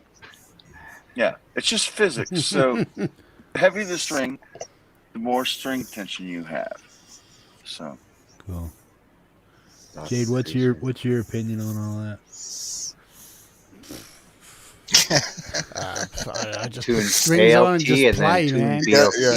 Yeah. Oh, I Sounds good. see. Sounds good. I just spend an hour every time my boy comes around for a day or Thanks. something, retuning everything. Yeah. yeah, well, Jade wants to know if the mask that you're wearing when you drop down a half step has blood on it, then she'll tell you what string It's gauge. always got blood on it. Well, I don't do much down tuning, because I just grab my if I'm playing something in E, I just grab my 6 string. If I'm playing something in B, I grab the 7 string and do as little tuning as possible. Iomi, I think, used like 13s or something real heavy. Yeah. Couldn't feel his strings for the most of it, so I have no 7-string guitars, so Talk to I don't know. Josh Smith. I have 7, but that's 10s. So with a thick string, the bottom B is a 60. Yeah, I'm looking at my 59 8 to 10s for my 10, 7 10 string. to 74. There you go. Use tens for your 7. Yeah. I got a case of those, Jade. Six. Yeah, so have Oh, I. damn. I think I've got about 20 of these. cool. I can't have use an probably 8 like unless I'm walking the plank. That means somebody's like pushing me I off the have like boat. 50 of those, but yeah. But, I yeah. buy strings. I buy extra guitar strings like I buy toilet paper. I don't Oh, need damn. toilet paper right now, so I will buy another case of strings. That's what I do, and I have cases of fucking. I still buy strings like I'm touring, and I don't tour anymore. So what the hell am I doing? I swear to God. It's temporary. Don't buy any more strings until you need them, though. No, dude. Every time they go on sale, I buy them because it's Oh, like yeah, toilet yeah, paper. yeah, You're I going hear to ya. use it, right? Yeah, You're going to for use sure. it. So you might as well Talk buy about it if toilet it's on paper sale. down here. Yeah. Yeah, they don't use toilet paper in Australia. Yeah, we No, do. Yeah, we do. Yeah. I got friends in America who use those wet wipes on their bum. I'm like, what the hell do you do that for? Marshall. Why would you do that? I hope you're not putting it in the toilet, man. Wet wipes. The No, flushables. Yeah. No, we've got these add-on bidets that just Yeah. wash our ass. Yeah. Well, I bought an add-on bidet when lockdown first started. Because all So the do idiots we. bought all the because they bought all the toilet paper. Yeah, So yeah. off to I Bunnings. I'd just come back from Japan, so yeah. Yeah. Just become acquainted with that technology. Yeah, I don't use it for cleanliness. I use it for pleasure. Yeah, well, Totally we kept on kidding. telling Time out. one, You know when you're one of desperate our- for a drink in the morning. Oh, no. Yeah. Yeah, you got to watch out who's ever been before you hasn't turned the pressure up too much. Oh, Yeah. man. Hello. What's your name? Hello. Yeah, if you start getting a runny nose, it's been turned up too hard. Trying to bend like 3 octaves. Yeah. Yeah. Yeah, I'm just trying to because I have every guitar that I have is in a different scale, so I'm trying to figure out, well, if I use my 25.5 scale, what's the best strings and what can it take or what it can't take. And when Bidet. you guys are using like 60 It's, gauge bidet. strings and stuff like that, when you're using like 60 gauge strings and stuff like that, our standard tuners are the holes actually bored that damn thick or that round Yes, to they even are. take a 60. If Yeah. they are. They are. Like I said, I Let's try it out. got up to 74 here for an 8-string, and I'll go through a standard tuner. Yeah, but that's for an 8 Yeah. string. I'm No, but talking it'll about- go through a 6-string tuner. Damn. Not cool. You see, Chef, you're asking questions that, as a guitar player that has played for 50 years, 45 years, I've never asked. I don't know those questions. I mean, you Yeah, that's why I ask them, because they come across my mind. It's like, well, I want to play this style of music. I know they do this and that, and I need to know, well, okay, for this scale, what is the best strings to capture up this tuning that I want to get, and not have to Yeah. go through a major, operation just to get the damn guitar to sound right, not flub out, not clack on my frets and all that other stuff, man. I just want a nice. Longer scale Even- would use heavier strings. My knees hurt.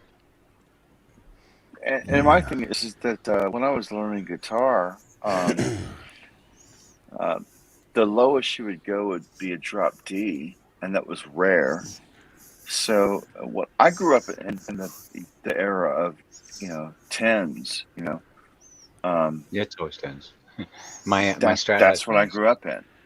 Now that you've got this metal that does this uber drop C sharp minor drop You D, care? what is that? A flat? B. I don't know what it is. That's I a don't B do right that now. kind of music. On tens. All I know is the Yeah, lower man, you B go, roll. just raise your gauge of strings, and you'll have the same string tension. That's Yeah. as simple as I can tell you. If you want to go Go up a lower, gauge for each note. just each, go up a gauge of strings, and yeah. you're good. It's If you're doing- it's not a big deal. It's You know, really don't- nothing to think about. Don't stress about If it. you're doing- don't put, yeah, don't if you're put that much doing- thought in it. You know. So if I Direct go to so if I comparisons. go to 13s, then I wanna that'd be what C standard. If I It go doesn't to matter. 13s, That's Let's say that common. 10s aren't standard. 12's and probably a little You want to easier. go drop D, Yeah. go to 11s. If you want to go to drop C, Yeah. go to 12s. 12s. If you want to go drop C sharp, go to 13s. That's how you It's do all it. about tension, and don't Yeah. give it much thought. That's what I'm saying, Jeff. You're Yeah. spending But too does- much time thinking Don't about stress that. no, I'm about it. trying to Just- find. I'm just- trying to find the answer. It's not about Yeah, but- spinning anything. No, it's about not an what's the answer. You have to actually do it to like it. It's what feels right for you. It's the guitar, and, you know, Yeah. the most important things, like how it feels for you. And Grab depends some on how hard 12s you- next time you buy a set and throw them on Yeah, you that, play it and like then a- give it a go. Give it a try. Yeah, And but yeah, but Marshall, everybody, I've got it depends on how Yeah. hard you hit the strings. If you hit them Yeah. hard, you need heavier But strings. what I'm If you hit saying, 'em there's soft, people out there. There are people out there like me that need to know these answers because they have no clue about what they're doing. See, That's Marshall, why I'm asking. That's why I'm asking. 13s asking to the E at questions. 440 will pull my bridge right off the body. I've got Well- 13s on my 335. Yeah. That- My that height standard tune. raise the bridge right up. let me throw this out there. Billy Gibbons plays 8s on his guitars. 7s. Seven- Yeah, seven he's and a like half. super Yeah. touchy. Not Yeah. 7s. No, he plays 8s. I know his Yeah. guitar tech. He plays 8s. So he plays 8s, which is really light because he's got a very light touch. If he hit the strings like fucking Pantera did, they Yeah, would it'd be buzzing they out would everywhere. they would A lot ring of sharp. So it depends on how you strike the strings. It's just Jeff, just buy like 4 gauge strings, play a song, have a No. tuner hooked up, No. find out what you hit, the Not strings four. on, and you're done. Just go for 12 is a good round number. To go with your C tuned or Okay. C sharp. That's cool. That's cool, Preston. Yeah. Hang on. That's why I'm asking the question because it's like, look. Shit! I just lost my train of thought. Basically, what were you saying, Tim? Refresh my mind and then bring it back. You said buy 4. I'm just saying that it depends on how hard you hit the strings, and how hard you hit the strings cannot compare to how hard Billy Gibbons hits the strings or Pantera's how hard you hit the strings. So what I'm saying is, buy like 4 gauges strings, Experiment. Yeah. string it up. To me, I Play a think I'm asking a hardcore. very. I get that, but I'm asking a very simple question. I play this type of music. I have this scale of guitar. What strings fit that scale of guitar for the music? I don't care about how hard I hit it. What strings are appropriate for the kind of things I'm trying to do? Me, how I bang and all 12 that to other C shit sharp. don't That's really the matter. best. Give it a try. If you don't like it, go heavier. If you don't like it, go lighter. What I'm That's saying is it. that You have to like it. You have to try it. Nobody can say this is perfect because it's not necessarily going to be for you. Yeah, it has to Strings are But- nuanced. no, They but you Preston, have to like Preston, let me jump in. it. Yeah, It's sure. not about what you like. It's how hard you hit the strings. Is it sharp when you hit the strings? If Oh, it's that's sharp why when you hit that's the really strings. hard. You need a heavier gauge. That's Not a There's bow, always- man. As simple as There's it. always a guideline for certain things, man. And what I'm trying to do is find myself that proper guideline. I got five people here that 13s. are pretty much into what's going on with music and guitars. The best opinion for what I'm asking is what I'm looking for. I'm looking for something that's right down the line. Jeff, if you have this kind of guitar and this is the guitar scale that you play on most of the time, and you play in this tuning most of the time, these strings will probably work best for that tuning and With for your that guitar tuning, I'd because of the say- scale. I'd say 11s. Well, hang on. 12s. Wait, time out. Yeah. Jeff, 11 and what guitar are you playing? Let's start with that. 25.5 scale. Schecter What at the guitar? pickup. Scale That's lengths one don't you matter in this The case. guitar don't matter. I'm Not just going scale by length. scale. So a Gibson length or a Fender length? Gibson? 25.5. 25, so it's a 25. Gibson length. Okay, so it's a Gibson type scale, and you're doing a drop what? Drop D? whatever. Drop It's C? I'm not doing any No, drop it means tunings. Basically, what I'm playing is C or lower. Okay, okay. so So that's what I'm going heavier for. string. Yeah. C to B, C to B. Okay. B would be the Uh, lowest that I would ever go on because I got my baritone right there. If I want to do that, the only reason Right. why I would play it on a 25 scale is because of my fingers don't stretch that damn far. But you're You know talking what I'm about saying? a Gibson length scale, right? We can all agree. 25 is Gibson length, right? Yeah, 25 Hello? and a half. Yeah. Okay. Yeah. So a Gibson length scale, and you're doing a drop D down to a C sharp. C Then I would. standard. Okay. Then at that point, I would say 12 to 13s. Yeah, My opinion. that's it. Now, if I go to B or A, what strings would I use then? Would I just go up or go down one more A B would to be play like fine. If you 13 to went to an 56 A, or I would go. 13 I to would go up. 60s? B would be okay in the same range. If you went up to A, which would be, considerable jump to a ladder gauge, I would go to a ladder gauge of string. Yeah. See, But the reason I'm asking all this stuff is because the scale guitar that I play most of the time, I play this one here as my beat around guitar, my PRS 245. That's my main pickup, play it, boom. If it gets dent or dinged, I don't care. But the guitar that I play most of the doomy stuff on is my Schecter 006 Hellraiser. So, but that's active pickups and stuff like that with a thin with C that- neck, so everything's a little bit closer. But what I want to do is find the best possible setup to where I don't have to do a whole lot to my guitar. But if I plug it in, I put my fuzz pedals on it, boom, boom, boom, boom. I don't have anything floppy. I don't have anything banging off my frets. It just sounds nice and tight and boom, growly, without all that wavy smacking this, smacking that. I just want it to sound good. I call that standard scale, Hugh. yeah, he's Yeah, just well- corrected us. It's Fender. It's Yeah. 25 and a half. Yeah. Yeah, I'm gonna fuck this whole thing up, and I'm gonna tell you that, Jeff. I've got two SGs or two Les Pauls. I have one of each, and standard tuning. Les Paul's proprietary. Half step scale. down, E flat, one and E. My E flats, I've got in tens, standard tens, and my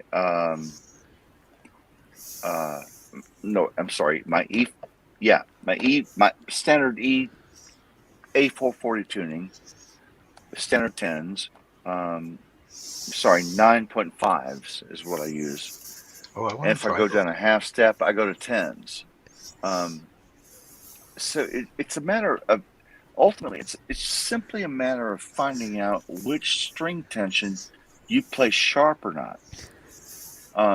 Because the lower the string tension, or the heavier the string, when you fret it and you strum it, if it's too low, you're going to strum that chord. It will sound sharp because it's slinkier. Yeah. So I would say that if it's in standard tuning, go with tens. If you're going down a half step, go 11s. If you're going down to C sharp, go to 13s. Just take it down that way. But it's not about how it feels; it's how you fret it. When you fret it, is it in pitch or not? Yeah. If you grab like a G chord, a G power chord, and the thing's sharp, the strings are too light, So you just gotta. At what tuning though? See, you guys know all the tunings and stuff, but at No. what tunings? You can't. You just said it's going to go sharp. In what tuning and what string? Only gauge if you are hit it talking really, about? really hard with your pick. When you hit it with a pick really hard, all the strings will go sharp. Or Particularly you're the pressing way, too, or you're if the pressing too strings are hard. too light. Yeah. or you're Yeah. pushing too hard, or So that depends on your style, your play, which means you're going to Yes, pick the strings exactly. suitable to Yeah. your play. If you hit hard, get a harder tension. If you don't, and you got a really nice soft touch, make If it some slinky. 14-year-old kid comes up to anyone and you say, "Hey, I want to play Doom, man. I got this guitar." I'm going to advise him What do you tell him? what Ed said. I'm going to say get 12s to 60s, and then I'll teach Mm-hmm. you, and then we'll get on Just it. get a 12 string and be done. A Yeah. 7 string and be done with it. Or seven. Yeah. Or seven. Yeah, Yeah, seven- we'll work seven, on I a meant. 7. I meant a can Yeah, I try got it. a 7 and a baritone. I mean, I got a B standard right there with a All baritone, right, but there's your to there's get your my clue. fingers, Yeah. yeah, I get So If that. you what take the strings do 10 you off, use on the there's your 7? strings. There's your string gauge No. for your C sharp. If you do that on a 7 Use string, the then you fours. just take the 6 string and you move it to Use the what, an fours. E, and then you got a baritone right there, right? Or B. Now, Jeff, if I could jump in, I would say this. I would say, okay, Mhm. so you've got your guitar. You want to play it in this key. I don't know what it is. Maybe it's a drop D, drop C sharp. I would say buy 3 sets of strings and 3, separate different gauges, Mhm. 10, 11, 12, Wow. 13, whatever they are.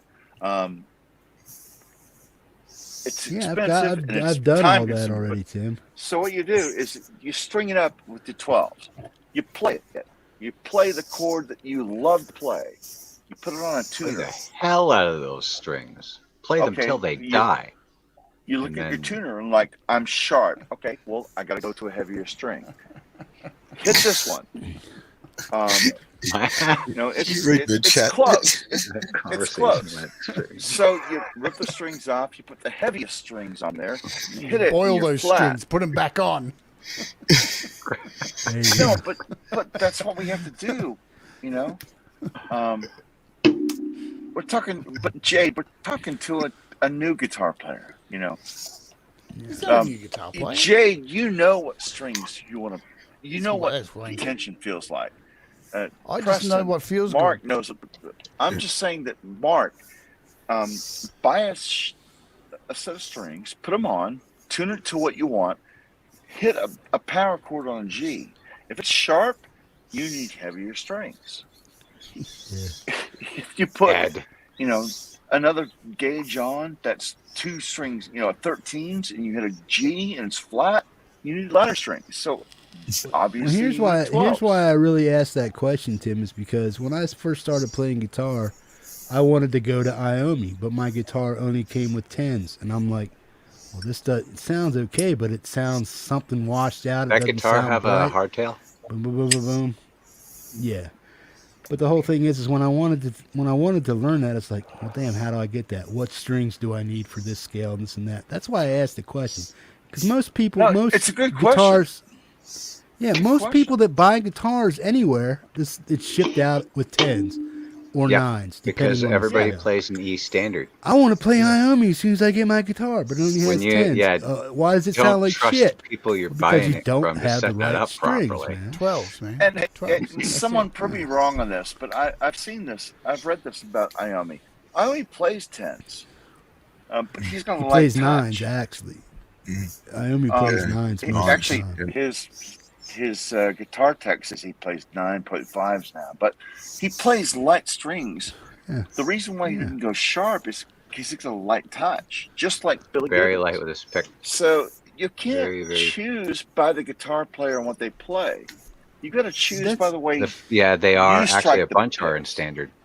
A bunch of them. Yeah. But you kind of have to, man, because it's like, just because he plays that way, but when you're trying to get that tone with a new guitar player and stuff like that, I was like totally lost on the scale and stuff. That's why I'm like, well, okay, I got this car. Now I got 2 guitars with different scales.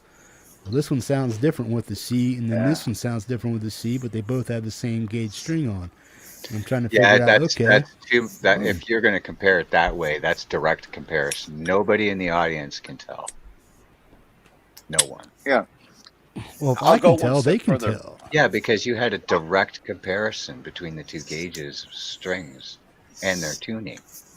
But Preston, I will go the one average step person further. doesn't. Yeah. I'll go one step further for you, Jeff. I've been playing guitar as Yeah. a pro guitar player for 40 years, and I have no freaking idea how hard I hit the strings. I just know when I hit them, and I also know that every year I'll change my string tension. I know I hit mine too I'll, hard. I'll go from sometimes, not hard enough 9.5 to others. 9 to 10s. I'm saying is that you're asking a question that really can't be answered. Because as you play in your career, your strike of the string is going to change. It's just human nature. Yeah, I get all that, but that's not. There's a standard, or otherwise. No, there isn't. Good. Yes, No. there is, No. man. Because they wouldn't No, sell there isn't. guitars with 10s coming out the gate. No, Here, that's man. These are that's the 10s. These are easy standard thing. things. Boom. That's they're just cheap. laziness. It's an average. Yeah. Yeah, that's average. Everybody can This tune is up what or I'm down telling to you. 10, Yes. Yeah. up to This a is whole exactly step. what I'm trying to tell you, man. There is no Okay, standard except so- feel. Let me ask you this, Jeff. 10s are when the you play standard the- for E when you- tuning. That's No, it's am I just correct or lazy. not? 10s Let's are the just standard scrap for E that. tuning. It depends on how Tens you are buy just it. a standard for what ships There's a out of standard the for what you factory. buy off the shelf. Yeah, Yeah. they're the standard Or for what you shelf buy off the buy, shelf yeah. because they're cheap and they can put cheap crap on and they don't. And it you can doesn't cost tune them jack up or shit. down a whole step Yeah, without yeah. them going weird. Depends not on how hard you really play. weird anyway. I hit hard like I used to hit drugs. So, No, Jade. I play my electric guitars like I play my acoustics, so I hit hard and I hit sharp. Jeff, what you've got to figure out is how hard you hit the strings. I don't hit them hard at all, man.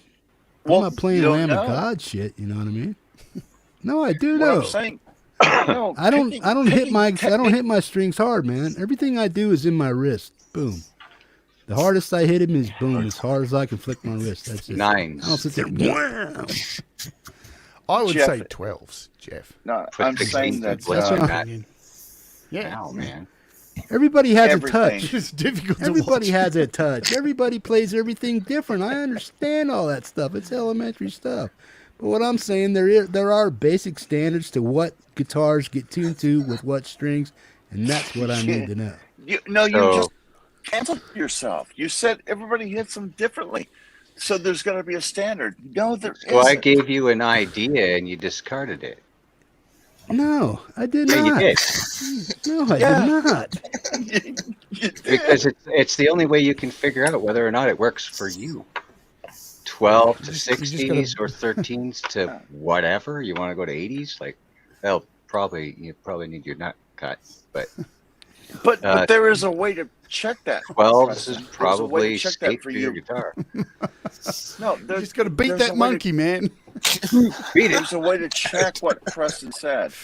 Yeah. What I'm saying is that you can put a tuner on, hit your note as you would play it. If you hit it and it goes sharp, You got Go to a 2 or lower 3 tension. guitars. Put a bunch of gauges on all of them. And tune them all to the I've been same. there, done that, man.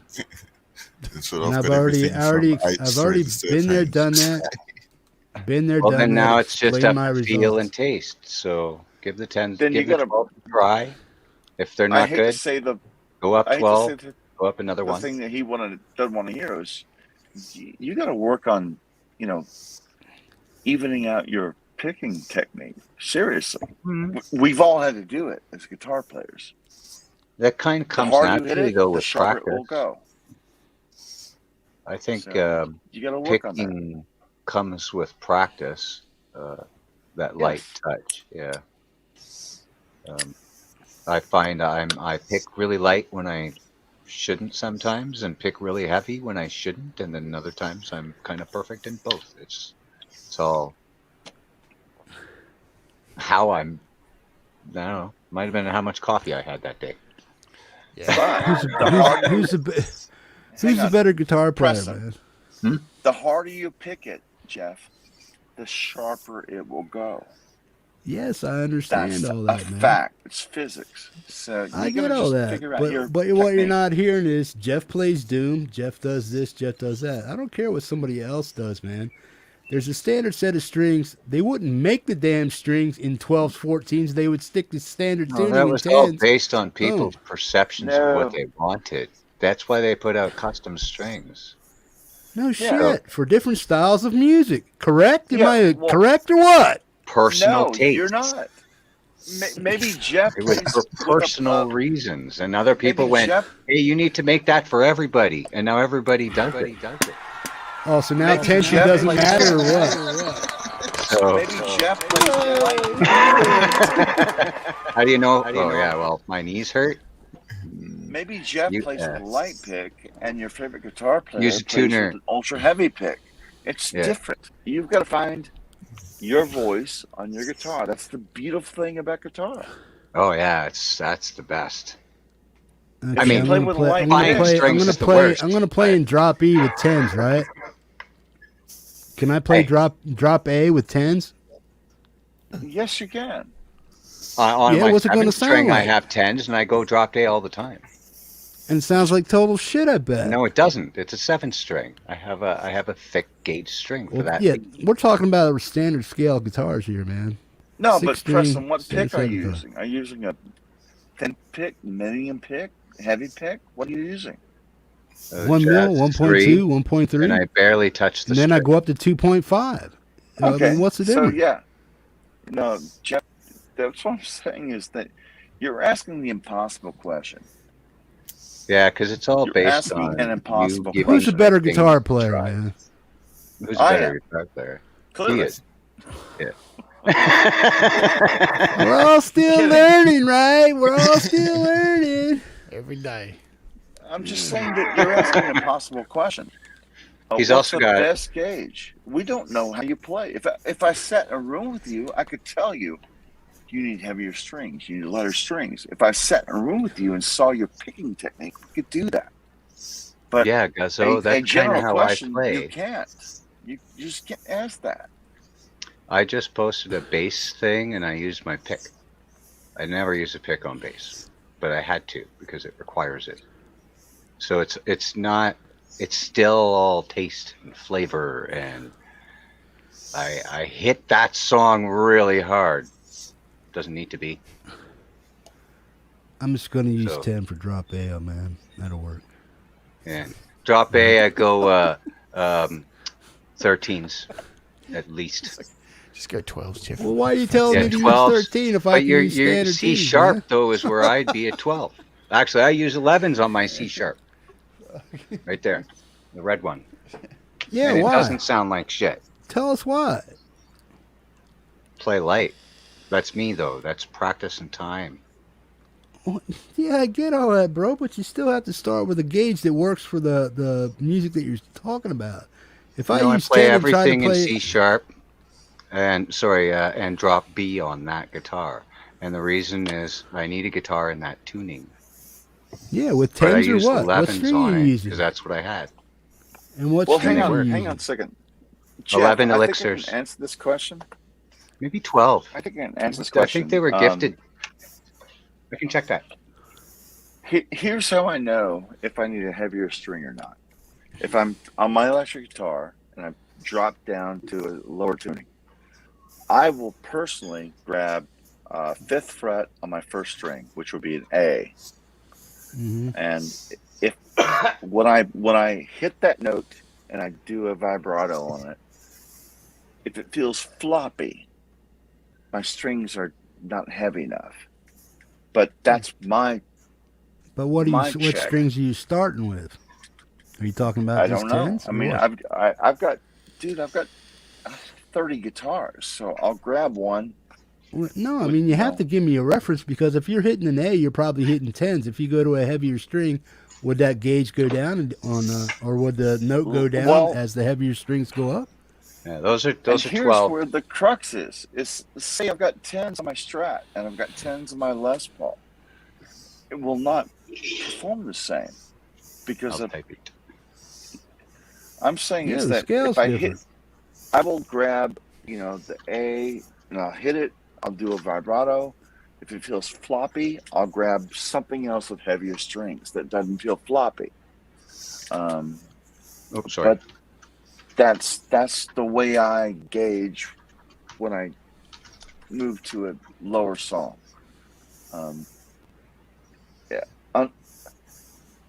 I mean, Billy Gibbons said it the best. He said everybody told him he's got the biggest tone, and he played with 8s for years. I got it. but he it right played there. with just the simplest touch. So it's just you're asking a question for a firm answer And you No, can't I'm get not. string one. gauge I know based everybody upon plays different, but certain types of music are played with certain gauge strings at certain scales, boom, boom, boom, and these are best suited for that tone. That's all I'm okay. asking. So Where do I get to my answer your tone for my Sabbath and boom, boom, boom, boom, boom, and to, what's the to best gauge answer to your start question, with? if tens are the basic, and you want to do Sabbath, which is drop D or whatever, Drops then C go sharp, to C standard. 11s. C sharp. Yeah. Okay, go to 11s. If 11s are too floppy, go to 12s. I'm using 12s on It's that. just that simple, you know. Yeah, that's the question. That's the as simple as I needed it. I didn't need to hear about all the ooh if you play it this way. But how many times do we say it? He didn't. Several. He came up with a different answer. He came up with a different answer, and you came up with a different answer. The reason I said 12. And everybody, oh, do you hit soft? Do you hit hard? Do you do this? Do you do that? Yeah, I Who don't the care fuck about knows? soft and hard. There's a I standard, don't. man. I don't. Or they wouldn't make the damn strings. There isn't a standard though. But Because Jeff, you There is can a actually standard. play C sharp with 9s. You just got to be really light. Yeah. So Yeah. it's the thing is that's not the point. 12s. The point is you can what's hit it, best you suited can, for and it the damn genre is what I'm talking about. Mm. There you go, fluff. Yeah. Okay, I'm gonna sum this up in a really quick story. Is that in Ed B had a 1985? really good answer there. And It's a I agree legit with Ed. question. I agree with Ed Yeah. B. Exactly. But there's more to it than that because you might want something heavier. Once you've played it, you might go, Yes. I don't like it. And That's then, not what I'm asking for. well, The then you thing better I ask try is- it. 12. The thing I Go for ask 12. is, what would a noob ask? What would a noob want to play if they wanted to play this? They're not going to start out on 10s like I did because I started on 10s, tried to play Sabbath on with 10 gauge strings, and it sounded way too. Yeah, it would be harsh and really flubby. floppy, especially when a noob would play hard. They would yank at the string with the pick, All right. which So would sharpen so it. Preston and Jeff, I'm gonna tell you this real quick anecdote. In 1985, I was in a band. I was a bass player, and my hero was my guitar player and lead singer of the band. And one show, Yeah. in Hey, a man, show, I had one song where I got to play on his guitar rig. His guitar rig was a song Who? I wrote. Doesn't matter. But Okay. when I went to the lead, I knew that when I went to the lead, I was going to sound like Gary because I was Oh. on his guitar rig. I mean, this is completely separate from me, right? We went to the solo section. I played the solo, and I sounded like me. Of course you did. I didn't It sound was like you holding the guitar. I didn't sound like Gary Alexander. I sound like what I sound Paige like would today. sound like Paige if he was 40 playing an acoustic or 40 his. years later, I sound like me. So I'm saying is that the guitar is so expressive. Grasshopper. I learned when I picked up his guitar through his freaking Bob Bradshaw That was guitar an rig. airplane, the dog. Yeah, I understand sounded that like me. philosophy. I understand that philosophy, Tim. But do you play every song that you've ever recorded the same way, every time with the same tone? You do your best to imitate what you even created every time, but does it always come out the way you want it to come out? Just like Marshall, he was saying, man, it takes me 16 takes to get this one damn guitar tone down. Boom. That happened Until today. I get it. But not I have an because answer for phone you. has I have changed, an because answer for you, sucked at Jeff. it. Every song that I cut Mistaking. with a completely different guitar, a completely different guitar amp, everything always sounds like me. Always. As much as I try not to make it sound like me, it always does. Because that's the beautiful thing about the guitar. The guitar is so expressive. It will only give you what you gave it. If And you it'll have only this, express the it will person bring that it back. holds it. Doesn't the matter reason the I string say that, gauge, Tim, the doesn't matter reason I the say amp. that is because you said you were trying to sound like somebody else, but you can't do it because it's Absolutely. you. Okay, but can you? Okay, and that just like that. But say you want to play calm, do you play it every the same way every time? You can't. Nobody does. You can get your best No. emulation of your own music, but still you play it different every time. But Well, still, Jeff, you still use the same equipment, same thing to play that song every But he time. won't sound like somebody else. Just I'm a, not No, saying just he a, does. I'm saying he can't. You well, can't even sound like yourself. no, Preston, if you make an no. original song and you try to repress it 5 different times and you try to redo it 5 different times, you're gonna play it different every time. That's why some yeah, bands but that it'll come still out of be a me. studio suck I'll because always they sound like can't do myself. what they Yeah, do in the studio and do it live because they don't know how to Well, do it good because setup. it's manufactured music. but Yeah. I'm gonna throw something out here, and I hope this is live and it dies tonight. Um, I've been no, seriously, and Mark knows how serious this is. For the last 3 years, I've been doing ghost tracking for several producers in Nashville, where they sign bands. Oh, I hope this just dies tonight. They sign bands, young bands, um, Oh, that your that woes with that that, have eh? great songs. They have great songs, but they can't play really well. So the producers will send me the tracks of the rhythm guitar plaque. Usually it's rhythm, bass, and a couple backup vocal parts, maybe keyboards. And I recut the parts. And then the band comes back in the studio the next day and they go, that sounds great. And the studio, the producer says, well, we fixed it in the mix. Of course, they didn't fix it in the mix. I played their parts. And Jade, that's why when I was talking to you in our interview, I brought up ghost tracking, but I really don't want to talk about it. But I can talk about it now because I've severed ties with that producer about 3 weeks ago, so I can kind of talk about it now.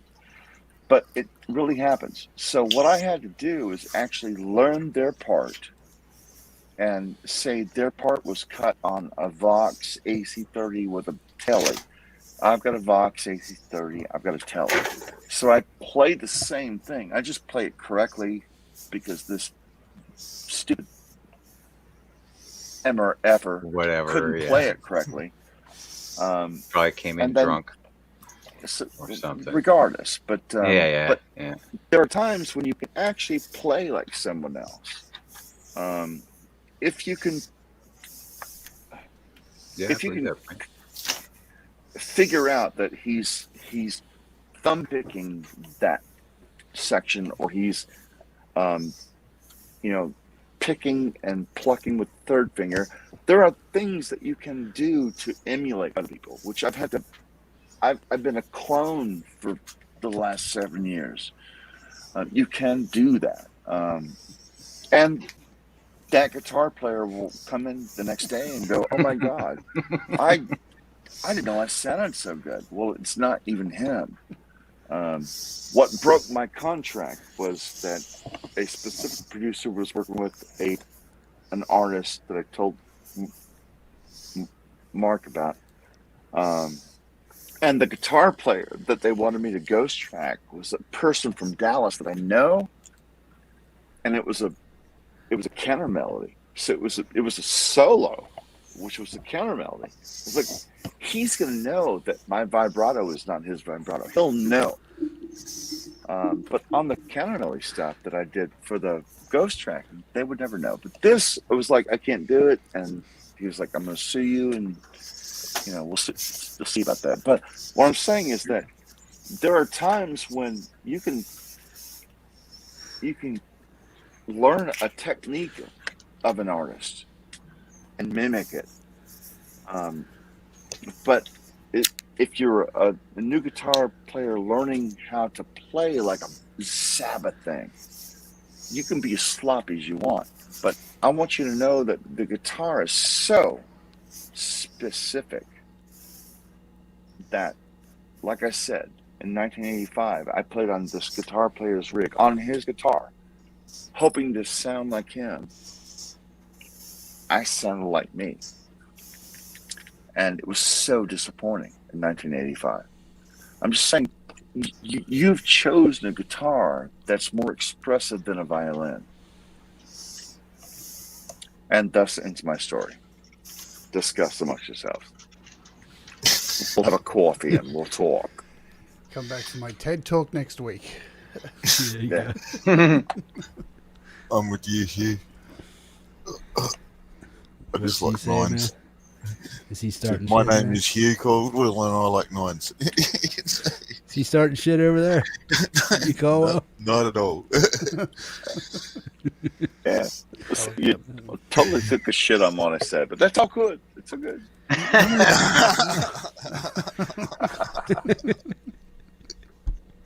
We didn't Love do you, that. buddy. I'm saying, Jeff, don't worry about string gauge. Just play what you feel, because what you feel is going to be presented in the guitar you play. If I gave you my guitar, my What SG, you would still sound like you. So don't worry about that shit. I'm not trying to sound like me is what I'm trying to tell you, or anybody else. I'm not trying to do any of that shit. And I get it. That's so elementary, third grade shit. I'm just like, got it. I got it. I'm All glad I'm you got asking it. is It a took me specific- 40 years to get that. No, it's very simple, man. Yeah, everybody's got everybody's got this little stuff in the fingers. Everybody's who they are, man. The whole thing is man, yeah, you don't talk to somebody in corn and say, hey, man, are you using 10s to go drop A? No, you goof. I'm using 13s. I'm using 17s. Or I'm using 35s. I'm using 82s. Using Yeah, one 7 man. string. Boom. Now, Eight. can I play? Can I play the way You they just play? said it. No. No, but you said it. You said it, Jeff. They might probably said it use a few 10s, times. 13s, whatever. They know because they played the song and they know what tension they need, the response they need. So just try a bunch of different string gauges and find out what feels good to you. You like C sharps, try 12. From my perspective, set up. Marshall might have another because he's the pro. He sets up guitars for a living. You should ask him. And as a guy who'd set up a guitar for a noob who wants to play it, I would expect he'd set up a guitar properly, because I'm tired of people giving people 10s with it. So, here's an example. Yeah. I'm going to give you an example of a bad setup. Yeah. Okay. Greg bought his guitar with a Floyd Rose. I can't stand Floyd Rose. Just getting that out there. Anyway. Oh, damn, bro. When he showed up, ouch. it wasn't set up properly, man. It just wasn't. Okay. Here's the thing. He asked for them to be able to. He wanted to be able to play those dropped songs. So they should have gave him attention, the right string gauge, and they should have set up a bridge for that tension. When he bought strings and put them on there on a Floyd Rose, it did this. So, well, I got pissed. He got pissed. He turned the everything got messed. He had to return that guitar. I hate Floyd. Sorry, guys. Anything else, man? But yeah, if it's not set up right, he should have had 12s on it, and then I wouldn't have had to turn any screws. I wouldn't have had to set any tension on that. I wouldn't have had to do any work on that Floyd at all. See, it's like when I go over to Jason Johnson's and listen to him play Doom and all that other stuff, man. I take heed to what guitar he's playing, what scale he's playing, and what strings he's using to get that tone that he's getting with the pedal that he's using. I don't care how my fingers do it. I don't care how his fingers do it. I agree. All I care about is what he needs to get that tone, and those are usually 13 to 60s or 13 to 62s. 12 to 56, something like that. That's old school, Jade. I know. Jade's taking over the studio. Yeah. Boom. Hey. There you go. Hey, pizza now. Yeah, but I consider heavy metal the Carpenters. So Yeah. I'm kidding. Of Jimmy So course, is had Mozart, issues. Beethoven. they could be. Yeah. Paganini was probably heavy metal for his day. Nobody used all 12 notes at once. That's crazy stuff.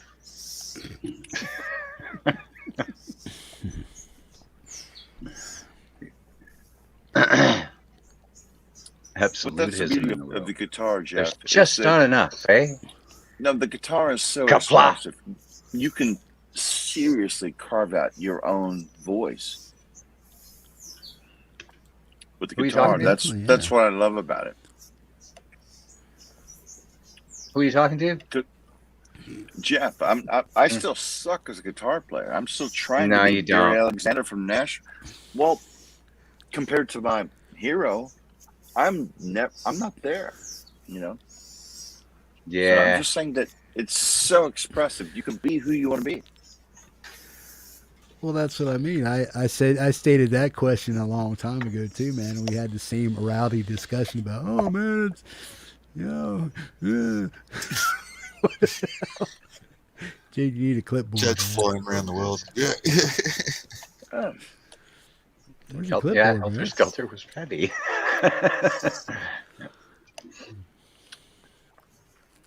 that name is heavy. It's a great name. Helter Skelter. I wish I was still a bass player, to be honest with you, because the bass players they've got such a narrow range of tones. They've got a couple of range. They've got punch. Yeah, I got 3 I go for, and that's where I stay. Yeah, Working on a couple. and then but guitar players are just all over the map. Because the guitar is as expressive as a violin. Yeah. And Mark, please tell them about. I could say I got 3 or Please. 4 for clean and dirty. No, Mark knows about Which means violins. I have 8. Mark, tell them about that, please. Mhm. Tell them What what you about told playing? me Yeah, playing it and yeah, and your family. knowing yeah, they're all classical musicians. So yeah, I mean, I classically trained for 15 years, Yeah. and yeah, Yeah, I it's- need that. Yep. Van Things Zini with, Yeah, too, thanks, man. buddy. You really helped me out on that argument. Thanks. I don't know what you want me to say. I want you to tell me what you told me about violin. You're like, dude, violin is so expressive. Yeah. You told me this, Yeah, and it's all in your fingers. It's Yeah. it's a really hard instrument to Dog. play. It's probably say- the hardest Oh, wow. string instrument to play. Yeah, and no two violinists sound the same. And no That's two what you told violins me. And, sound the and same I either. said, that sounds like guitar players. And you're like, yes. I'm like, well, tell me that story. Tell them that story.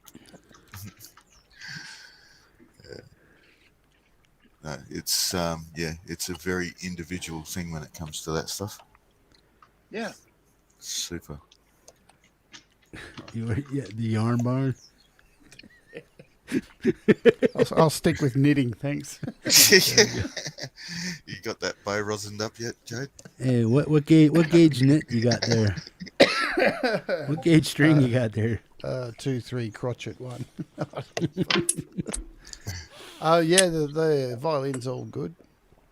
Yeah, So yeah. It's all good. Well, you've been trying to play violin, haven't you? Jade? Yeah. Yeah. You were playing something else too. What was it? Oh, a recorder or something like that. Oh no, Oh, it's that it's sax this thing. Yeah, it's like a sax. It's supposed to be a sax thing. This thing. It's pretty crappy. Okay. it's got a reed. Interesting. Yeah. Recorder It's with the like reed. It's a recorder. Yeah. It A recorder with a emulates reed. It Okay. emulates a sax. Yeah. Every primary school teacher's nightmare. Yeah. Yeah. My neighbour's nightmare. 18 gauge yarn. Yeah. So the cool thing, Yeah, Jeff, Ian, is for that sure. you could play however you want to play. and your voice will be what you play on that guitar. I understand you're dealing with drop tunings, and great question. What I would say is start with tens. The lower you drop, the next step you drop, raise the gauge of the string, you know. And it's trial and error, you know. I mean, I like Marshall's I know probably the best rhythm guitar player I've seen on your channel. I mean, that Yeah, guy no matter plays what gauge when he string plays I rhythm. use, it's only going to sound as good as I can play. You know what I mean? Yeah, So but that's about it. you know, when Preston plays his covers, I mean, dude, you freaking nail it. I can't even tell what's the track and what's you. That's cool. Probably why I play a little bit right before the song. But at that point, you probably have more to express to Jeff than I do, because I don't do what you do. You know. I know that when I drop tune for all mine, I actually like a lighter gauge, so it's just me. I like Which is floppy, so not what I would say. floppy. I would always say lower tuning, heavier gauge. Lower, good. I don't know, man. I think you're really good for sure. Fact. Well, I dedicate everything to rhythm. I love my bass, so I love percussiveness. I stick with that. I like to hear the string hit the fret, like hard. So I'm gouging my frets out with my fretting hand. I hit really, really hard with my fretting hand. But you're really accurate. I mean, I've watched your stuff, kind of under a microscope, which I touch and play as tell light you as that I I did that, possibly but can. I watched it under a microscope, and dude, you're accurate. I appreciate that. The light There are other touch people that do that. to get a string volume, and the hammer on the finger is to keep the same volume. So it's always a fight between what's that? The pick Attack. efficiency. Pick attack versus efficient. Yep. So I don't have to pick often. I just trying to keep the string in motion. Right. If I hammer hard and my fretting hand hits hard, but my palm mute isn't on, the string will ring as loud as I picked it. Right. So I can hit another one. Yeah. Like so I pick as little as possible technically. And that's based on compression, right? You use a lot of compression. So No, when you I hammer don't. on the hit. I use a lot of that attack. My hammer, my left hand strength is all. Put my hand on my face and do my scales. Yeah. Yeah. No, but your rhythms are just they're always just freaking right on. I appreciate that. Gain is compression. Compression is compression. No, feel is feel. Saturation. Feel.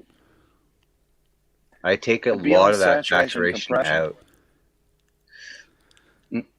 Gain is it's beyond feel and saturation. I'm sorry, compression and saturation. It's feel. Well, you're talking about personal play, the way I play as my own way. I think I got my own style. I can't separate myself from it. I wouldn't even try. Well, I would disagree. I would say that the songs that you covered on your rhythms, I didn't hear Preston. I didn't hear Preston. I heard the band. Oh, that's interesting. I fit in. No, I'm telling you, because I listened to him with my earpods in, and I didn't hear another player. I heard the band. Yeah, so part of the do team. That. So yeah, tell that's tricky. Jeff how you did that. That's harder because it's all timing. I do not match my guitar to the guitars in the band. I don't. I Agreed. never have. I like my own tone and stick to that. Yeah. Right. But when I listen to it, it feels like I'm listening to the band. So tell Jeff how you did that. Practice. That is definitely practice, man. I can't say more than that. You play so often, I matched it, right? Timing's right. Yeah. Play along to Well, the that's what I bass. mean, Play along Preston. to the drum. Preston, Play you along also to the singer. Preston. Mm. You also tell me that when you do a song, you'll do multiple takes. Oh yeah. Until you actually get it right and put it out there. So you are really trying to emulate these people, even though you. I'm trying to play it right. You play your way, but I'm you trying want to play it right, so that if anybody else wants to play it, they can look at my fingers and learn it. Exactly. So, but I just recently been playing the Four Horsemen, but there's a little acoustic part in the middle. Not acoustic, it's the melody in the middle. I always played the bass track instead of the rhythm track for decades. Since it came out, I always played it wrong. But in the last week, I've been practicing it like religion, so I can get it properly. And then I'll get it, and then I'll post it up. I've been trying today, and I got it, but my video is doing that choppy, weird thing. Well, see, that's the way I learn. That's how I want to. I don't want to sound like Iommi. I want to sound as close to the song as I could possibly get for what I can do. Okay, I'm not trying to emulate what they do. I mean, if I play a Sabbath riff, y'all know I'm playing a Sabbath riff, but does it sound like Iommi? No. Okay, how did I get that tone? I know what I'm playing on, this and that. Thank you, but Ace. how do I get as close to whatever it is that he's doing with what he's got? If he does what he does on his guitar, and I'm not set up the same way, but most people recommend, hey Jeff, when you play this style of music, you might want to try this gauge string. Boom, that's what I'm looking for. Not so much what he does to get his tone, but when Jade plays Sabbath, Mark plays Sabbath, you guys all play Sabbath, we can all play the same riff, but we're all going to play the same. We're all going to sound like Sabbath, but we're not going to sound all the same as the original recording. I don't even have a fuzz pedal, so I kind of, when I did Into the Void, it's not really a hard song, so I follow the. I'm a rhythm guitarist, and there's no rhythm guitar in that song. Yeah, not really, no. So I follow the bass. I'm going to challenge this whole thing. I followed the bass to the T. I'm going to challenge you, Jeff, by saying that my favorite band outside of the Beatles is King Is what? So I decided that I was going to learn It's Love by King's X. And he didn't play like I do. His tone is not like what I play. It's everything out of my box. And I sat down, for 8 hours until, and I recorded every time I played to his track, I recorded it until I couldn't tell if it was me or him.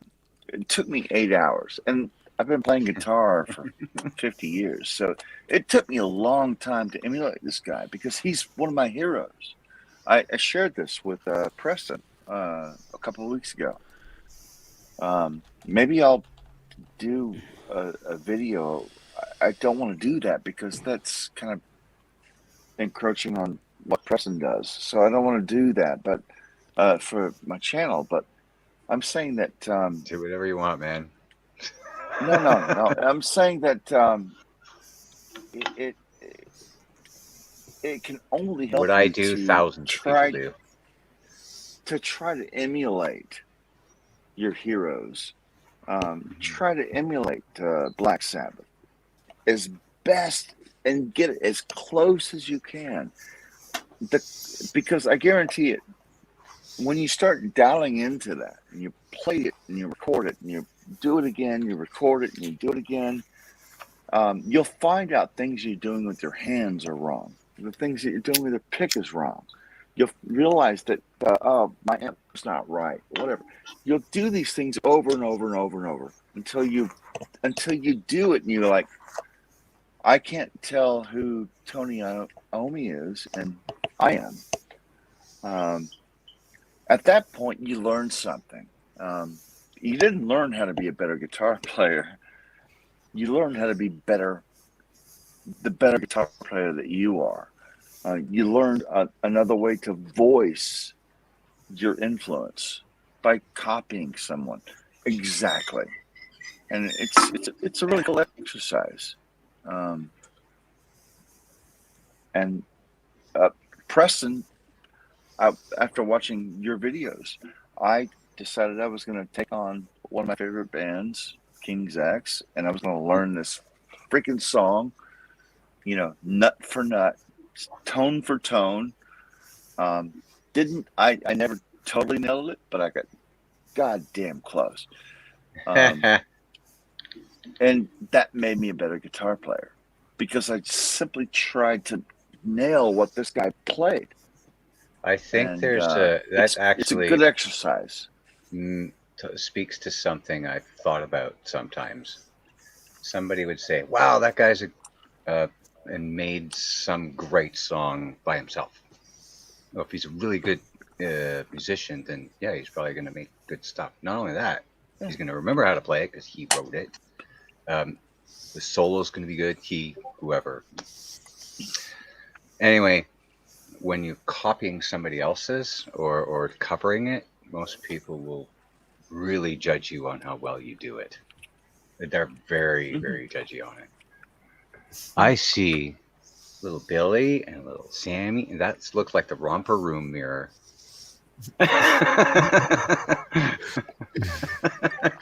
Yeah, there it is. Girl, I totally remember that. I thought that was only a Canadian show. No, it's Australian as everywhere. well. Oh, really, eh? Yeah. I guess Yeah, Commonwealth. Yeah. I know all the words to the songs. The originals. Yeah. Romper, bumper, stomper, boo. Tell me. So I'm going to break my. I'm going to let you all know that I'm breaking my own rule, and Mark knows this well. Preston probably knows it well. Is that I used to play from Thursday through Saturday night every week for 40 years. I haven't played a live show in a year and a half, and to the point where I remember your rule. Yeah. I suspended my own band rehearsals because the numbers in Texas of COVID have gone up. And all three guys in my band are vaccinated, but I had this, comorbidity of MRSA. Anyway, I've got this thing that I'm not going to take a chance. And so the numbers are finally dropping down, and I'm going to go see my first concert this weekend. And good. 4 years. It's we're going to go see Joe Bonamassa. We have front row seats. And Alicia. He's not my favorite guy, but he's my bass player's Hey, favorite Alicia. guy. And we're going to go see that show this weekend. And I'm Good still night, nervous Sonia. about it because I swear to God, you actually, before you can get into the venue, you've got to show a vaccine card, which I love that. Yeah. But I'm that here probably too going is to watch the driving whole me show mad. with I don't the mind. mask on. But but I just want you all to know that since January of 2020, this is my first time in a place that's larger than my grocery store. And my wife was like, she's like, we've got to go because you're about to lose contact with your bass player. So I'm like, no, we got to go. Just want to let you know. Yeah, I went to my first show a couple like last month. Oh, I saw that on Facebook. Yeah. Yeah, I posted tons of pictures. It was funny, actually. I mean, most of the people here are vaccinated now, at least in my age category. It was a good show. But I Yeah. was really afraid. I was terrified I'd bring something home, or you know what I mean? Yeah. I'm vaccinated, but I could still carry something, and so could they. Yeah. So I was terrified to death. But you know, I gotta do it. Nothing to it but to do it, right? Gotta get out. Dude, you're Canadian, and you people take this seriously. I live in Texas, and We're getting vaccine passports, man. Yeah. Carry mine everywhere. I live in fucking Texas, so Yeah, I feel for you, brother. It's like school I really do. So yeah. Alicia, welcome, man. Everybody say hi to Alicia, man. Yeah, hey, She Alicia. Hello, lives Alicia. in the United States, the lizard brain. They do what? Lizard brain. Mark Tanner, did you get to hear the mix I sent you tonight? The Good what, night, sorry? Sonia. Mark Tanner, did you get to hear this? Did you get to hear the mix I sent you tonight? No, I haven't yet.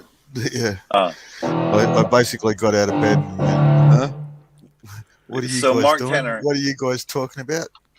Mark Tanner, everybody is in the pool. They're all in the mix.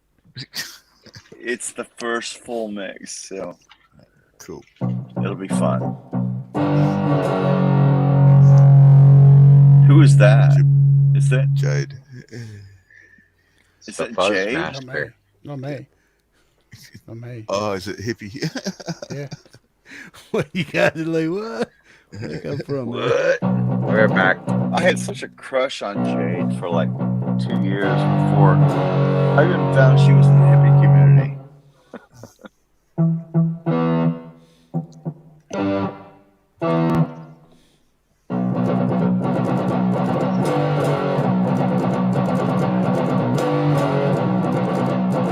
Then I found she was like all iPad everything. I was like, no.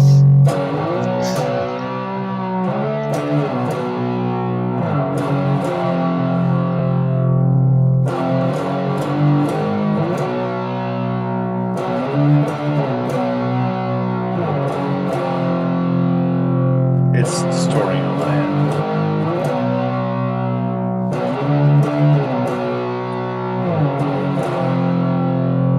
Yeah.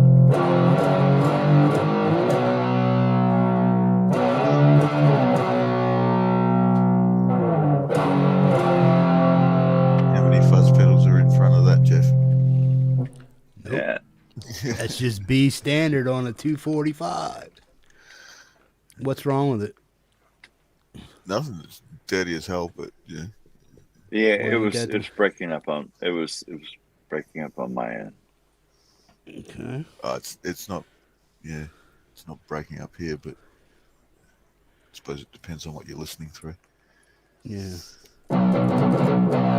Anything I can do is roll off the volume a little bit. It's not you.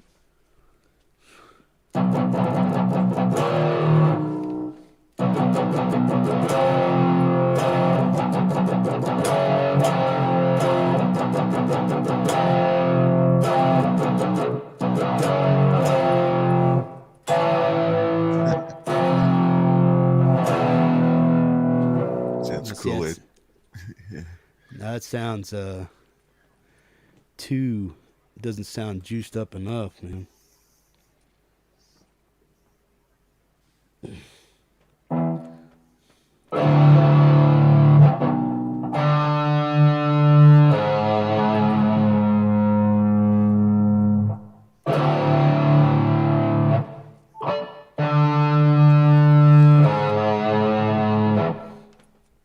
Somebody was trying to get me to play something so that we can do a collab with each other. I think.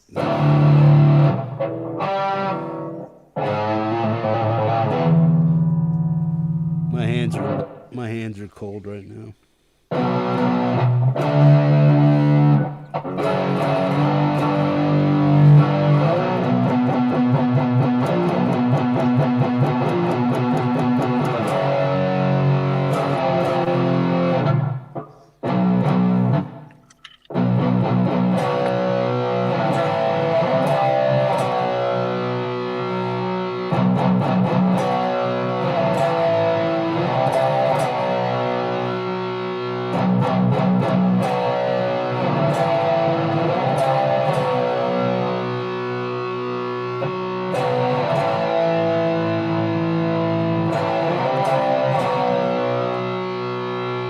Yeah, that's really loud and breaking up on my end.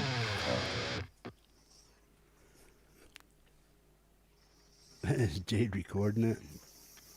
Mark, how does that sound to you, man? Does it mean it like over the top or what? It's not bothering my headset.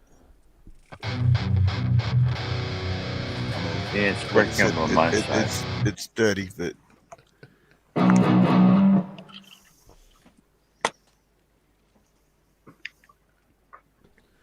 Turn down the main volume a little bit. I moved the mic back a little bit, so.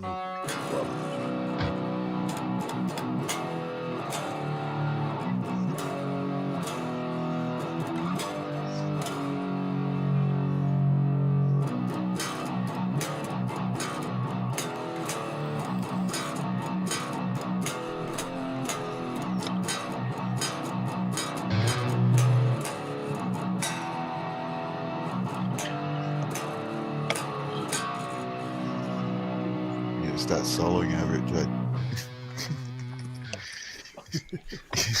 Oh yeah. See, now that's something I like to do, man. That's something I would like to do is, Jade, like if me and you ever sit down side by side, you say, Hippie, play this. And then, boom, you just like, you rail over top of whatever it is you're telling me to play. And then I can just do you that. need session wire, right, Mark? Yeah. Come on, Mark. No, I want to be able to do. I want to be able to do it live because I want to take people that are way better than me, tell me to do something, Exactly. and then they play over it, and then. But I want people to be able to see what's going on. Everybody here. So it's like I want to. Jade goes, "Hey, Hippie, play these things and play it like this," and then when we get to this part, play it like this. I say, okay, and then I just listen to her rail over top of everything I do, and then baby sit down and discuss what it is I was doing and why I was doing it, and then why she picked the chords and the notes and whatever she was doing to do that stuff. Because I know absolutely dick shit about how to move around. I just know what sounds right to me, if it sounds good. No, I'm just saying that, Jeff, you can do that on session wire, but you can do it in full stereo. It would be just like she was just beyond the glass if you were producing her. Well, I get that, but I want everybody here to watch this idiot make an ass of himself, but do the best he can by somebody teaching me how to do something. Of course. That's what I want to do. And through session wire, you can record that. So it would be stereo. You just have to take it as an input into your StreamYard. It works in ABS, I know that.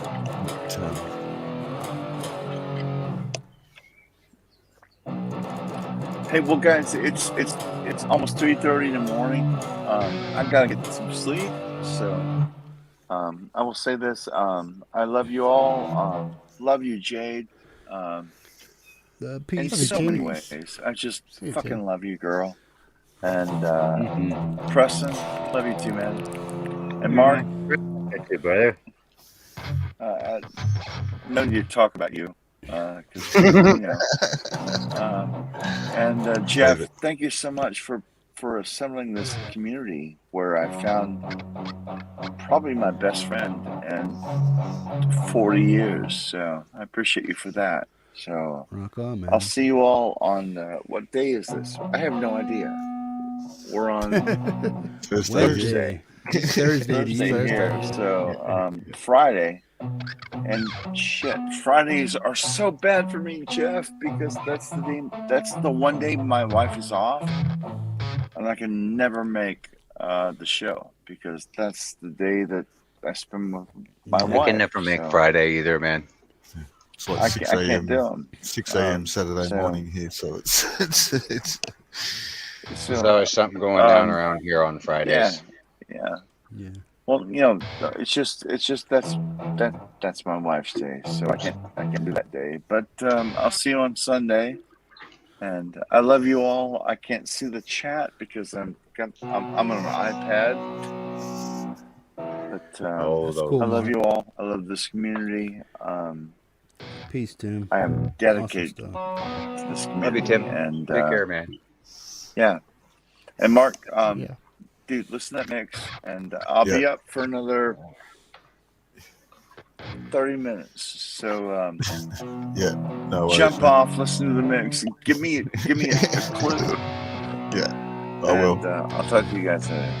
And Take care, Jeff, buddy. Yeah, Doc. just play songs. If the songs feels if the guitar feels slinky, buy heavier gauge strings. Gotcha.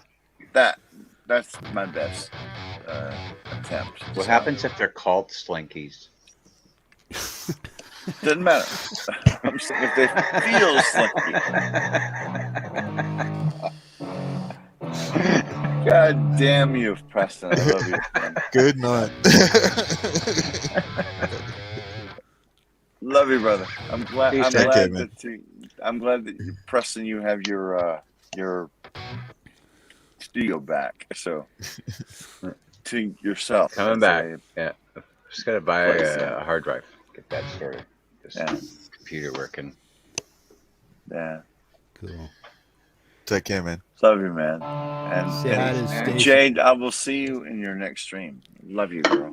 Yeah. So here's Kim. I do. Say hi to Stacy for me, man.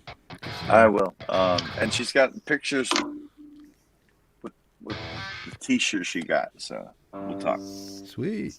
Sweet. Ask for addresses. I still need them. What? I asked for your addresses. I still need them. Yeah. I'll send him through. Address? What? Yeah, address. Address? Address. I'll email you or message you, but I need addresses. I got art I want to send.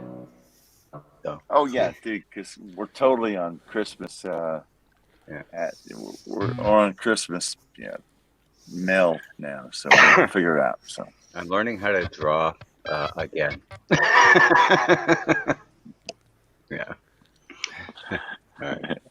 All right. Love you all. Peace. Good night. Take care, man. Yeah. Peace, bro. Cheers. Thanks, Jeff. It was a no great worries, man. surprise tonight, Jeff. Loved it. Cool. Learn something new every day, bro. Yeah. I try to. Every day, every fucking day, day. Yeah. Nah, man. I appreciate all your input too, man. Peace, Tim. Jade, where are you getting that tone, man? What are you doing? I'm using this. It's in beta at the moment. It's called Rhino. That's the kind. I can't get that it's on saturation tone with. It's any on of my desktop guitars. as well. It's what's his name? Glenn Fricker just did a show on it a couple of days ago. Spectre. It's 40 Yeah. 40 the new bucks. one. It's wicked. It's on iOS. This is the beta for That tone iOS. is brutal, man.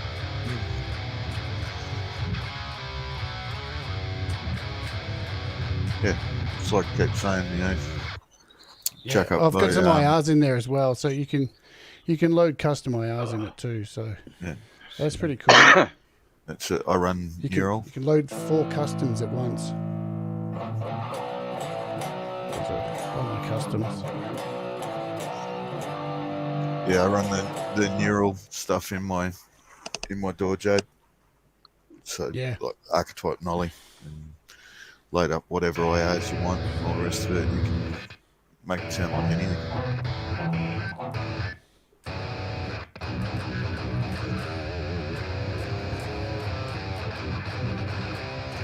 Good thing with that one, sounds like it's got some pretty cool presets. Just straight out of the box.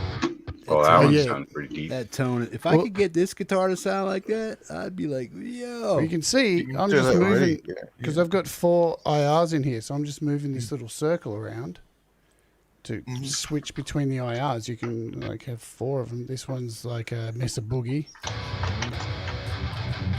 This one's a JMC 900. So you can do a combination of both of them.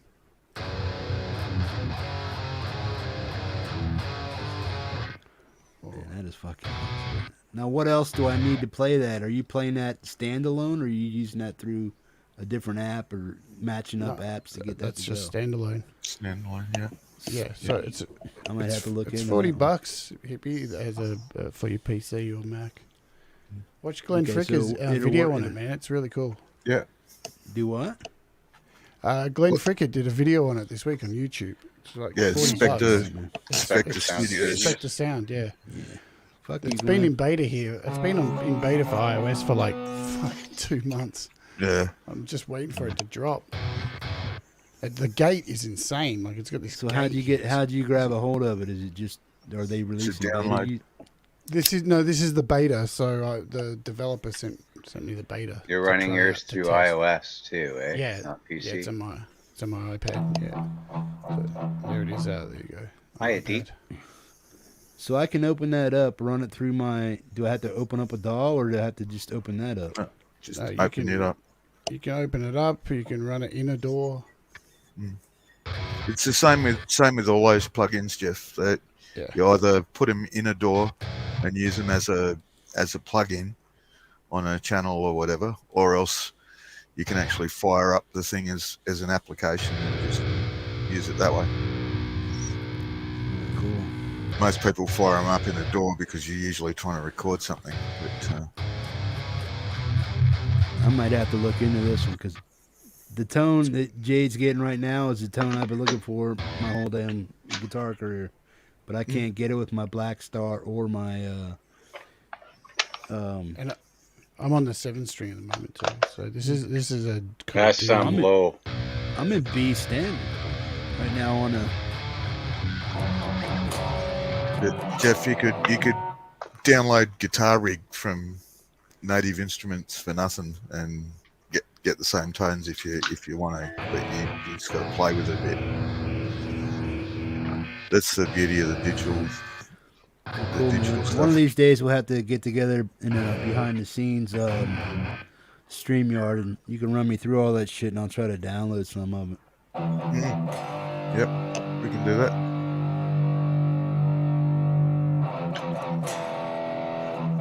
They've done a great job with this app. I mean, it's EQ and everything. It's really nice. Looks nice too. The interface looks really cool. Yeah, you know what's good about it? It doesn't look like a friggin' amp. I'm sick of stuff that looks like an amp. Yeah.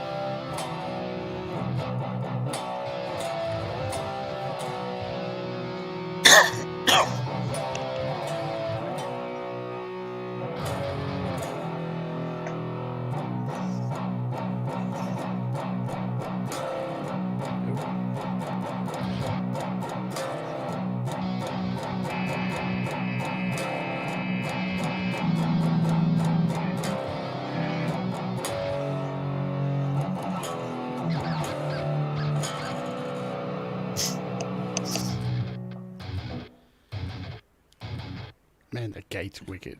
That is awesome, man. I mean, I just dig that. That just sounds Look how fucking tight heavy you as can get shit. this gate.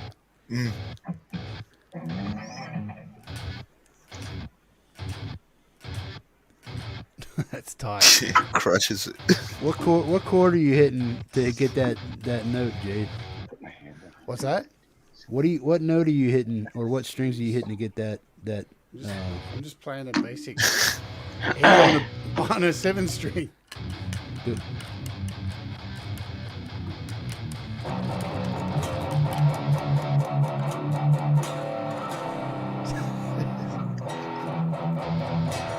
Wow, that gate's Oh, tight. excuse me.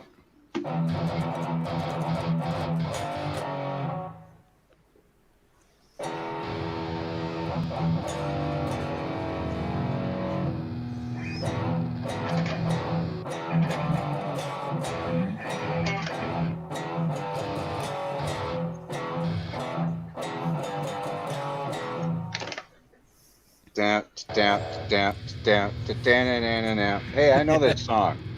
Hey, I know that song.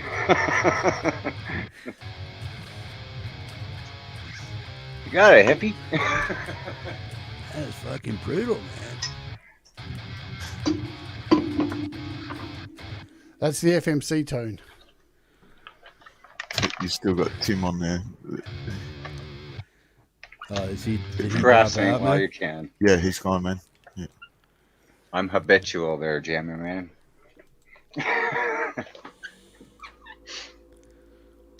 You lose somebody? No, Tim went. Oh yeah, well, okay. Yeah. Just if he didn't close the window.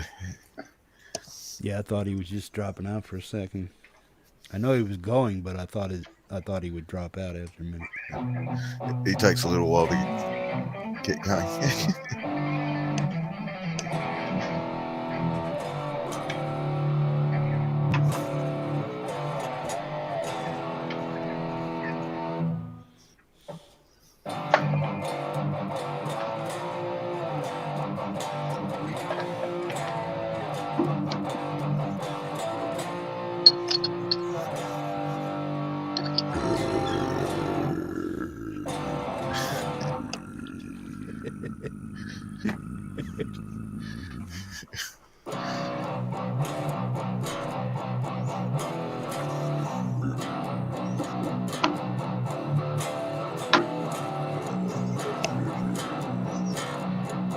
Next week?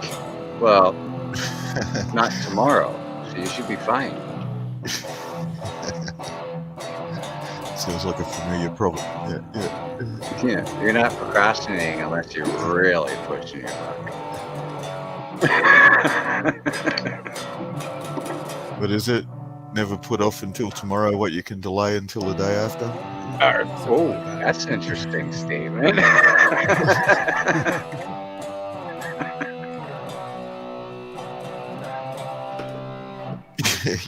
Yeah, it does sound a bit like Guitar Center or something. We need some Stairway to Heaven. You making fun of me? There's a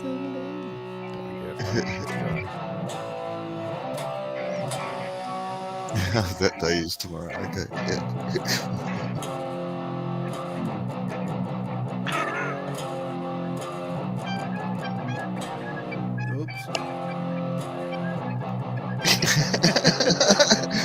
Doing your best little line there, man.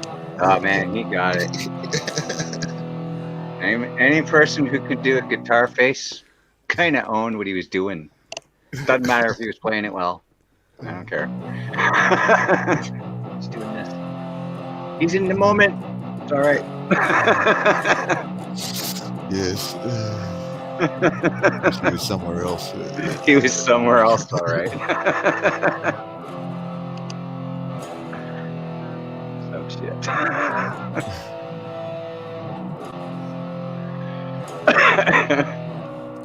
I still haven't gotten this down yet, Preston.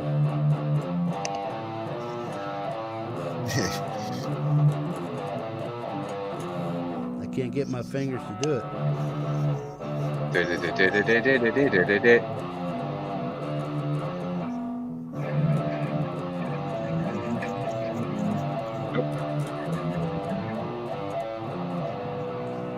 Guys, I can get it. I just can't play it fast. Go slow. My fingers won't go that damn fast, man. Go slow. Mm-hmm. Well, If you that's can't what I do it fast, you can't do it slow.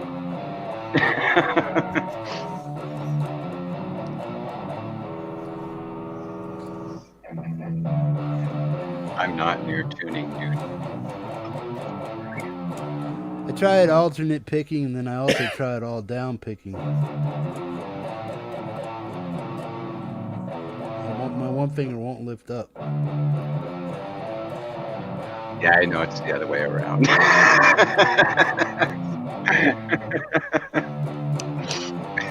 Wait for that. What are you saying? Oh, Preston said if you can't do it fast, you Can't can't do do it it fast, slow. you can't do it slow. No, it's actually the other It's way the around. other way around.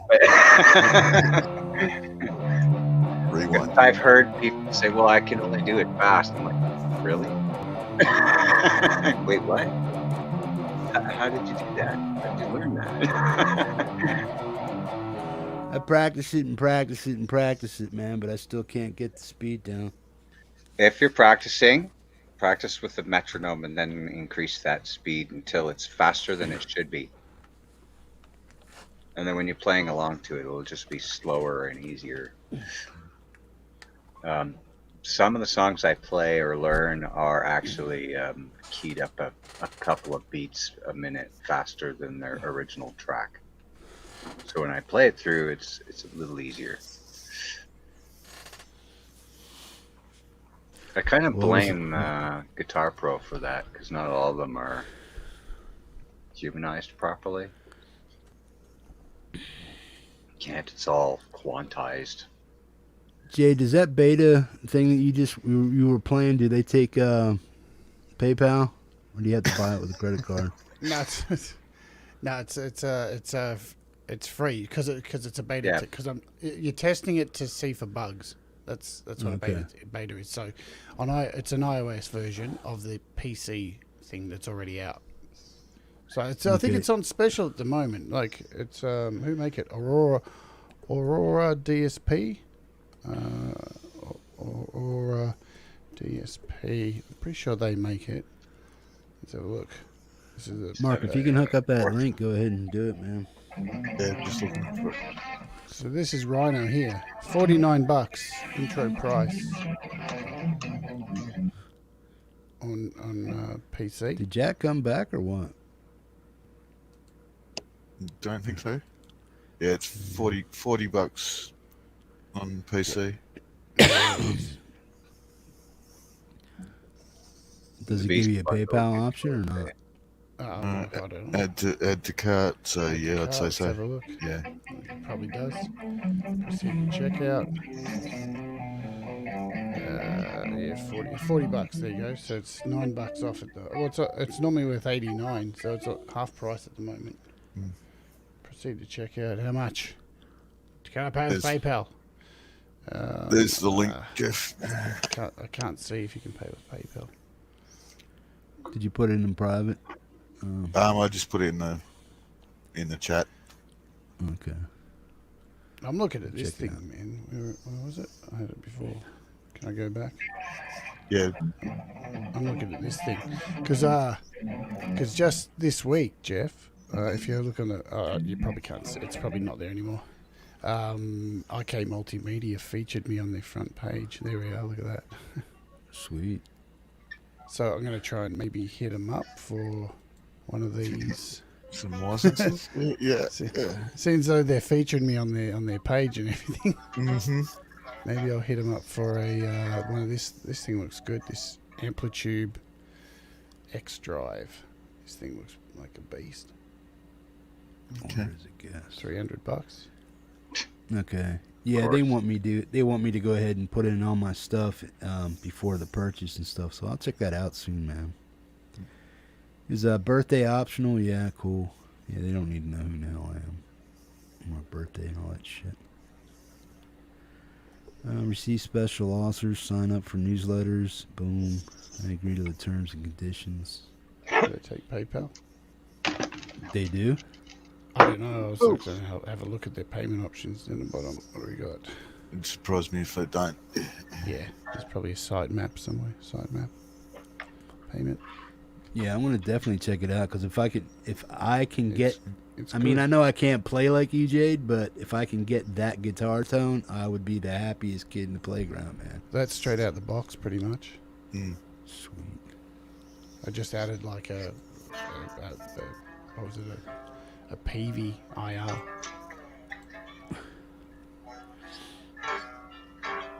Now, what were you getting without any add-on stuff in the background, like any stuff? I mean, what does that thing actually do? Yeah, it was pretty much. Yeah, I only Just- had an IR in there, so I only had one in there. It's pretty. Yeah, like I don't know. What can I show you? So this is. So I sent it to Kev because he's working on more stuff for our some Desir stuff. Obviously, see if I can find Kev Hart, and he just put up a thing. Where is it? This is his first recording with it. Here we go. Can we do this? What's his deal with backing off YouTube, man? Here we go.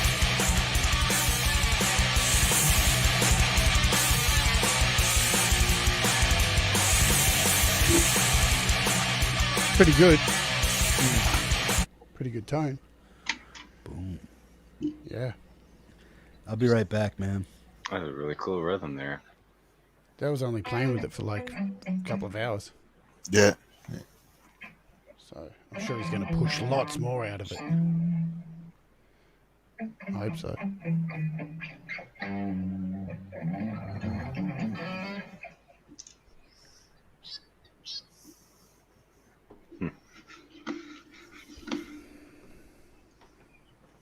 Beta for iPad. Yeah. Yeah. Play till you feel the bird. They make that Mammoth bass amp as well. The distorted bass amp. That's really sick as well. Okay. Aurora. Yeah. Aurora DSP. I like it. I think it sounds good. I think it's definitely probably going to replace all my stuff. Probably going to replace Tone Bridge, that what I use.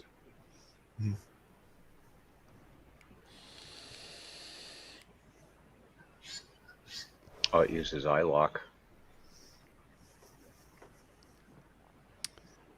Oh man, PC stuff. Fuck, I hate that shit. iLock and all that crap. Just give me iOS any day. Yeah, I'm afraid I'm not a Shiny Fruit Company fan, but yeah. It doesn't need a dongle nowadays. Just need an internet connection. No, yeah, it does it all on your PC, but it's still a pain in the ass. Yeah, of course. I got the Isotope bundle a couple of weeks back. It's like $40 instead of $1,200. God, So, God. but yeah, the bundle, you order it and then you get an email from Sweetwater that's got like 15 links in it. Oh yeah. Yeah. And each one goes to iLock, one goes to their specialist installer, one goes to another installer. So it's like, lucky I like these plugins, but yeah. Yeah. Pain in the ass. Yeah.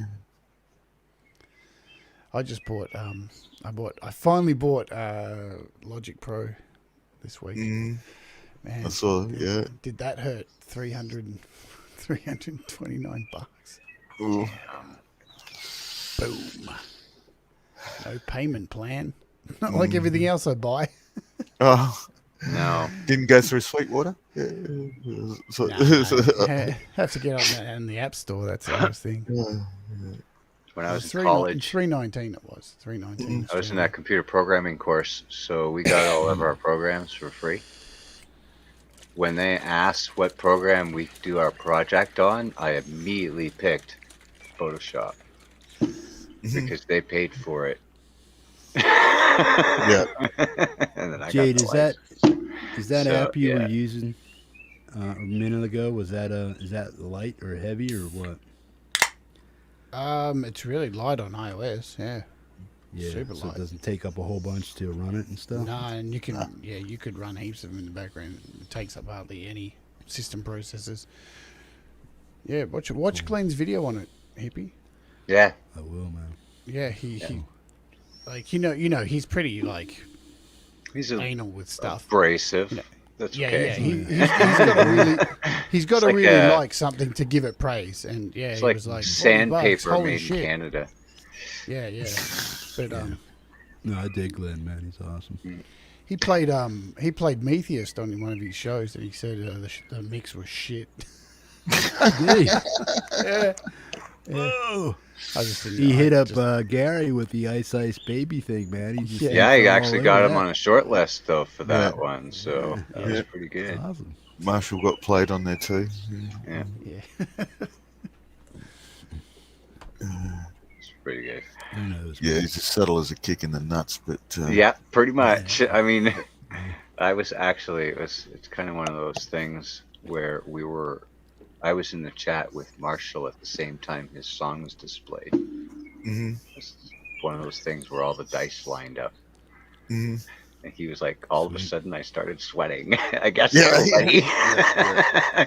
That is Like anybody not that the gets stuff kindest played. crowd. No, Yeah. you No. go swimming with the sharks, man. Yeah. You gotta have some thick skin when you're in there. Yeah, Jade's got the Swimming with setup sharks. over there, Thick man. skin? Nah, you gotta wear chainmail.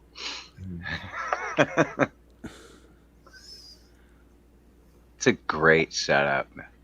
Hell yeah. What is that? A 40-inch, 43-inch screen? This one's 60. 60? Holy shit! TV. Oh, now I can see it. Yeah. And it's got drums over in the corner, guitars over there, fucking mics everywhere. I just got, this is my new mic, this one. Which one's that? This one's down here. This one's been rejected. This has been rejected. The Rode condenser. I sent that back. I love this mic. This is great. But for death metal stuff, that's why I got this one here. This is the one I'm talking on now. This is just a Rode pod mic. Okay. Great for I'm holding using your the one. hand. Yeah. Crazy. They're what, $100? Those roads? Yeah, 150 Australian, of course, because Yeah. Legendary Aussie company. yeah, damn straight. I'm just using a Logitech C920s. Got like 4 of them around. Okay. What are you using to split the cams up? How's that work? Everything's controlled through my Stream Deck, What camera are you using? through OBS. Just there it is. So just a Logitech C920s. Yeah. I've got 4 of them. I've got one up here which faces my drums, which is unplugged at the moment. This one here next to me, which is on a bendy stand. There's another one up above the TV for an overhead, which is unplugged. Oh, sweet. So I've got we don't have split screen working at the moment. There we go. So we've got iPad split screen. Yeah, What so are they everything's running through? Are they running through the Logitech app or what? No, running through OBS. OBS. Yeah. Okay. Yeah. So yeah, and everything's controlled with my Stream Deck. So this controls all my scenes. So I just Yeah, click those the button. controls are awesome. Yeah, it's like having a TV studio. It's great. Yeah, I need to download the app for that. Yeah, I used the app Stick it for on a ages, tablet. and because it's not tactile, I found it really frustrating. That's why this thing was like $500. It's a So bit of a it actually- luxury. Yeah. bit of a So that's luxury actually thing. got buttons. Yeah, and you can see Okay. you can see all the different coloured. See if I can Huh. bring Yeah, this I can- camera over. You can see. I can you see it, actually- but they're actually physical buttons, not a you can, not a you touch can add screen. your own pictures to it. Okay. So you can Yep. you can add your own images and. So there is a little display behind the button. Oh, Yeah. okay. So it's a touch screen with an overlay.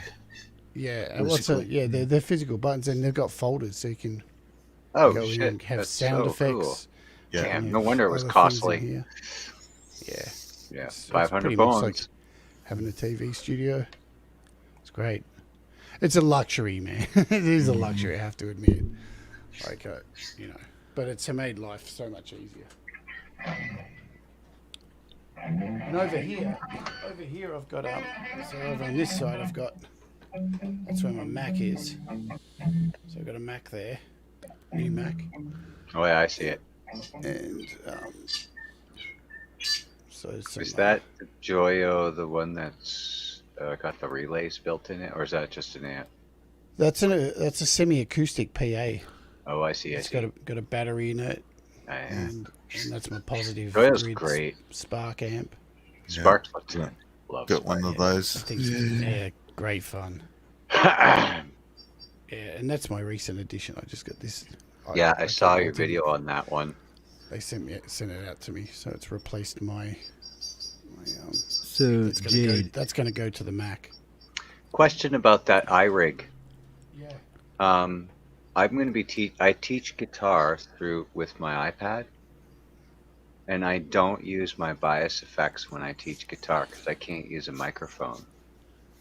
Right, my guitar will be plugged into it. Yeah. So when I teach guitar, I unplug my bias effects. I unplug the iRig because it's just one thing. Does that allow you to use a microphone and the guitar? Yep. Yeah, that one's 2-channel. Yeah. Yeah, it's 2-channel. There you go. That is perfect. Because then I could 2-channel? talk and teach. 2-channel with 48 volt. Yeah. Yeah. On it. Yep. With And the you've got outputs. Yeah. Volume Awesome. on one side, and you've got volume for your headphones on the other side as well. so and I it comes- could use my iPad and bias effects, Yeah. and he could hear me talk. Now, how And would you that get boost? with it. You get with Would it. that you get, boost like- this M7B or this whatever? You need a cloud lifter for it. Yeah. Okay, yeah, I got the cloud lifter, but Why don't you So use that- it? Because I say this a lot. We kind of watch your show when we're opening Clubhouse, and your sound goes from like talking, and then the music comes out really loud. If you got the cloud lifter in there, it'll really buzz it up. See, this is why I have a mixing desk, because for this mic, because I got this. so you're still saying the music is too loud over my voice. I'm There's just saying, yeah, there's when a you noticeable talk, difference. and then when the music comes on, if I'm laying on my bed watching a TV from my bed and I'm trying to keep it quiet, I can hear the music quiet, and then it finishes, and then I can't hear you, and I've got to turn you up with my remote. If you put the cloud lifter on, the cloud Yeah, it's lifter will always bring on. that dead SM7B up, because those things are dead, man. They sound like a coffin. Well, Oh, it's like if I here, watch. I'm gonna go I'm not a fan. right now. I'm at if I go by a clock, I'm like about 3:30 in the afternoon. I'm gonna boost it all the way. This is me boosted right here. That's too much. Yeah, I'm way up. that's just That's 10 plus. that's, Right, I mean, so- I'm but crazy. that's Try- only try- just distorting. Yeah. Yeah. So try. Okay, but it sounds super loud over here, so I'm gonna Yeah, dial it's it back. I'm redlining over here. yeah. Yeah. Redlined mine. Okay, right about now I'm at 8 o'clock, Yeah, it's That good. sounds good. right about there. So And then you just need to change your headphone volume. Yeah. okay, Like, So because I was that's- using a condenser for my show for ages, and it was picking up lots of room noise, and this is why I went for one of these. But as you see, I use this mixing desk because it's got a gain. It's got a gain up here. It's got a gain, and it's got a level, so I can really pump the crap out of it. Yeah, and that's why I run I into don't need my a cloud desk. lifter. I run This into my isn't desk, picking which up has got anything. I think. I run into my desk, which has got really good preamps into it, and then I run from that desk into my interface. boom. So it's going through 2 sets of preamps basically before it hits my computer. So you got Okay, all the so- gain in the world. All right, so on my what dB should I be at for my hardware input, which is my mic? So right now I'm at I'm on 6 on the right side, but that's not in. So I'm on I'm on analog 1, but it says 2.9, and that's for my mic. As long as it's not clipping, just As bring long it. as it's not clipping. Boom, Yeah, boom. you sound much better right now. You sound Boom, much boom, better. boom. Okay, now this is just me, my regular voice, and it's going into. Hey! It's going yellow. Okay, but it's not That's going good. red. That's No, it's good. And then- perfect. It's Right much- now I'm going to much- turn. I'm going to turn the pad on. Okay, Well, now that'll this is just- me on pad. Do I sound any better? Do I sound clearer? No. No, you Okay, just now I'm sound going to quieter. take pad. Now I'm going to take pad off. Okay, do I sound That's okay much better. now? Much better. That's Okay, got now I'm level going to it. turn You the need air level. on. Now I'm going to turn the air on. Now what does this sound like? Do I sound the It same? doesn't Do I make sound much difference. It's just a little bit of clarity and Okay. sibilance. That's all that air thing does. It's like a The most Preston important thing control. you want with that is you want some volume. That's what the cloud lifter does, and you want a compressor on there. That's it. Okay, Yeah. well I don't know Like, about compressor because I'm not running through a DAW or anything. I'm just straight. Yeah, I'm Yeah. just straight That- mic that's what- interface. that's what- Boom. yeah. But that's- see, professional setup is preamp Uh, into compressor, and that's it. Yeah, like this is what I said to you ages ago. Like the problem is with audio interfaces is they only have a level. They don't have a level and a gain, Yeah. right? And that's why you need a cloud lifter. And that's why I use a mixing desk, because a mixing desk has Both. volume and a gain and a compressor built in. So I can just, there's a compressor there. You know, this thing's like fucking, they're like $200. Yeah, Wicked. it's the little Behringer, isn't it? So if I No, get no, that, I it's don't the- need my it's- interface, or do I Well, run my Yamaha. interface The into Yamaha 10, it's the Yamaha Okay. 10XU. Yeah, I got Yeah. the It's got 12. all the effects. Yeah, it's got all the effects built into Yeah. it. It's So perfect. I've The got 12 the has the same one. sliders, right? Yeah, You yeah. can get 12. them But I both wish ways. I had got the 12. Yeah. I wish I had got the 12. Well, the 12's like 360 over here, man. Yeah, they're not outrageous. But yeah, you sound much better with the volume up. You definitely need the volume up, baby. Yeah, Well, see, so if I go into the yellow, that doesn't really no, that's good. Just don't want red. No red. boom, boom, boom. Hey, hey, hey, Yellow? hey, hey, hey. Yellow good. Woo! There we go. Yellow good. Red. Woo! But you know the level Boom, you speak boom, at anyway. You know, Yeah, I'm you never really, soft-spoken You never really go normally. boom. You know, you're not like that. Yeah, So yeah, I'm just like boom. yeah. So yellow's good. God, that's I feel so good now. I don't have to turn up the volume from my bed when I'm watching it. Hey, That's no, gonna be awesome. so Mark, I got it, man. Yeah, I'll turn it up a little bit.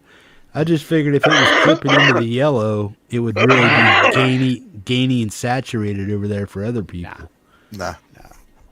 Okay. Kind of like And my- to be honest, my, with digital stuff, it can actually hit the red. And Okay. yeah, as long as it's not hanging there. Okay. Try to be quiet for a second because I'm gonna mark this video. 529. 529. Boom, boom, boom, boom, boom, boom, boom, boom, boom, boom, boom, boom, boom.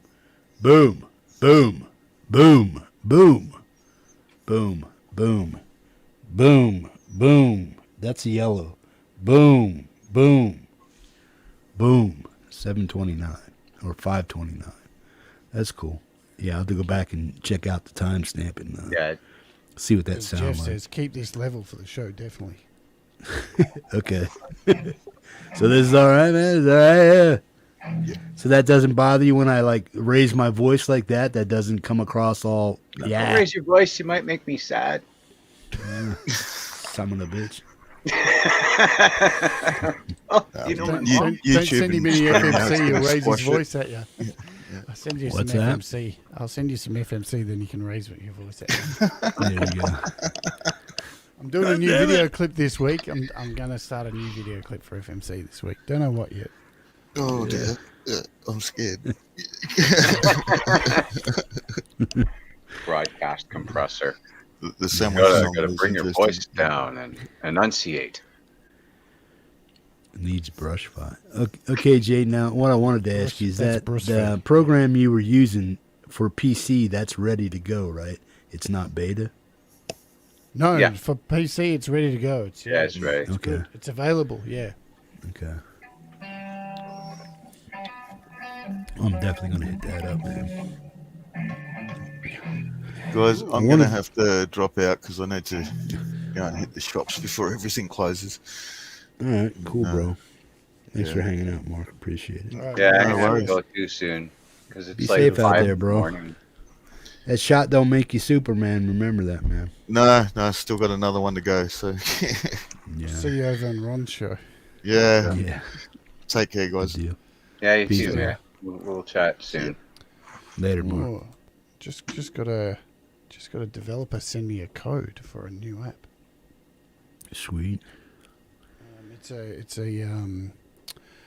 It's for it's for mastering actually. It's for working out what your luffs are for your songs. Okay, That's so right. I'm a noob to that program. Okay, the one you're talking about. When I download it, what am I going to hear it through? My headphones, my speakers here, or what? How do I get sound to wherever I'm want to get it to go? Does it come through my amp? Does it come through my sixes over here, or just my your headphones? VST, your DAW. How did you get your tone Well, I'm out running to an me? iPad. I'm running an iPad. So the sound out of the iPad into the Yeah, he's using the into beta audio program. interface, and then into my mixing desk, and then out into the computer. He's using a different way. The thing it is for PC is the same thing that the Neural DSP is. So if you plug in your audio You need a interface is dock. already plugged into your computer, isn't it? Yes. Yeah. So, then you can actually plug your guitar into the audio interface, I got it. and then through the USB into the computer, if that's how it's connected. Yeah. And then open up the app, and then you can run sound out Is of there the outputs. standalone on PC for that? I think it's standalone as well. On PC, that's just easier. I think it is. I'm not sure. for trying it out, maybe. Cool. You should be able to run outputs out of your If your you do audio consider interface. looking at it, I don't know. Yeah, I if got you the 4i4. I don't have the 2i2. I have the 4i4, so I have some extra plugs out of the back for That'll work. microphones and. So, or plug your speakers into the two outputs. Have you Yeah, got these are speakers? already plugged in. They're already wired up and Yeah. ready to go. Everything works. So if I get that, I'm either going to hear it in my headphones, or can I hit a switch in the app to say, "Hey, play through my monitors"? How do I do that? Or is it always going to be on PC? Where's the sound going to come from? Is it PC. only going to go into my headphones or and into the PC for you guys to hear? But how do I hear it outside the headphones and this and that? Will my monitors register the sound? Since it's PC, it'll run through any speaker your PC is running through. Yeah. So your headset, your whatever, your Okay, so I can use my sub down here if I want with my Altec speakers if I want to do that, or I can just hit presume a whatever switch. you're running your computer through, you'll hear it. Just like you're running your guitar through. Well, I can turn my monitors on and off and go to my subsystem up here, my Altec subsystem, and watch Did you surround try sound. Neural movies and DSP or any of those other ones with No, man. Reaper? It's just it's out of my price range right now. Well, it's not out of my price range. It's just something I'm not willing to spend. Well, you know how there's $120 those on. other free ones try out. sometimes, blah blah blah. When you're using your DAW or even one of the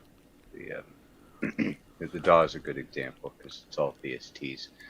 When you're loading up an amp through it, like Neural, it's the same idea. It's the same kind of Well, see, software. if I play, I just don't want to. Different company. If I buy an app, I want it to be able. I want to hear it through my monitors, and I want to hear it here, and I want You it should to hear it register through your to you computer, guys. which would go to anything you want. Okay, Your but do I computer have goes- to have a DAW open matched up with that to go there? I suspect can when I- you buy it, it will come with a standalone. You can run it through both. I don't know how the standalone operates though, so if you do get it or look at it, we can all get together and look at it together. Yeah, I well, don't this is know why what I'm that asking the question because I don't want to sit here. I don't even want to waste $40. If I can't Yeah, do don't what waste is I it. need Let's to look do. at it later. I'll look at it if you like. Yeah, I don't- I I need don't to know, actually no, I look don't at the use PC, manual so- and figure that shit out before I actually speak more. Yeah, to be because I know fair, that, I'm When showing you're you running- Jade is killer. Jade's running your sister going through iOS, which is Yeah. a completely different thing. Yeah. To be fair. But yeah. Man, look at this sucker. Yeah. This motherfucker. This is awesome. So this, you can actually determine the LUFs, the sounds for Apple Music. You That's a can good choose, one, like, Ed. YouTube. You can, for when you're mastering to make sure the levels are fucking good. Ed, send me that link, bro. Yeah. Yeah, Jade, any pertinent links you have for that stuff, man, let me know, and I'll just go ahead and try it out. Well, I'm the worst here because everything I do is on iOS. So, you know. Stevie T's amps, they look like they're drawn on cardboard, like cardboard boxes, but they're really good. Like they really sound good. Stevie T though, he's a freaking fine guitarist, as wacky hell as he yeah. is. He knows his Had a little tones. bit. Had a little bit of an earthquake there. Did you feel something? Yeah, I just like you didn't see me just go rumble? like that. I don't know. Could have been an old man rock. No, I went like this, man. I'm like, whoa. Yeah, Stevie's a nut, man. I dig him. Uh-huh. Well, he did put out a something like that. And those are free. Yeah, those are free. Yeah, cool. And I don't know what. I can look it up. I got more than one screen here. Yeah, if you got a link for that, Preston, throw it over there. Wait a minute. Not his channel, but to the app that he's actually doing. Yeah.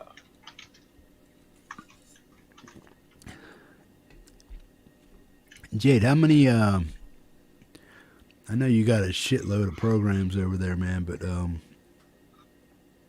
how much of what they are that you got that is relevant to what you do on a daily basis? I mean, did you buy it just to have it, or is it something you can only use like once in a while, or is it something you bring into the whole scheme every time you do something?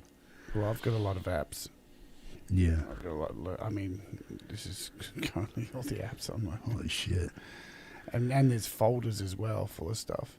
But I'm pretty lucky, hippie, because they send. I get everything sent. A lot of it sent to me for free because I review, because I do shows on it every day. Yeah. So I haven't. Jeez, yeah. The last time I paid for an app was this week, and that was like $5, and then I think the time before that was like 3 months ago. Yeah. So, yeah. No, that's Sound cool, Lab. Zach, take care, man. Thanks for stopping in, man. Later, man. Yeah, no, that's cool, man. No, but that tone you were getting with that app, man, that's if I could get that with anything I have over here, I haven't been able to find it yet. I haven't been able to dial it in on any of my guitars. I use bias effects for everything. You've heard it. Yeah. Yeah, I use bias as well. But I wanted something a little bit lightweight and something that was AUV3, and that's what Rhino is. That's what Rhino's better because What's that? Audio. What's that mean? You just said AOU3, whatever. What? So there's different standards. So on a Mac, it's called AU, an audio unit, and it means you can use it in say in Reaper on a track.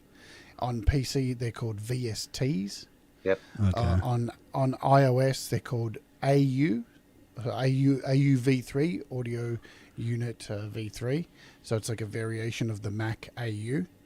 But we also have on iOS a thing called Interapp Audio, which is a little bit different. So it's an old standard, and they're slowly phasing out Interapp Audio for the newer AUV3 thing. And Bias Effects, unfortunately, is Interapp Audio, but I wish they would make it AUV3. That would be sick.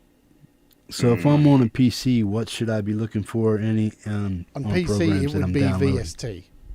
VST. All PC sounds are VSTs, and Macs they're called AU. I put the link up. It's so I can read some of it. Amped Stevie T's free comes with a free amp called Jackdaw. It's a custom amp sim designed by MS Lamp Studios. Sound Lab. Cabinet It is section standalone. includes what? Oh, sorry, Rhino is standalone.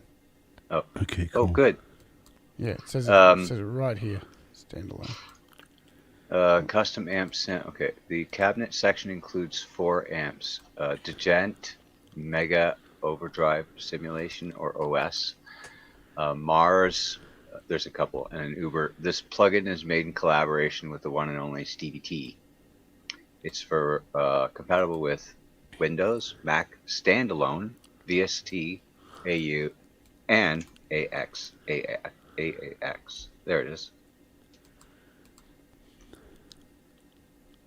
Yep. Lean is clean.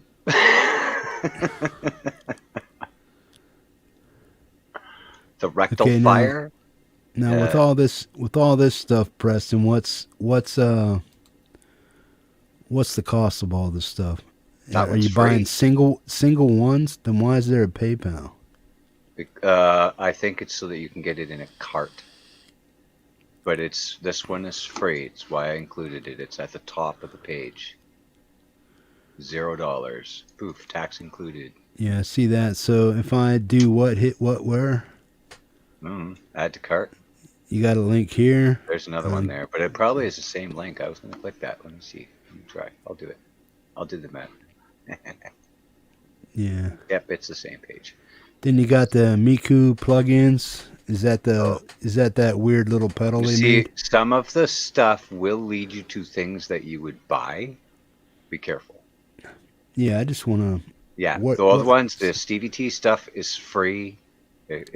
So is this the link I'm clicking if I'm going to get the free shit? If you want to download it, you probably have to add it to your cart, and they give you the link through your email. You don't have to do that now. You can do it later. Yeah, but I mean, what's this link here down here? Get It amp leads to the same Stevie T page. full license here. Yeah, when you click it, it's the same page. Boom. Okay, but then it says request key. So What's that one? Oh, the full license. no, Yeah, I don't clicked do that that. link. I clicked that Yeah, link. you can get out of that. Back up. Go for the free ones, man. Yeah, where they at? That's free. The ones I put the link I provided is the free ones. Okay, that's where I'm at. But I'm saying if people, I'm trying to get people to understand what you're telling them to do. So how do they order or how do Add they to the get cart. this? Okay. View cart. Check out. Amp Stevie T free. Special instructions to seller. No, back out. Back, yeah. What you got there? Yeah, it's $0, right? That's what I got. Said Amp Stevie T. Boom. Then you do Free. what? Checkout? Does it say free? Yeah. Yeah. Okay, and it's asking you for your email. Then it's going to give billing, so you don't really need that, or you just do you have to put that in? I don't know. I'm gonna try it. Let me give it a go. Okay.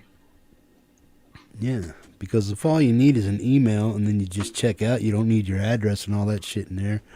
I'd rather not give it if I don't have to. Just wait. Oh, you probably won't have a choice because you need a key.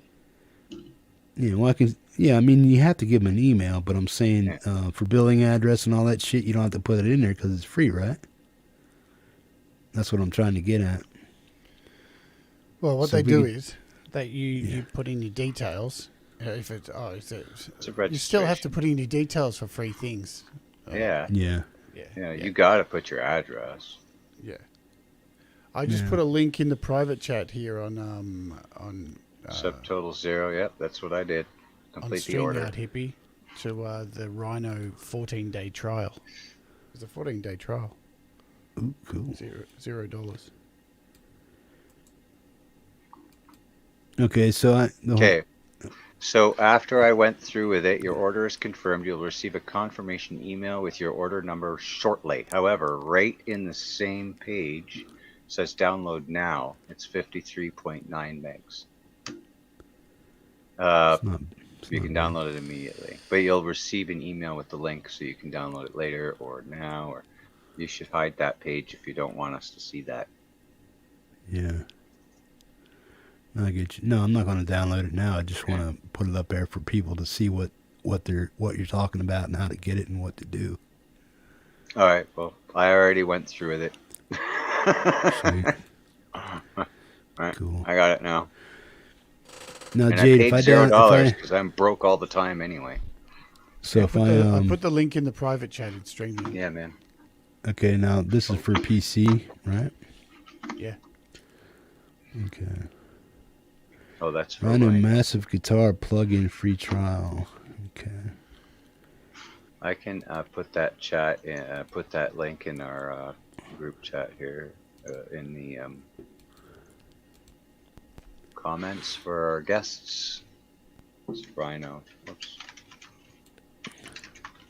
You know, when I sign up for free trials on iOS, I normally just download the thing, sign up for the trial, and then quit the trial straight away. Yeah. And still have it for 14 days. Yeah, I had to put my address.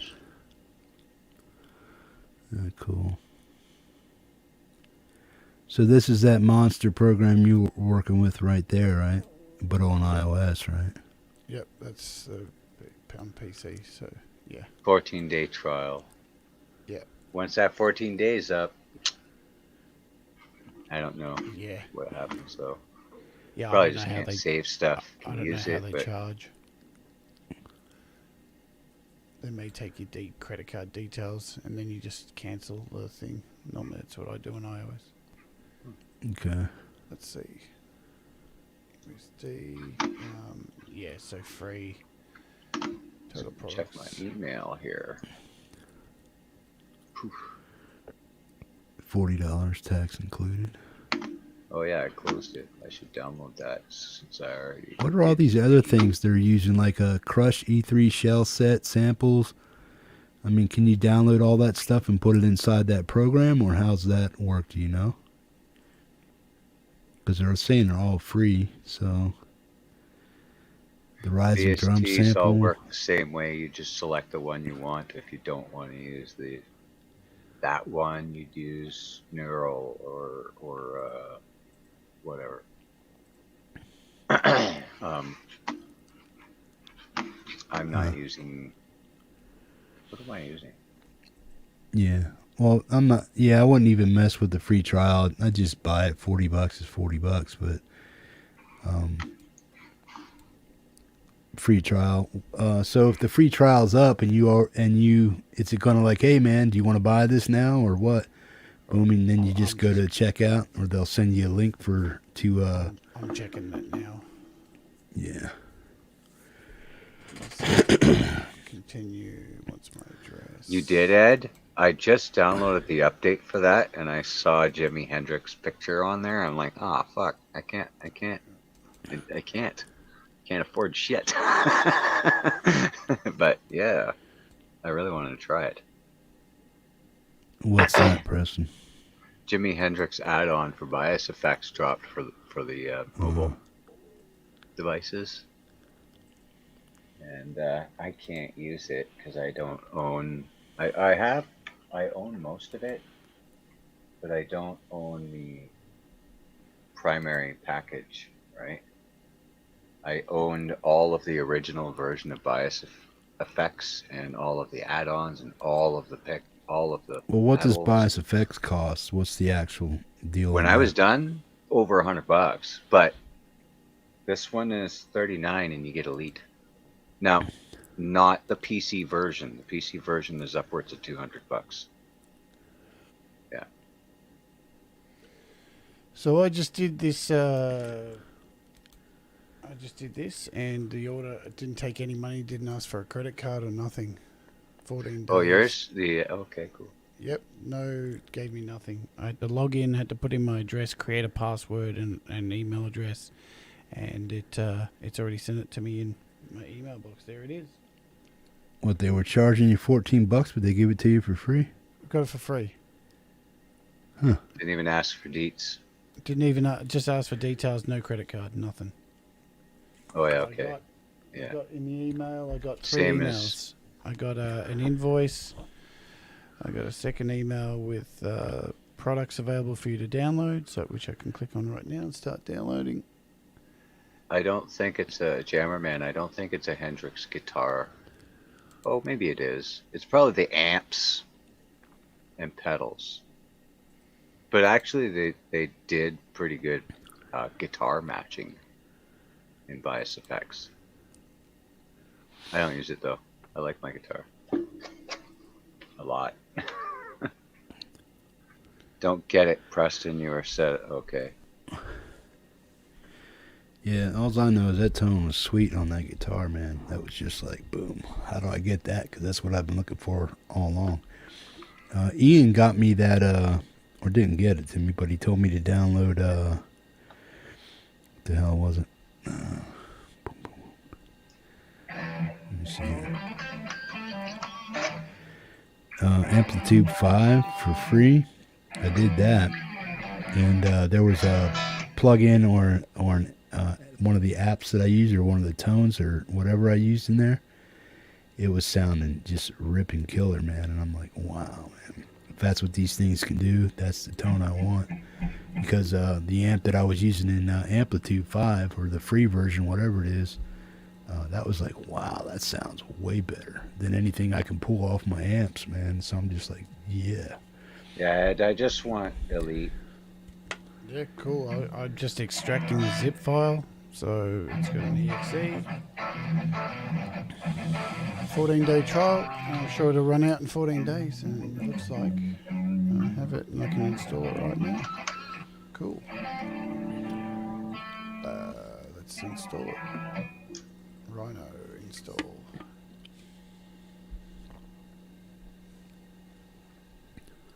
Yeah, probably. Jammerman.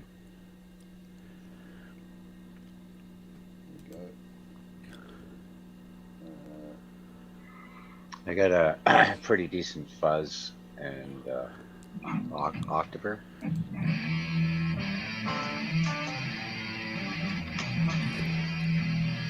Just the amps I got and the guitars I have, I cannot pull that tone no matter what I do. I can guarantee you. It's either the pickups or boom, but it's like, yeah, I don't care what I'm playing or how I'm playing it. That tone does not come out of my amp or any of the pedals. It might come out of the full bore metal that I have or something like that, but I used full bore. I actually didn't like it. I like the gate. It had a really nice gate on it's it. too harsh, man. It is it's like a chainsaw or ice pick. Yeah. I don't know. It's weird. Now these three pedals right here, they sound phenomenal, and the Void Master will push any of these other two to bring up the saturation level, and it doesn't sound muddy. It doesn't sound too trebly.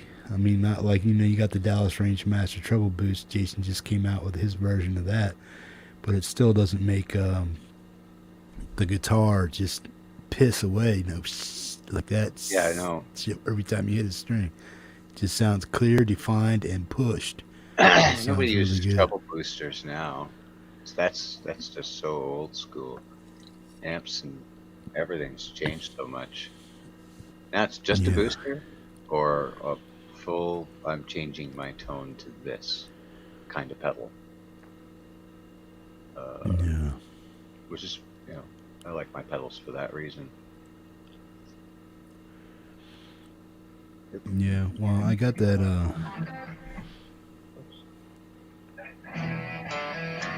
They have a clone on this that I really like. what's the big deal with the clone? What is that? Klon's a $5,000 pedal. Well, it's stupid expensive. Yeah.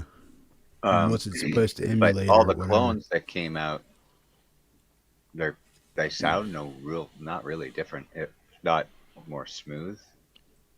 And they're way less, like 150 to Maxon put out a good one with this song. So why is the original clone? I mean, is it just like a relic and they cost that much, or what? They're boutique, handmade by one dude. Probably, I don't know, 1,000 in the world. They're dumb expensive. Yes, yeah. Jammerman. That's I can get why people get upset when somebody says, "Hey, this guy bought himself a $5,000 pedal with the money that the people in his videos provided money for." But that was the intention. They said, "Get it. We want to hear it." And the fans paid for that pedal. Yeah. Nobody can complain then.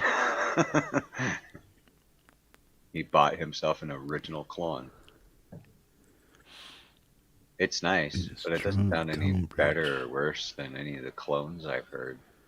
In my opinion. Anybody know about the Tone Bridge? Guzzo was asking, Tone Bridge available for PC. Is it worth a look? Anybody know about that? What? That's what I use to record FMC. Tone Bridge? Yep. Is that available on PC? I'm not sure. Sounds familiar. I've got Rhino installed now on my PC. That's cool. Sweet. Yeah, he does. He's just got about that many guitars too. Guzzo, take care, man. Workload. Yes, it is. Guzzo's taking off. Yep. I'm You gonna said- head Oh, into, I do think. remember Tone Bridge. Isn't that free? Yeah. Yeah, it's pretty cool. I Yeah. used it for the whole FMC album that I just recorded. Yeah. We used it for Desir as well.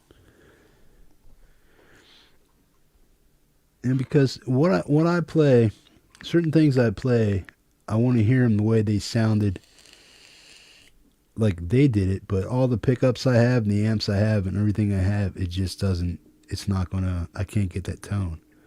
You know what I mean? I can get the vibe of the song. I can play it like some Sabbath and Priest songs and stuff, but I can't get that tone with anything that I have. I can get close That to is it true, because dog. I can play it. Huh? Yeah. Say what? A lot of things are relative. If a relative left you money. Doc. Yeah, I don't know. You could try and match the tones as much as you want, but you got the right pedals. You can probably get there. Yeah, Tonebridge is. This is Tonebridge. What I love about Tonebridge is I've got all these pedal boards set up. So basically, they emulate bands' tones. So basically, I've set up all these pedal boards. So I've got like Ginger.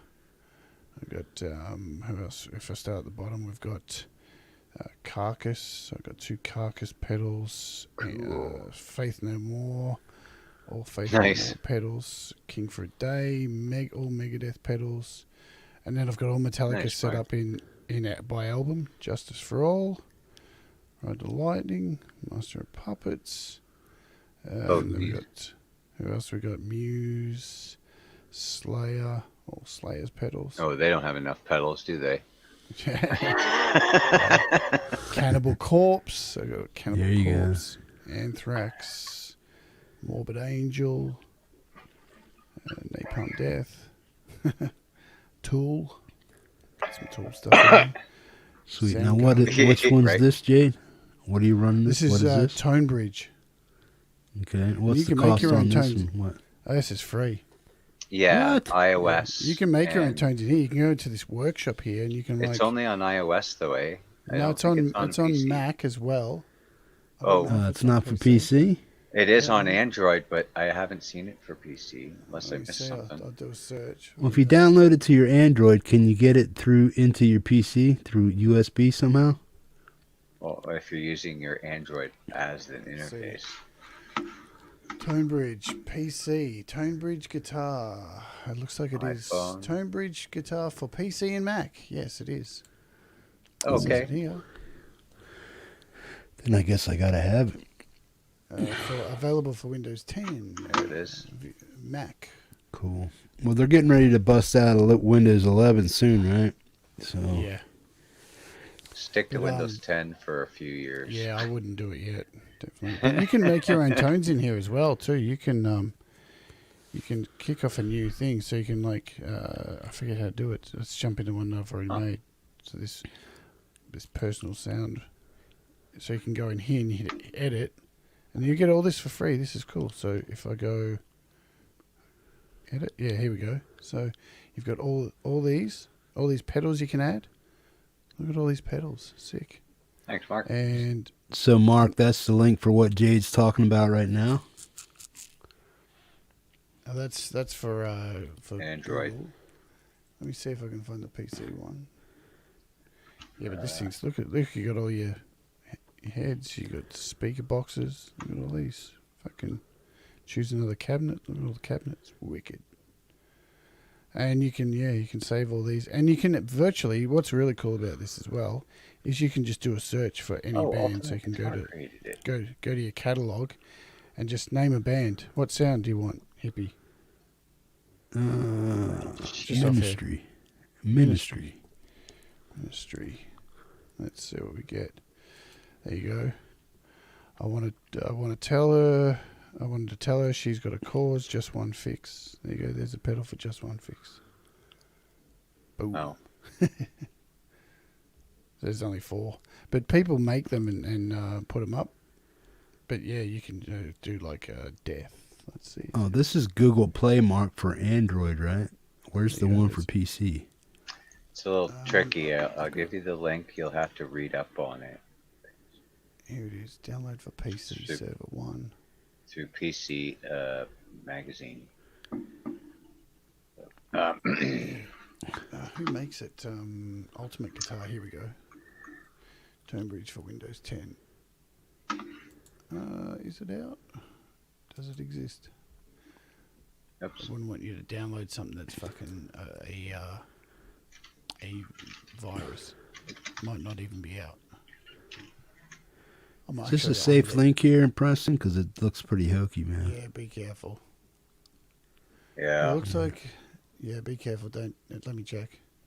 Because I'm actually on the developer's website. And I can't see that it is for...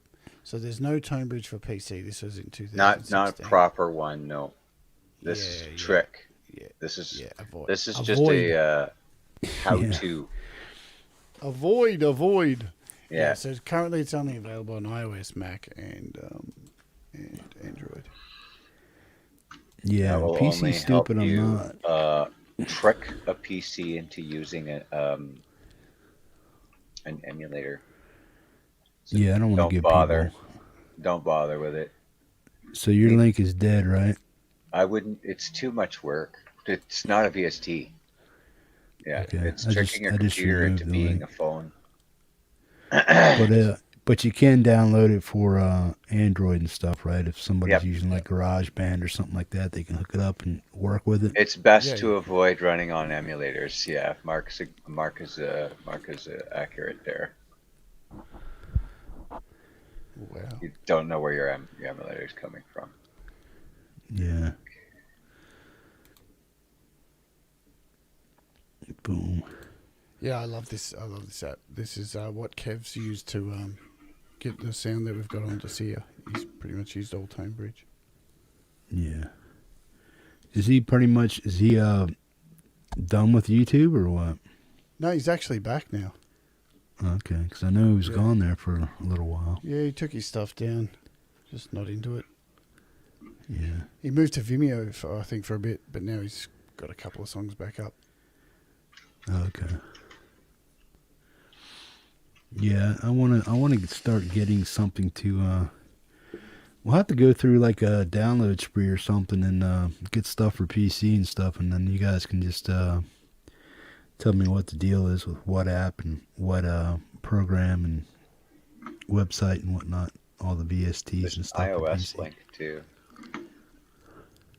Yeah.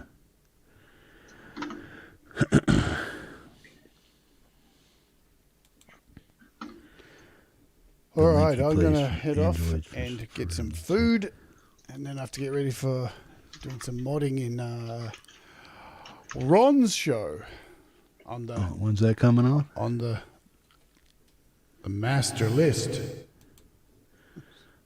What time is that when he's coming on? He's in about 3 o'clock? An hour and 15 minutes. Yeah. Oh, okay. I gotta So eat. when's his date for his shows So, or the days and times? I know it's 3 a.m. in here when I see him. So whenever you see me on Tuesday Ron's, and it's 3 Friday. a.m. Tuesday and Tu- Friday starts at the same time each. Okay, but Wednesdays. It's Tuesday for you. Is it Tuesday for you? Oh, hang on. No, it's oh God. I think I always work in the morning. So yeah, he's yeah. So it's early in the morning for you guys, isn't it? Yeah, it's 3 a.m. for me. It's Yeah. 7 a.m. for the East Coast. Yeah, there you go. So 3 a.m. 3 a.m. Wednesday and Friday for you. Okay, Yeah. but what time is it where he's at actually? He's in Vietnam, so his clock is a few hours earlier than me, I think. So it's around 7 o'clock. Oh yeah, Ron's tomorrow. Geez, good one, Mark. Oh, Thanks God. I'm so lost with times because I have to think about my time and then show time, which I think about. I'm always thinking in US time, and Good I deal, lose man. days. Yeah, my brain's scattered with times. So yeah, tomorrow's Friday because I'm interviewing Kim. Holy shit!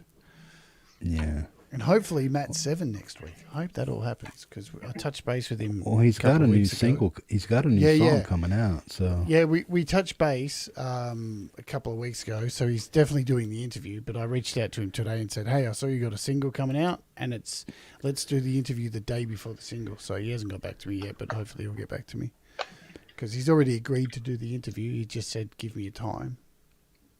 So I reckon it'll be next week.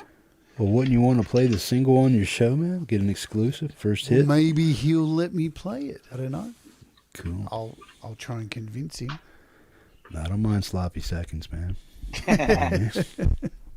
I'm interested to hear his story, you know. So he was actually said he was a fan of my show, so that was nice. Cool. Yeah, I look forward to see what he's got coming out. Oh, I'm done too. Yeah, Been we're fun. about 6 hours in, so that's probably gonna Good job. end it.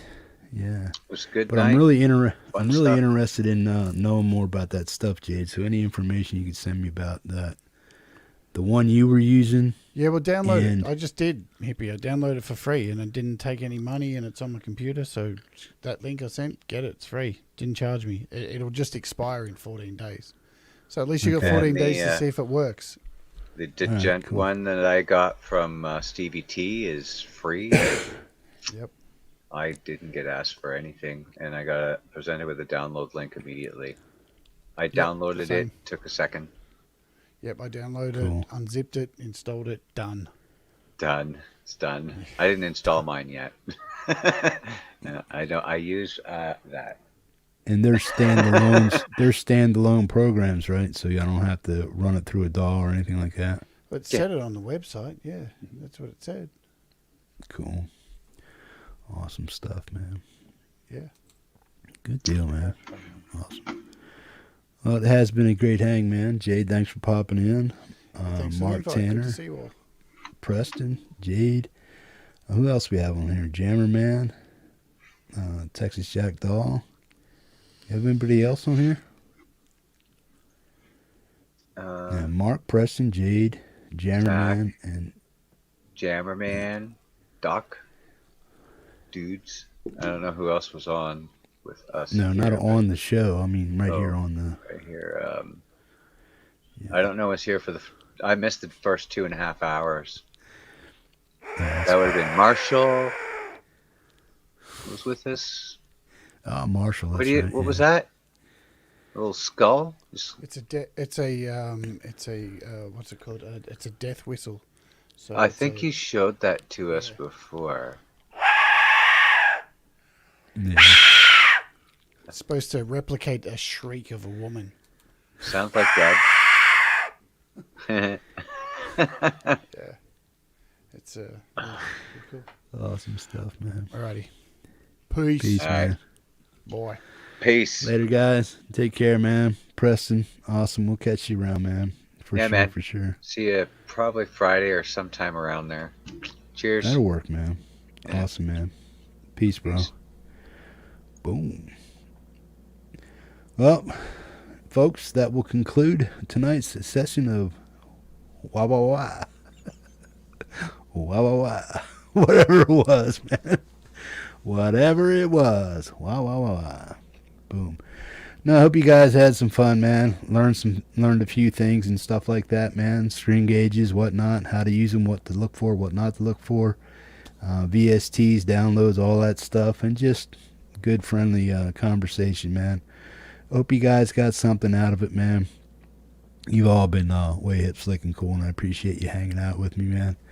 And to our guests that were on here tonight, thank you. I really appreciate you guys hanging out.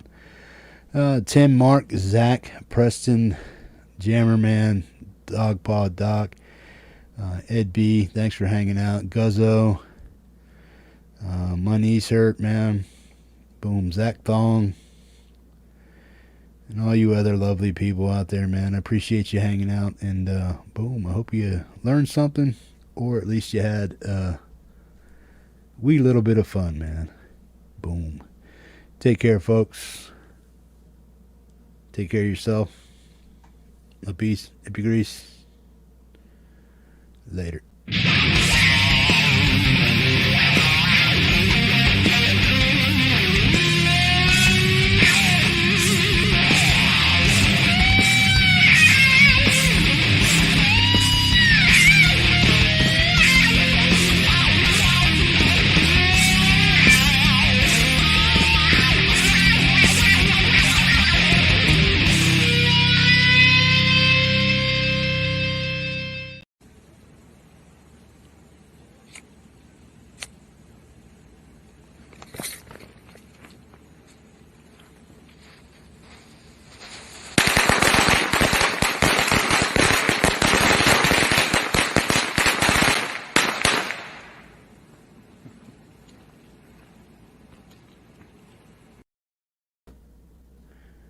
Oh, Hippies Musicians Montage 78 is out of quarantine, basically. I'm still in a dispute. They have 27 days to figure out what they want to do with it. But meantime, it's there with the chat. It was an awesome show. Boom. Go check it out before YouTube or whoever put the monetary hit on me, the global shutdown on me. If it goes away again, you'll know. But yeah, right now it's available for everybody to check out. And it's Hippies Musicians Montage number 78. If you were on the show, go leave a comment, put a timestamp on it. Don't forget to hit that thumbs up on it. Hit the thumbs up on this video. And boom, man. You guys take care of yourself. And we'll see you Friday. Send me a original song. Tuesday Community Hang. Boom. Peace.